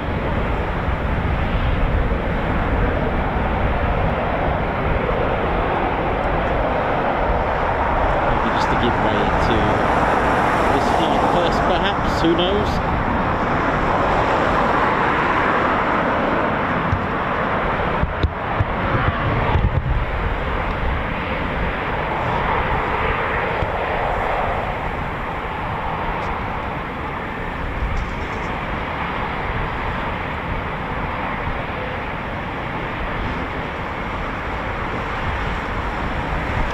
Typhoon just coming into land now, here it comes. Looking good.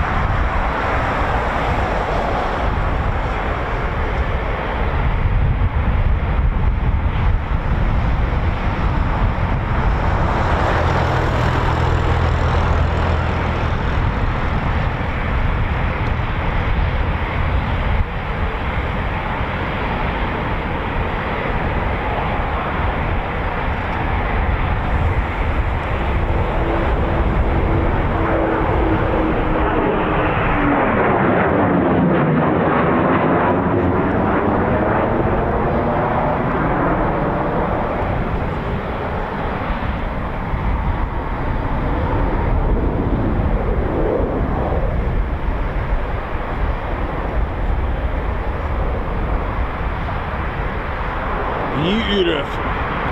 Nice break. Oh,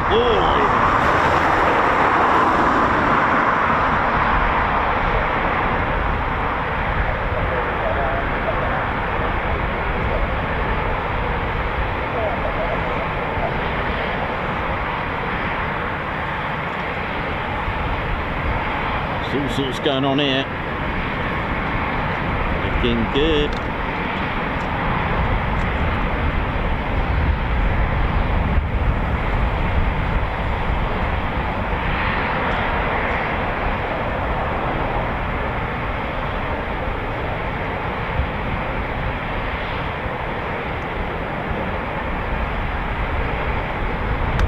Go around.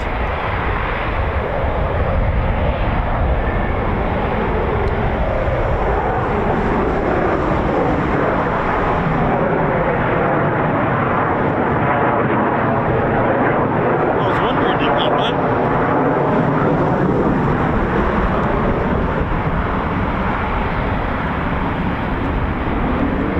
Come on, here we go. Oh, hello, got two of them here.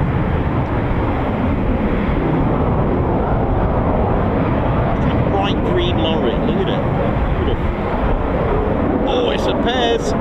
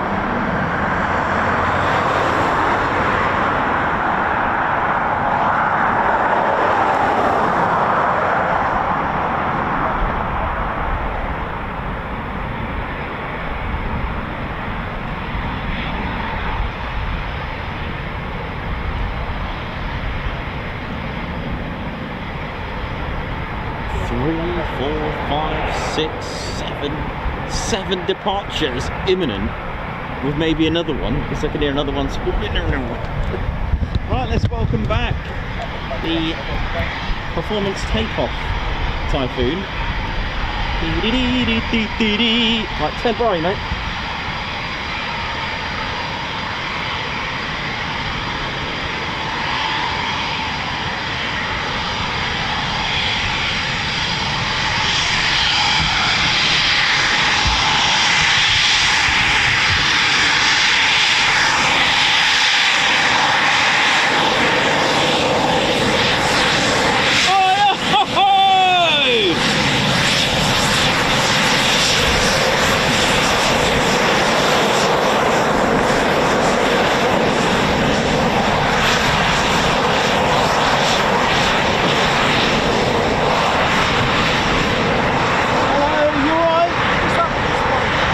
Could be. Yeah, could be, more than likely. Yeah, more than likely was. ZK344 and it was Typhoon 73. And that's the one that's just been out. I think it's been another one. Yeah, I'd say it was the new pilot. Yeah. I'll put your DM on for next week. Yeah, okay, mate. Oh, what's happened here? Oh, okay. One's not going anywhere. Hang on. I need to go and get Ted's barrel. Yeah, I think you probably know about it. It's to do with the display next week. Is there? It's Tuesday and Thursdays, and it's it's the same old thing that. Yeah, 1500 feet, that kind of thing. Oh, it'd be nice to get. And times are about the same. Yeah, that's fine.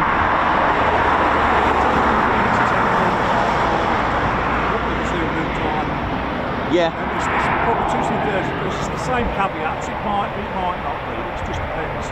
Things can change, but it's Tuesday and Thursday next week. Yeah. 4th and 6th.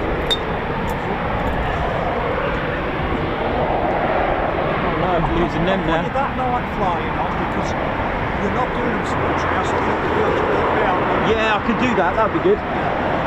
So, what, they night fly next week? You're not doing night flying, but you work out that when they're that week that they're. I'll have a look at it. Yeah, I'll have a look at that and see what I can do, because it'd be nice to catch his first display here. Yeah. His first practice. That night flying, it's on his silhouettes really, isn't it? Yeah. You know, that's all you get. It's all right before it turns really dark. Once it turns dark, all you're going to get is a Yeah, I'll have a look. I'll see if I can work round it, because I really need to catch his first display. Yeah. That'll be good. Yeah, Tuesday or Thursday. Yeah. Okay, mate. Because what we've got Is it what? plane spot. Is that on the same week as them being on nights then? Is that what? Because nights is the 17th of. Gotcha. Okay, mate. Yeah, that sounds really good. It's yeah, 4th and 6th next week. Okay. It was on plane spot, Coningsby plane spot. It's only been put up about an hour ago, so it's on their dam. It's the dams, is it? Or the DAN thing that they call it. Nice. Yeah, that sounds great. Yeah, I'll. So you want the weather to be good for Tuesday and Thursday. Yeah, I'll be here. Looking forward to it. Oh yeah. Woo yeah. Come on. Because just like I did with Turbo, I managed to catch nearly all his practice displays, the whole workup, just maybe one or two that I didn't get. And it's nice, you know, to follow that journey.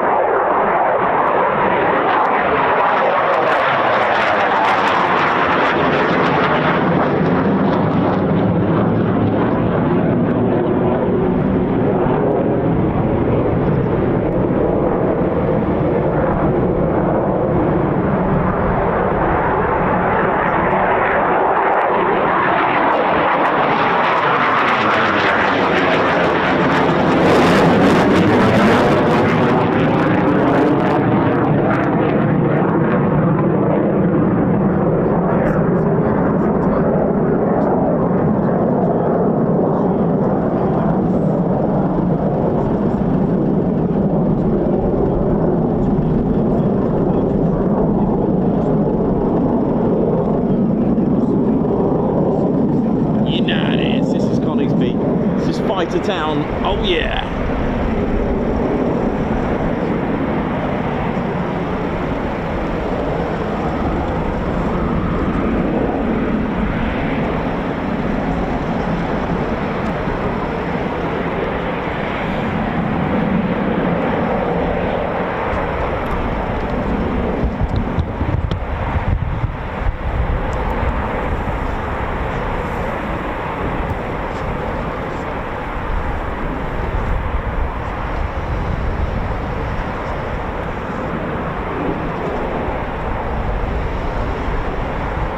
Tuned in to the one and only Ted Coningsby channel. You know how it is, we bring you the very best mix of military aviation, from Waddington to Hull Beach to Macloop to Lossy, Ted HQ to Marham, Lakenheath to Bryce.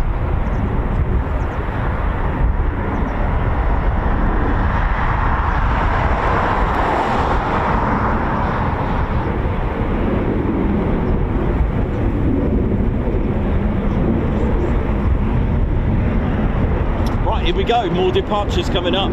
Stay tuned or get fooned.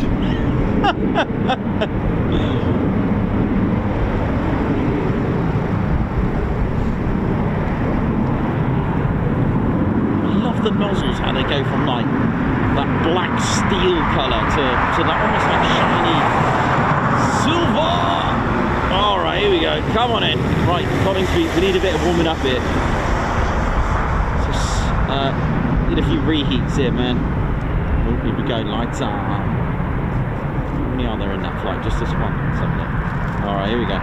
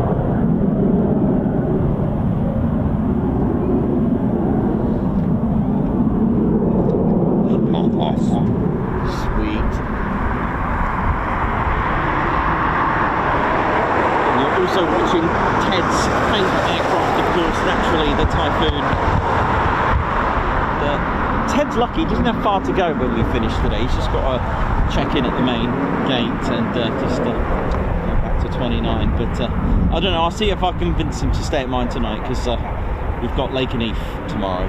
But I think we're going to get a bit of a lie-in tomorrow. I can't see them starting too early tomorrow. So if you are making your way, don't forget the weather is, I think, last time I checked, was horrendous for a little bit until sort of midday again. But we'll see. We'll see what it's going to fare to do.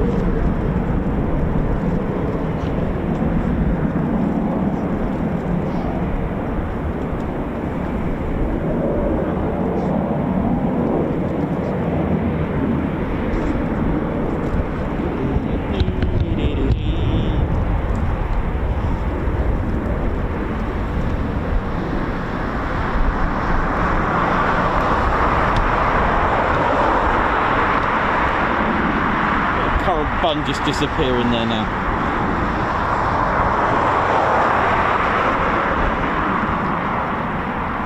You certainly feel it when it disappears.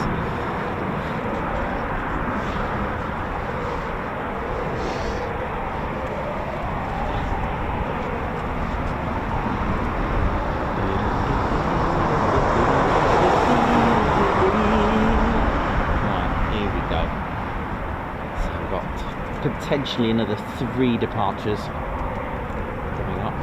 One to the right, you can't see, just off screen at the ORP. You've got one just to the left of the screen now, and I believe you've got one just taxiing now, which will probably end up just passing by on our screens in just a few seconds now.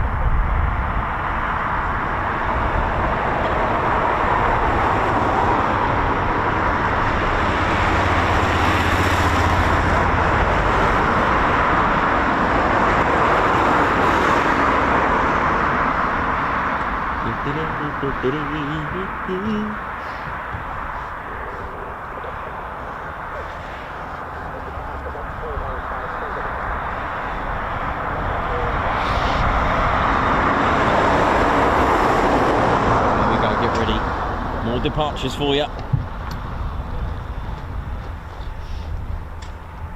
You're tuned into the one and only Ted Coningsby channel. We're live here at RAF Coningsby.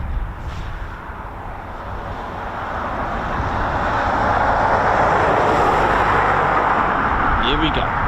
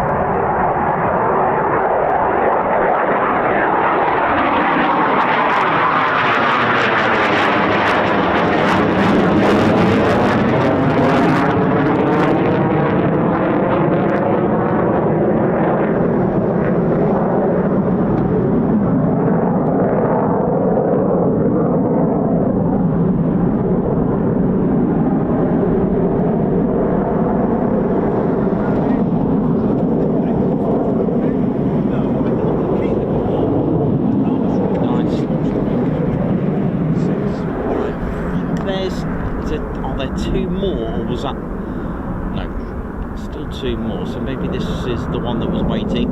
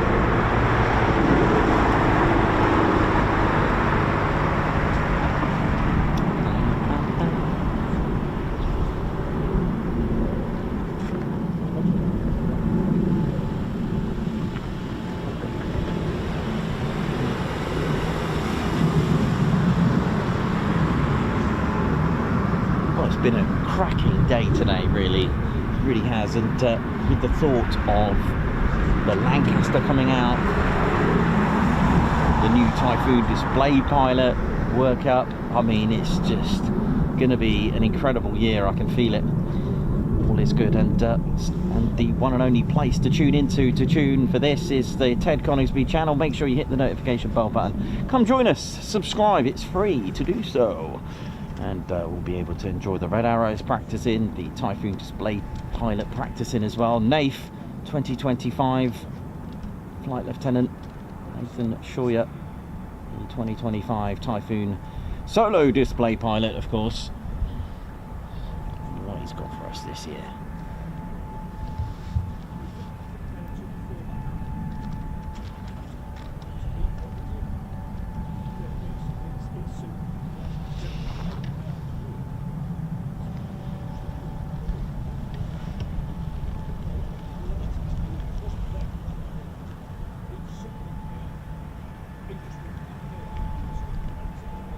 Oh, there's another Typhoon just taxiing there to the right of the screen.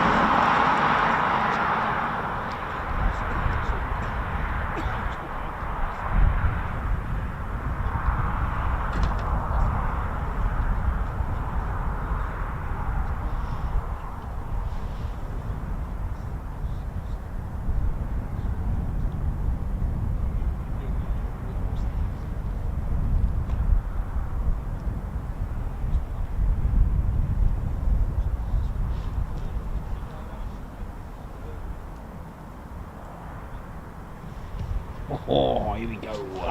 You gotta love it. You gotta love it.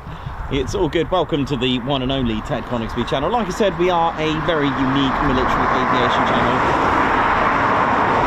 streaming the present and, of course, remembering our past and our history as well, with a few jokes and fun and laughter, and a educational channel where you can learn a few bits and pieces.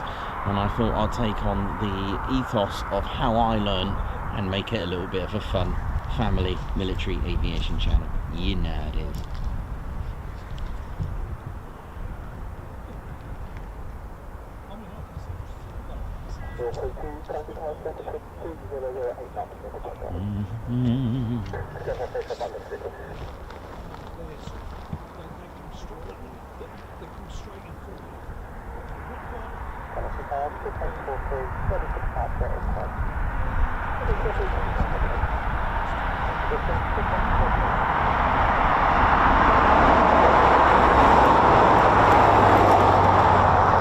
Okay, get ready for some foon action. It is. We've got 3 departures at least in there.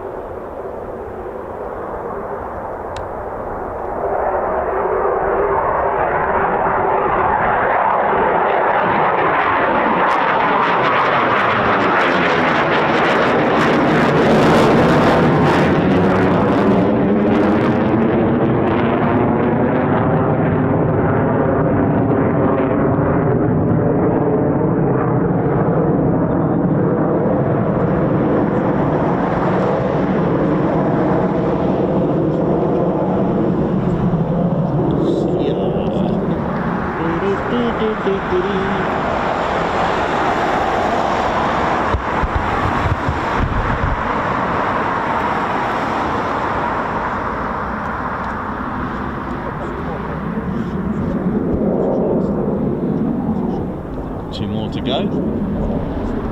Oh, Typhoon just coming in now as well.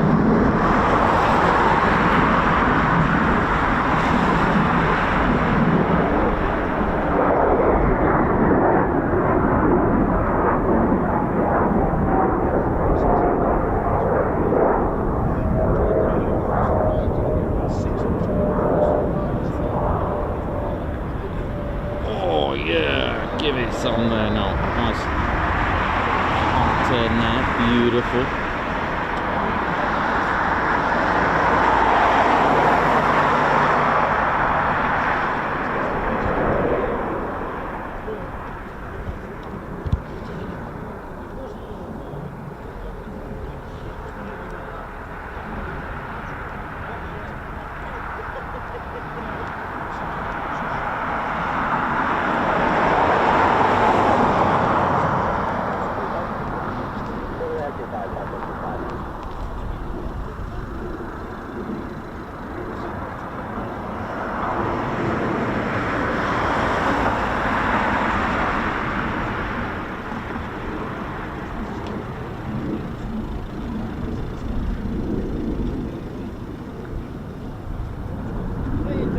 See you, mate. Take care. Bye.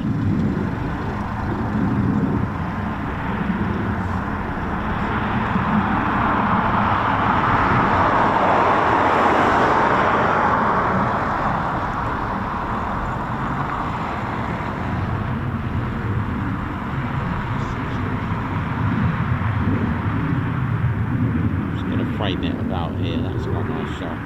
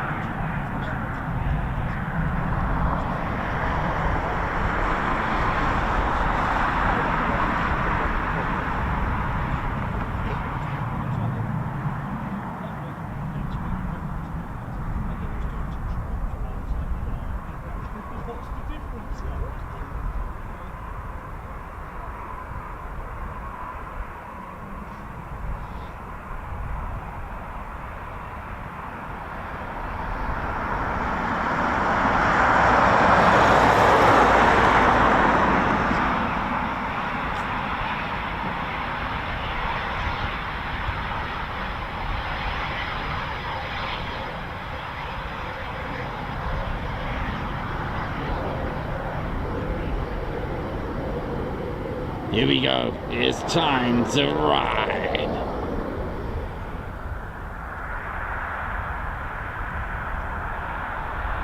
Such an agile aircraft, very lightweight as well, even with full payload, full fuel.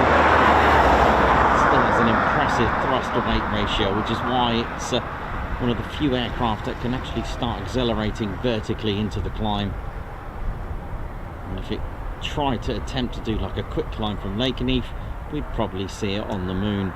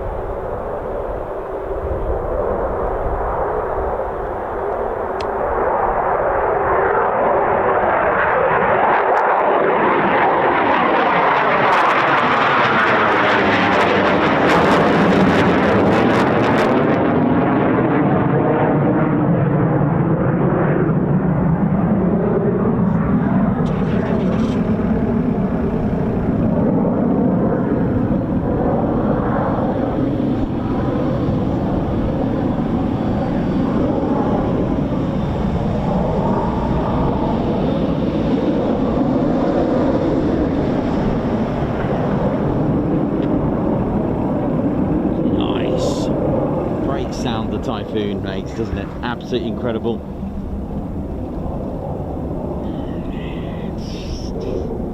How's our Tattershall Castle? How's that looking? Which features on the Coningsby's station crest. National Castle, loyalty binds me. I'm still waiting for my shot of a Typhoon, or how about a Lancaster over there? Someone, who's this? A lot? Where does this one come from? It's the Hawk Foon.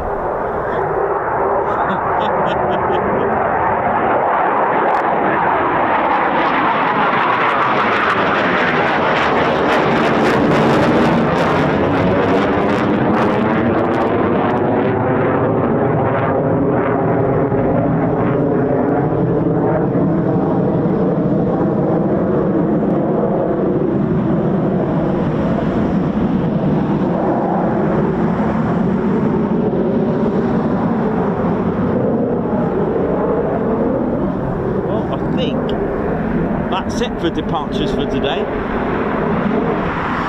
Just a guess, of course, nothing is set in stone. I might just go and take the opportunity. I'll just quickly check ADSB, there's nothing coming in the next couple of seconds. Just go and grab a quick cup of tea, top up that heat for my feet.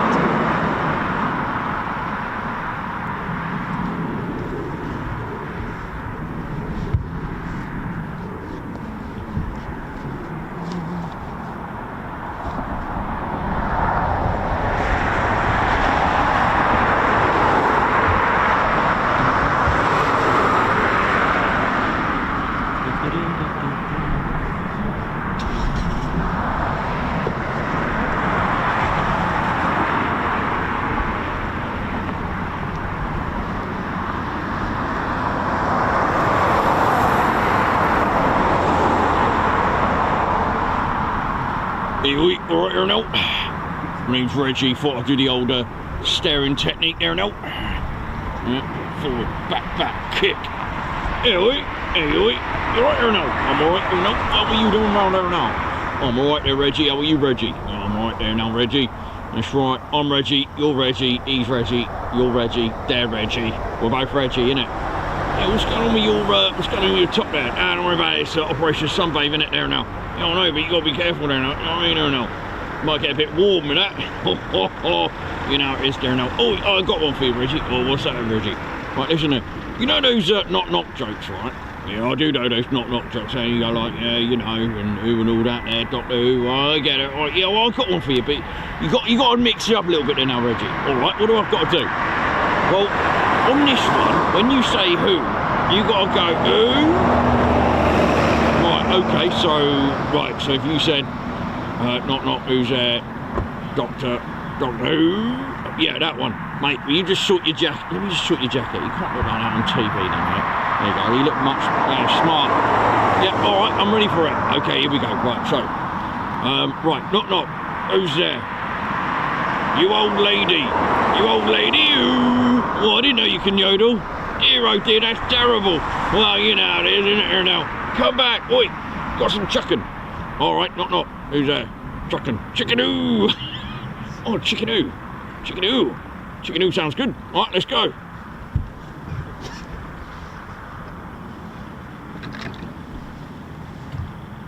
Well, I don't know about you, but I don't think they're very well, those two. Never mind. My name's Ozzy.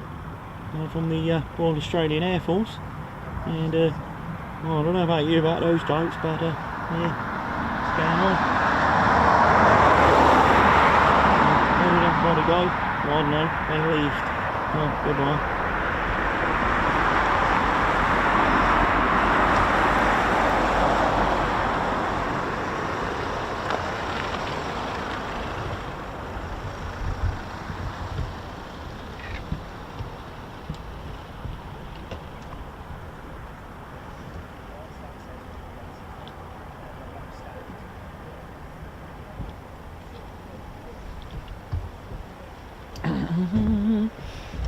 Hello, Wingy here, reporting for duty. How are you? Yes, Yes, just thought I'll pop by after a round of cricket. Yes, it was delightful. Oh, Joanna, darling, pass me my stick. Oh, darling, do behave. Yes, thank you. Thank you for my stick, yes.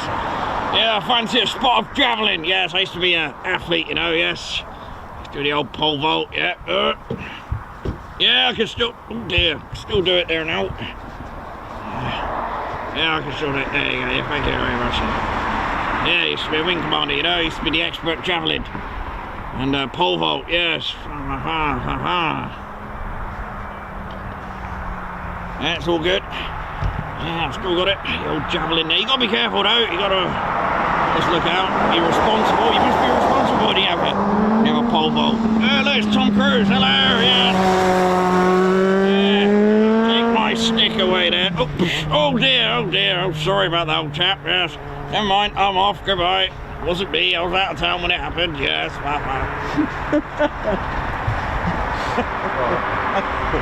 Yeah, I think I better get a cup of tea after that.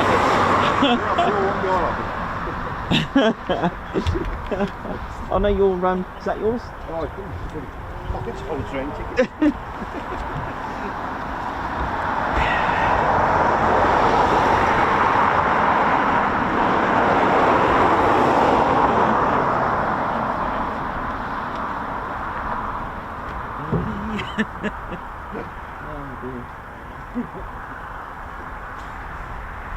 Hello!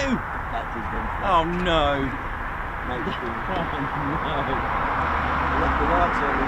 Oh, you're joking. Oh man. Hey, look at that. Oh, we missed one. Oh,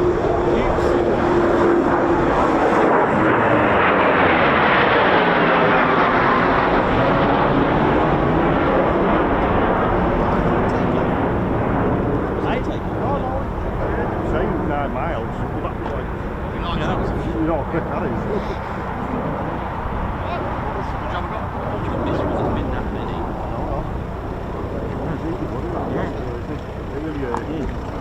Interesting. Did you do the hangar tour? Yeah, yeah. Oh, you did? Oh, how much is it, by the way? Just so I can let people know. £11.50. Oh, that's good. Each. Took about what? 2 hours we were in there. Oh, that's good. Yeah. £11.50. There you go. Thanks for that. £11.50 each, yeah. Nice one. Really interesting. Yeah, it's good. Was that your first time? Yeah, yeah. Oh, right. Okay, I've been a few times. Oh, they're good, aren't they? Yeah, and that's good. So, ladies and teddy bears, for your info, is £11.50 each for the Battle of Britain Memorial Flight Hangar Tour. There we go. There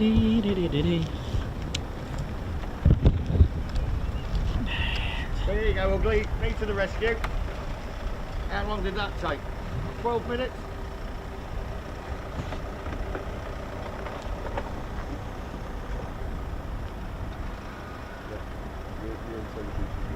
Come on.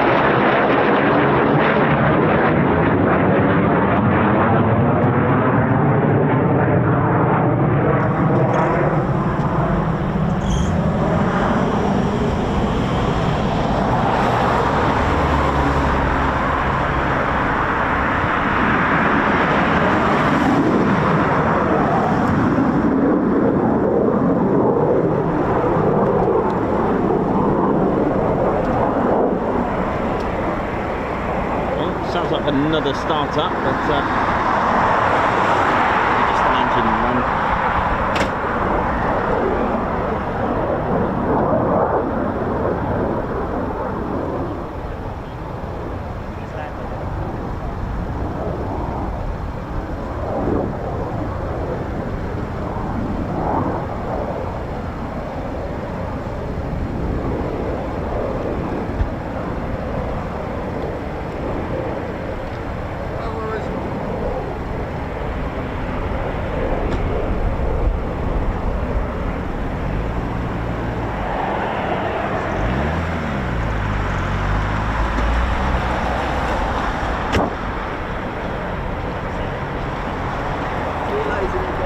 See you, mate. Take care.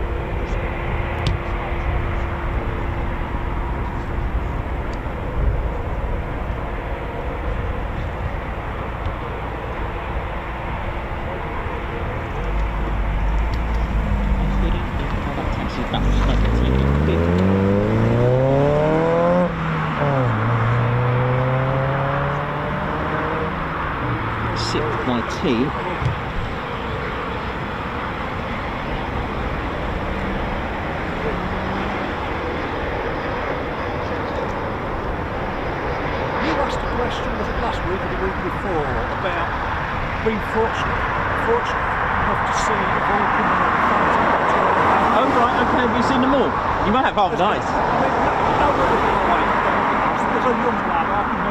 Oh, wow. Stopped at that far end, the light stopped as I was in the back of my mum and dad's car. And I would have like, at that far end, the Vulcan was going this way, right. 25 going that way, and I think all the others I remember seeing, and not be down here very often either. Phantoms from this end, tornadoes from this end, obviously. Oh, right. Cannot even remember, the one thing I can't remember is the Jaguars. That's the only thing I can't remember, because they was here about 6 months. It's the only one I can't remember. Oh, that's good. At some point or other, I've seen some other things.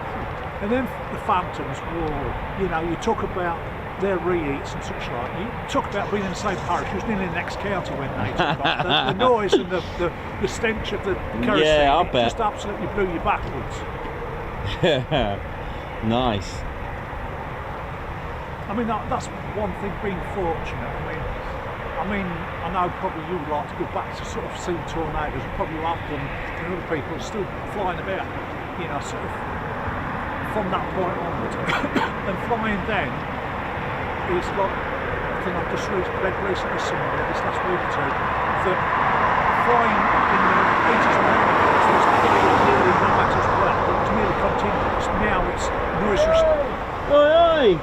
See you later. It was noise restriction now, so you can only do a bit in the morning, a bit in the afternoon. Yeah. I know it's a military base, but you've still got to sort of be. Yeah, yeah, of course. Oh, absolutely.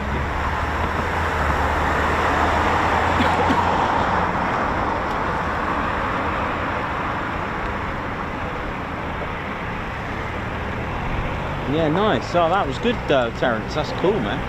Really good memories, that is.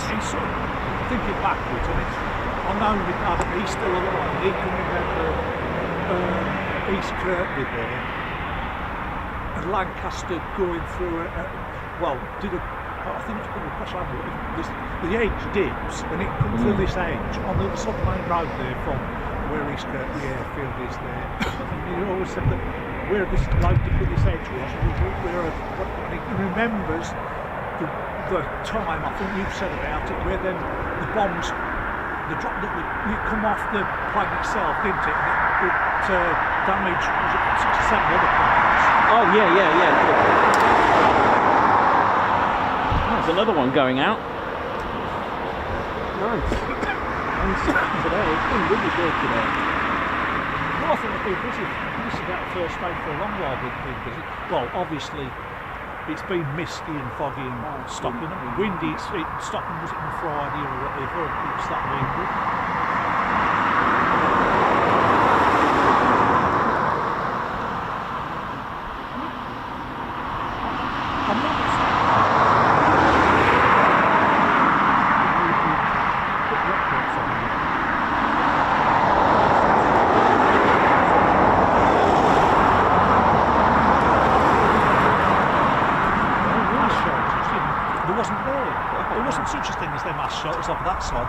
all here.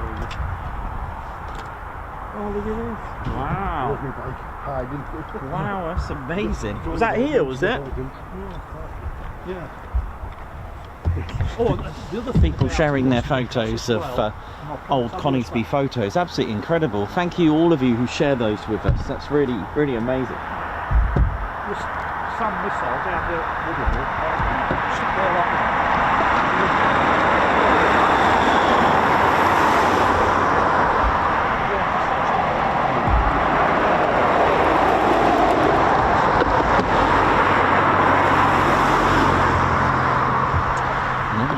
So we've got another Typhoon just taxiing now. Just lovely light now, isn't it?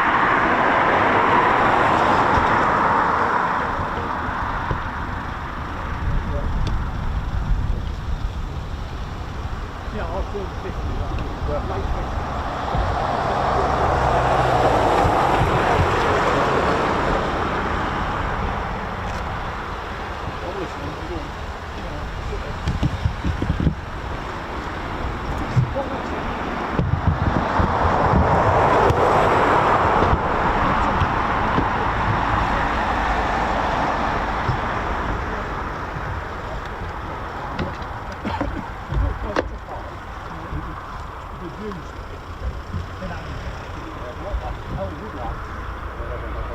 I know it's ground clear missile.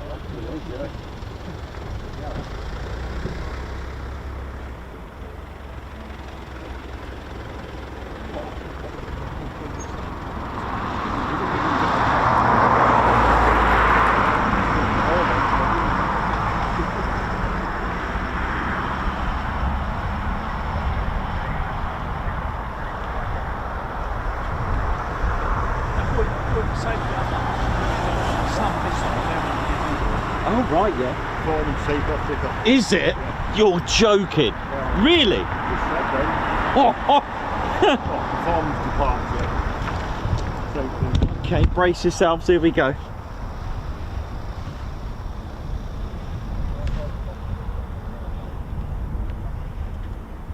What?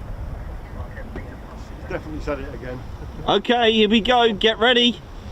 It's time to ride. Vandal 3-1. Vandal 12 Squadron PTO.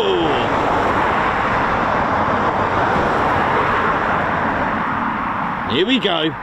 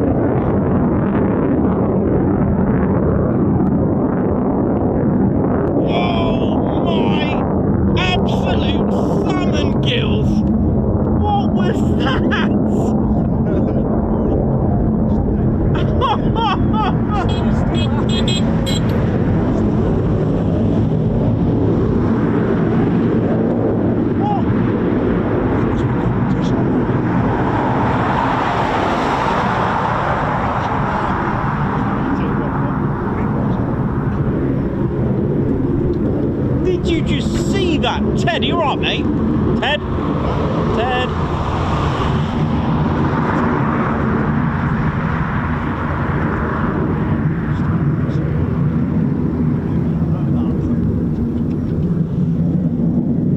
Goodness me!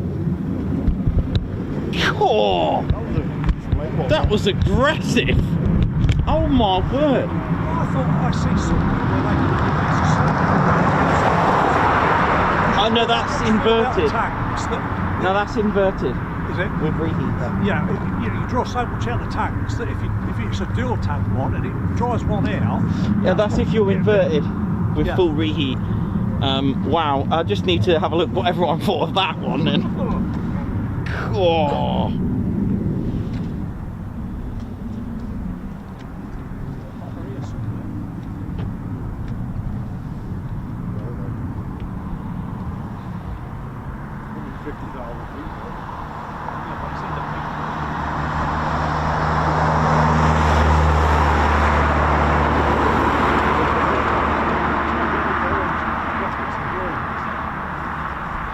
Did you just see that? It was insane.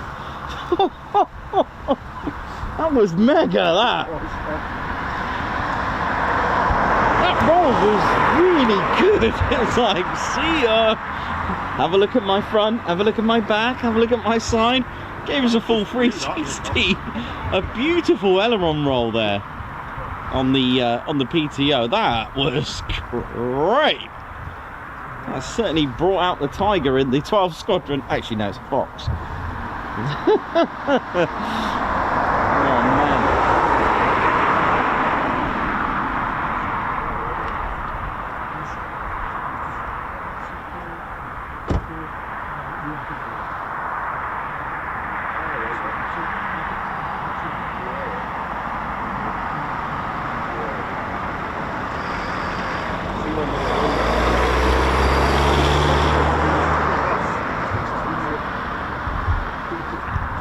So I'm still in awe of that.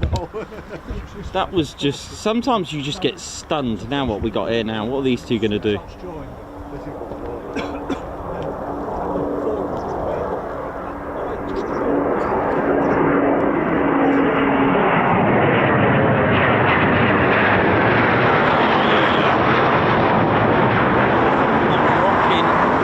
Rocking. Stay tuned or get fooned.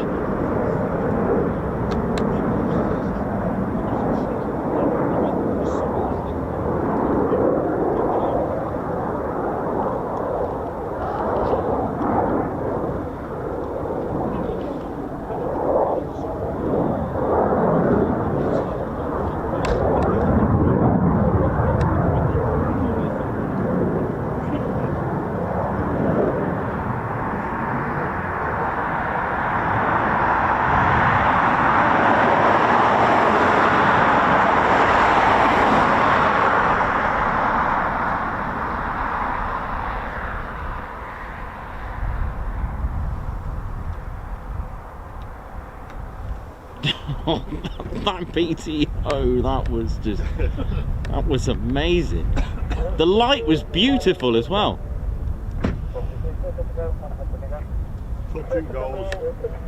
Cool.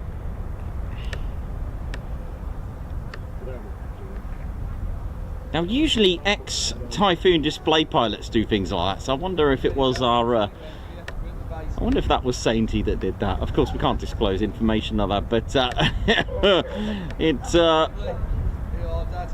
you see out? Right, okay. Here we go. We're at the base now.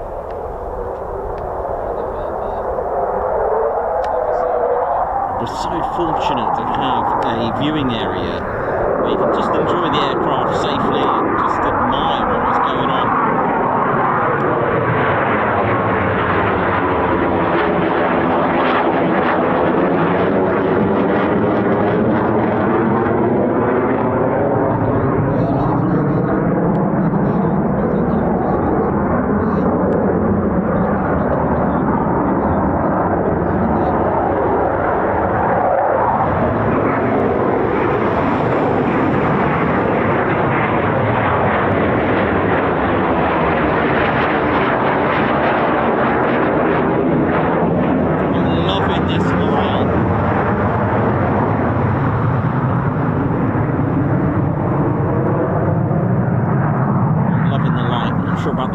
I'm loving the light. Oh man, what a day it's been. Absolutely cracking here at Coningsby.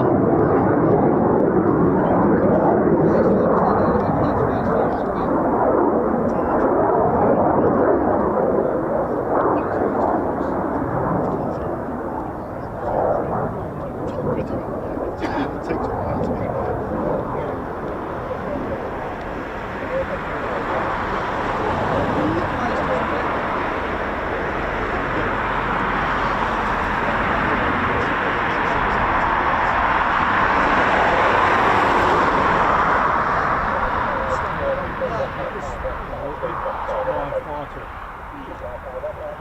We've only got the two, south and north.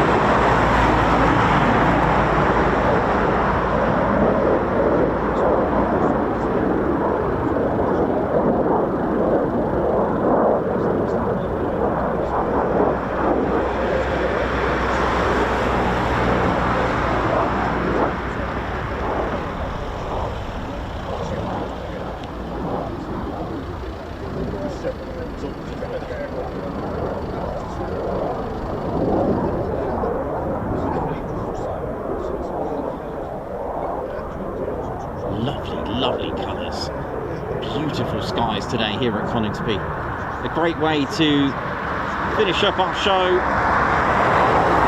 Ted HQ, we're back tomorrow at Lakenheath to finish up our week. Now the weather is standard rain, standard Ted Coningsby weather, so we'll see what we're going to do with that. But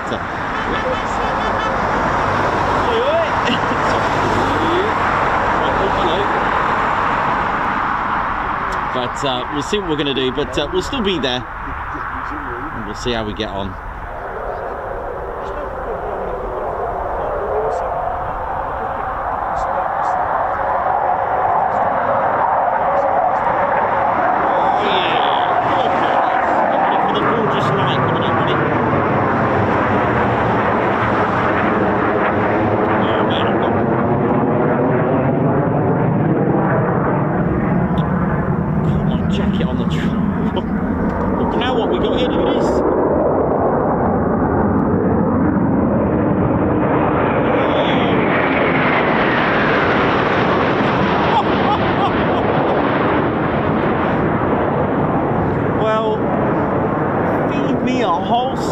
Backwards. That was brilliant.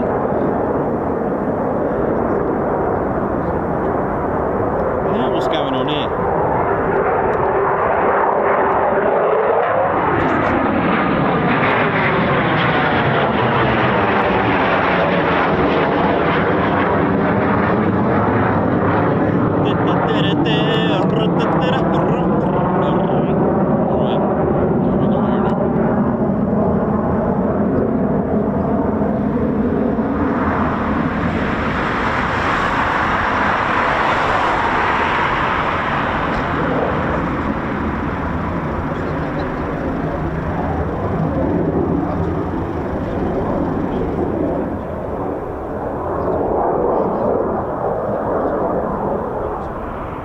This is our Royal Air Force man. Where's my man? Got two ships coming that way.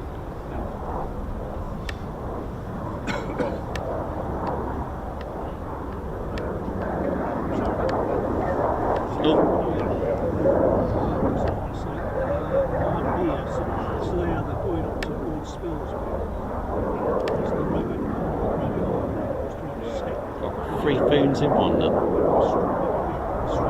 A carousel of foons.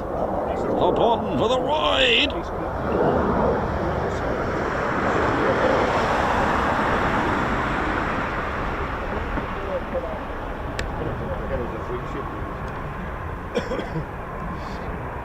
It's not anything it is. It's you see the worldies when you It's like a catapult. Where are you going?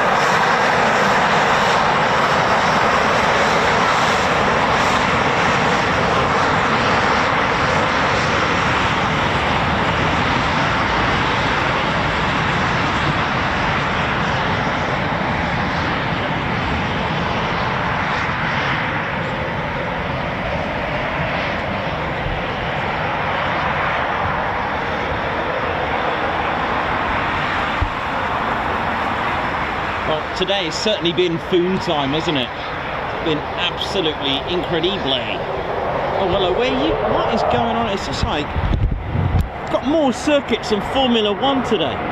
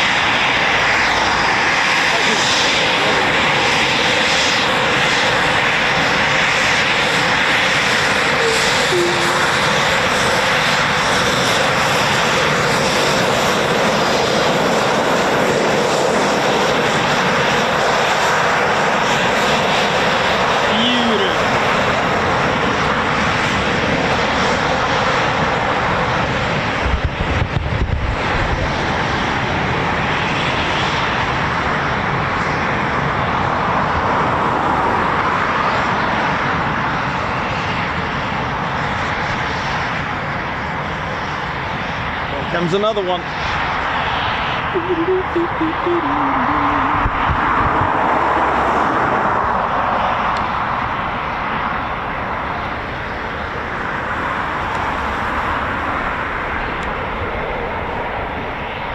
Oh, this one's clean and mean.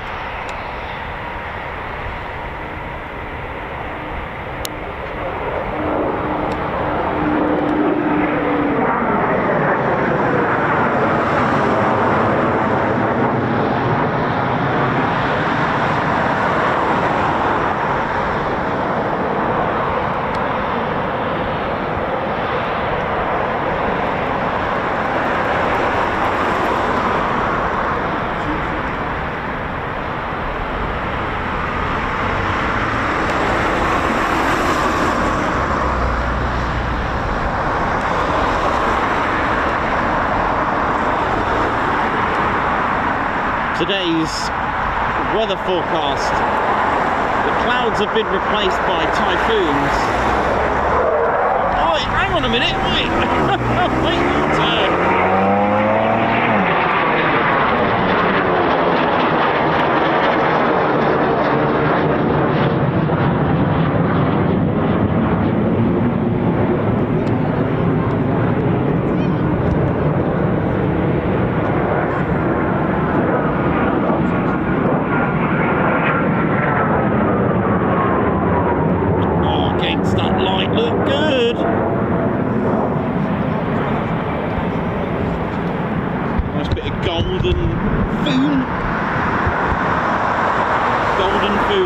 Sounds good. Sounds like an award. You've won the Golden Foon. Hey, Gold Typhoon, that'd be a good livery. Check that out.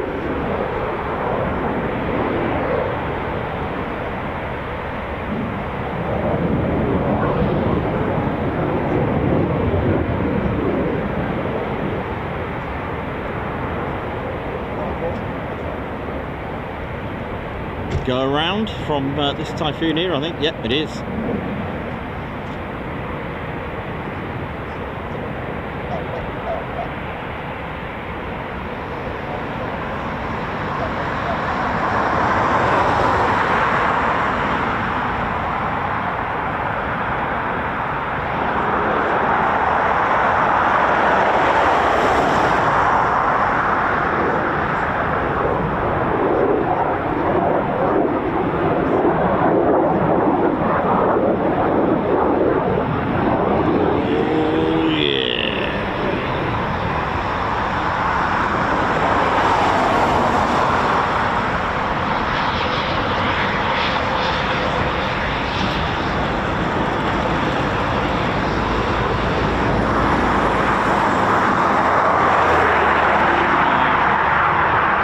That's not faulty.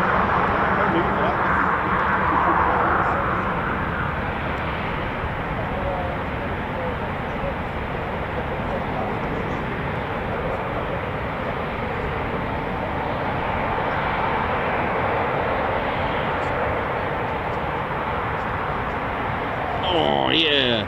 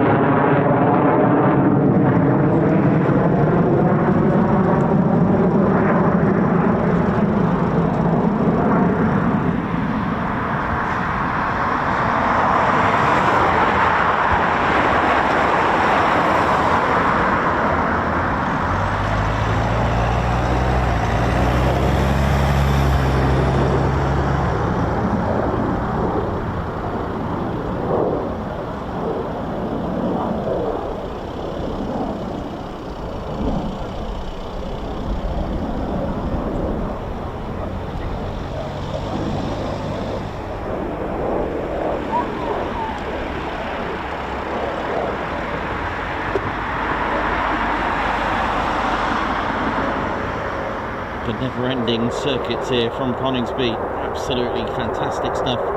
Big shout out to 17 Coningsby ATC. Air Cadets.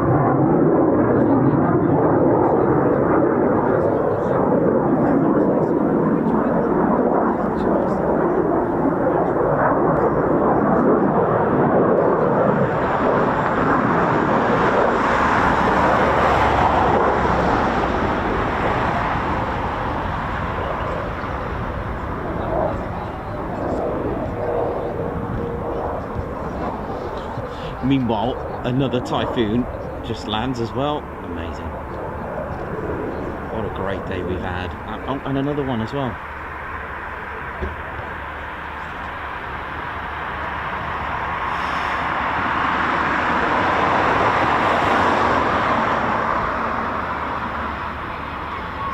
Maybe not.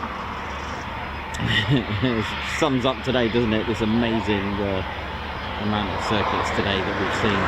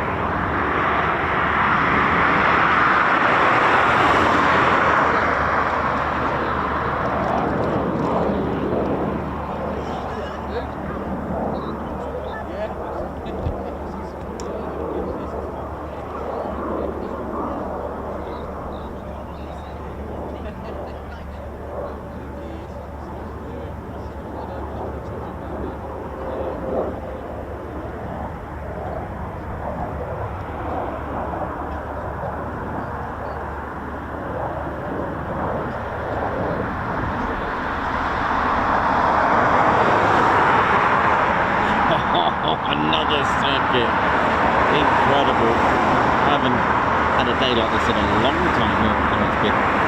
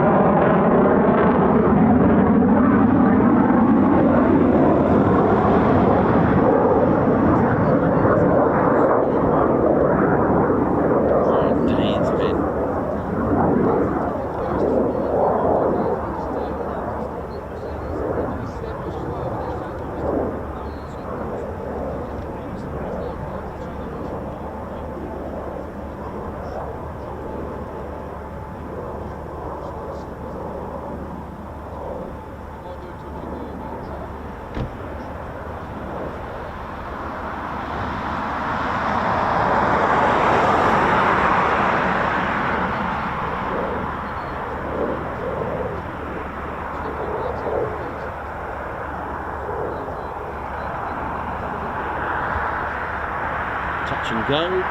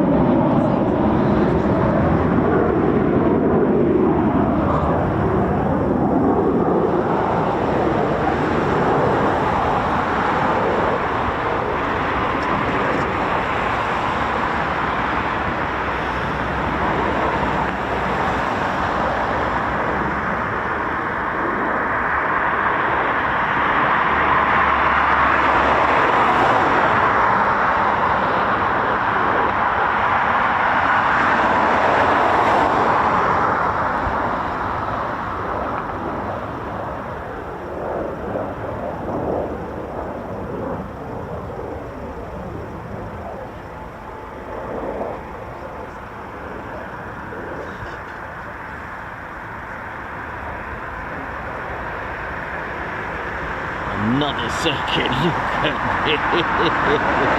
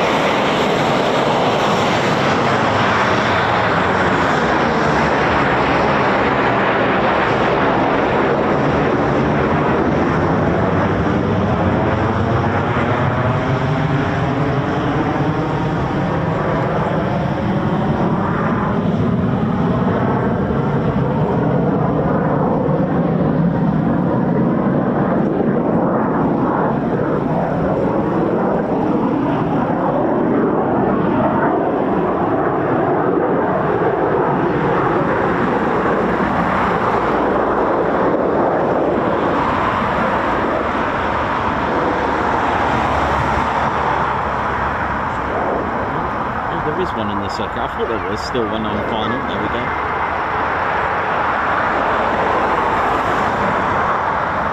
And another one behind it.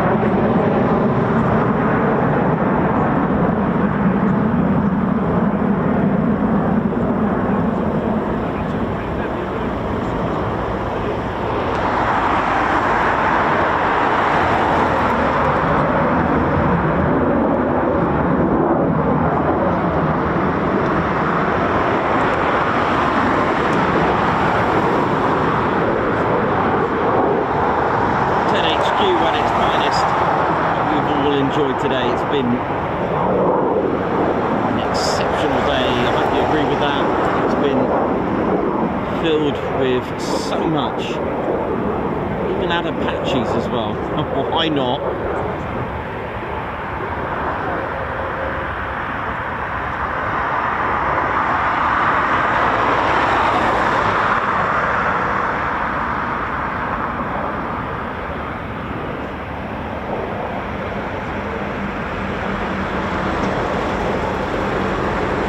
Two stunning performance takeoffs, which I'm not sure if one of them's come back from space.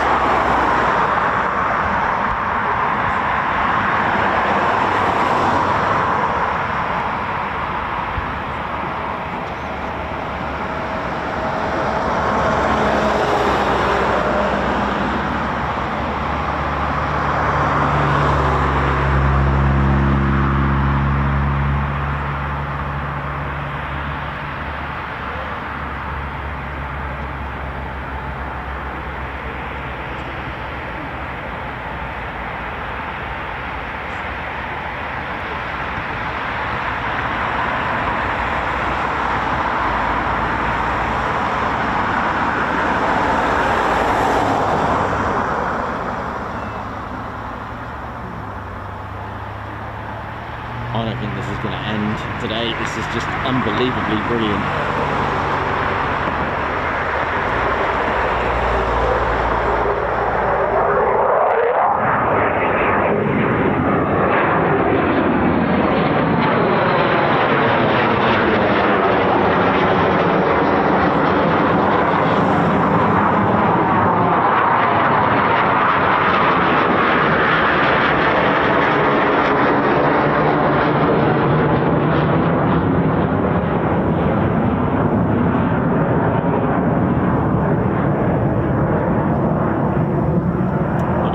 Four planes working hard there, and then they'll push down position.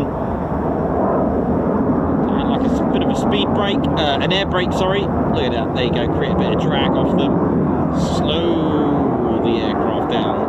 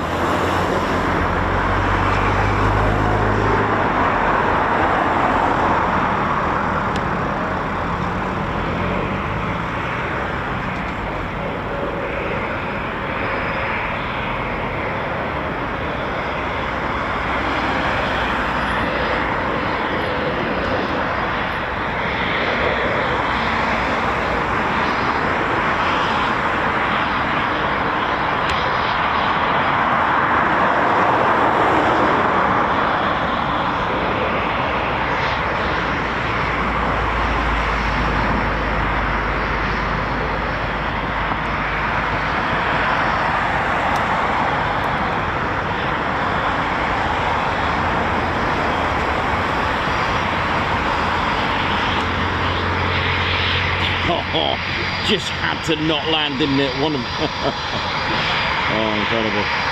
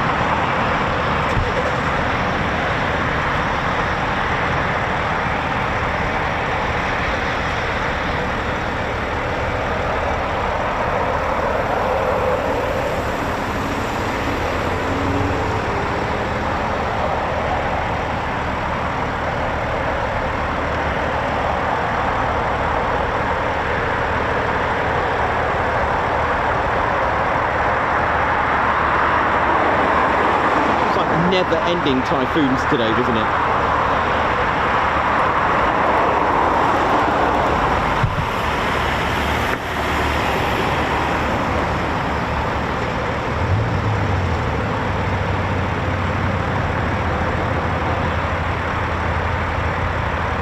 Well, I hope you enjoyed that today, ladies, gents and teddy bears. That was quite special, wasn't it? Ted, did you like that? Ted agrees. Ted absolutely enjoyed it. I enjoyed it. Wow. Dirk S, thank you for being a member for 7 months, by the way. The go-to place for military aviation. Thank you so much, Guards March. Guards March for Ali Leyland, who's put for keeping me entertained while doing the ironing. Guards March, nice one. Wee Stevie Boy, Guards March, thank you for the super chat. The Chipmunk with poppies, thank you. Andrew Porter for all who gave for their country, Guards March, thank you very much. Ali Leyland as well, a single poppy with no words can say so much, absolutely. Thanks a lot, Guards March, Ali Leyland. David Boardman, high five, Guards March, thank you for joining the Ted Coningsby squadron, thank you so much. Lilo Dubberfly, high five, thank you for gifting 5 Ted Coningsby memberships, that's so kind of you. Popper P, member for 6 months, congratulations, thanks for reaching the 6-month milestone, Guards March. Mark Moody, thanks ever so much, Nikos, Ted and gang, for always making me feel better. You're most welcome, man. Guards March. Dave L, high five, thank you for gifting a Ted Coningsby membership, Guards March. Lilo Doublefly, once again, thank you again, high fives there. Thank you for gifting 5 Ted Coningsby memberships, a Guards March, thank you very much.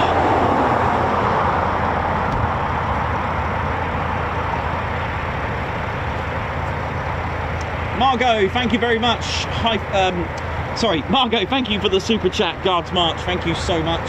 Andrew Porter as well, thank you for the super sticker. And finally, G Ham and Lupin's Walking Tours, high five, Guards March. Thank you for gifting a Ted Coningsby membership. I have to say, today was just exceptional. Oh, yeah.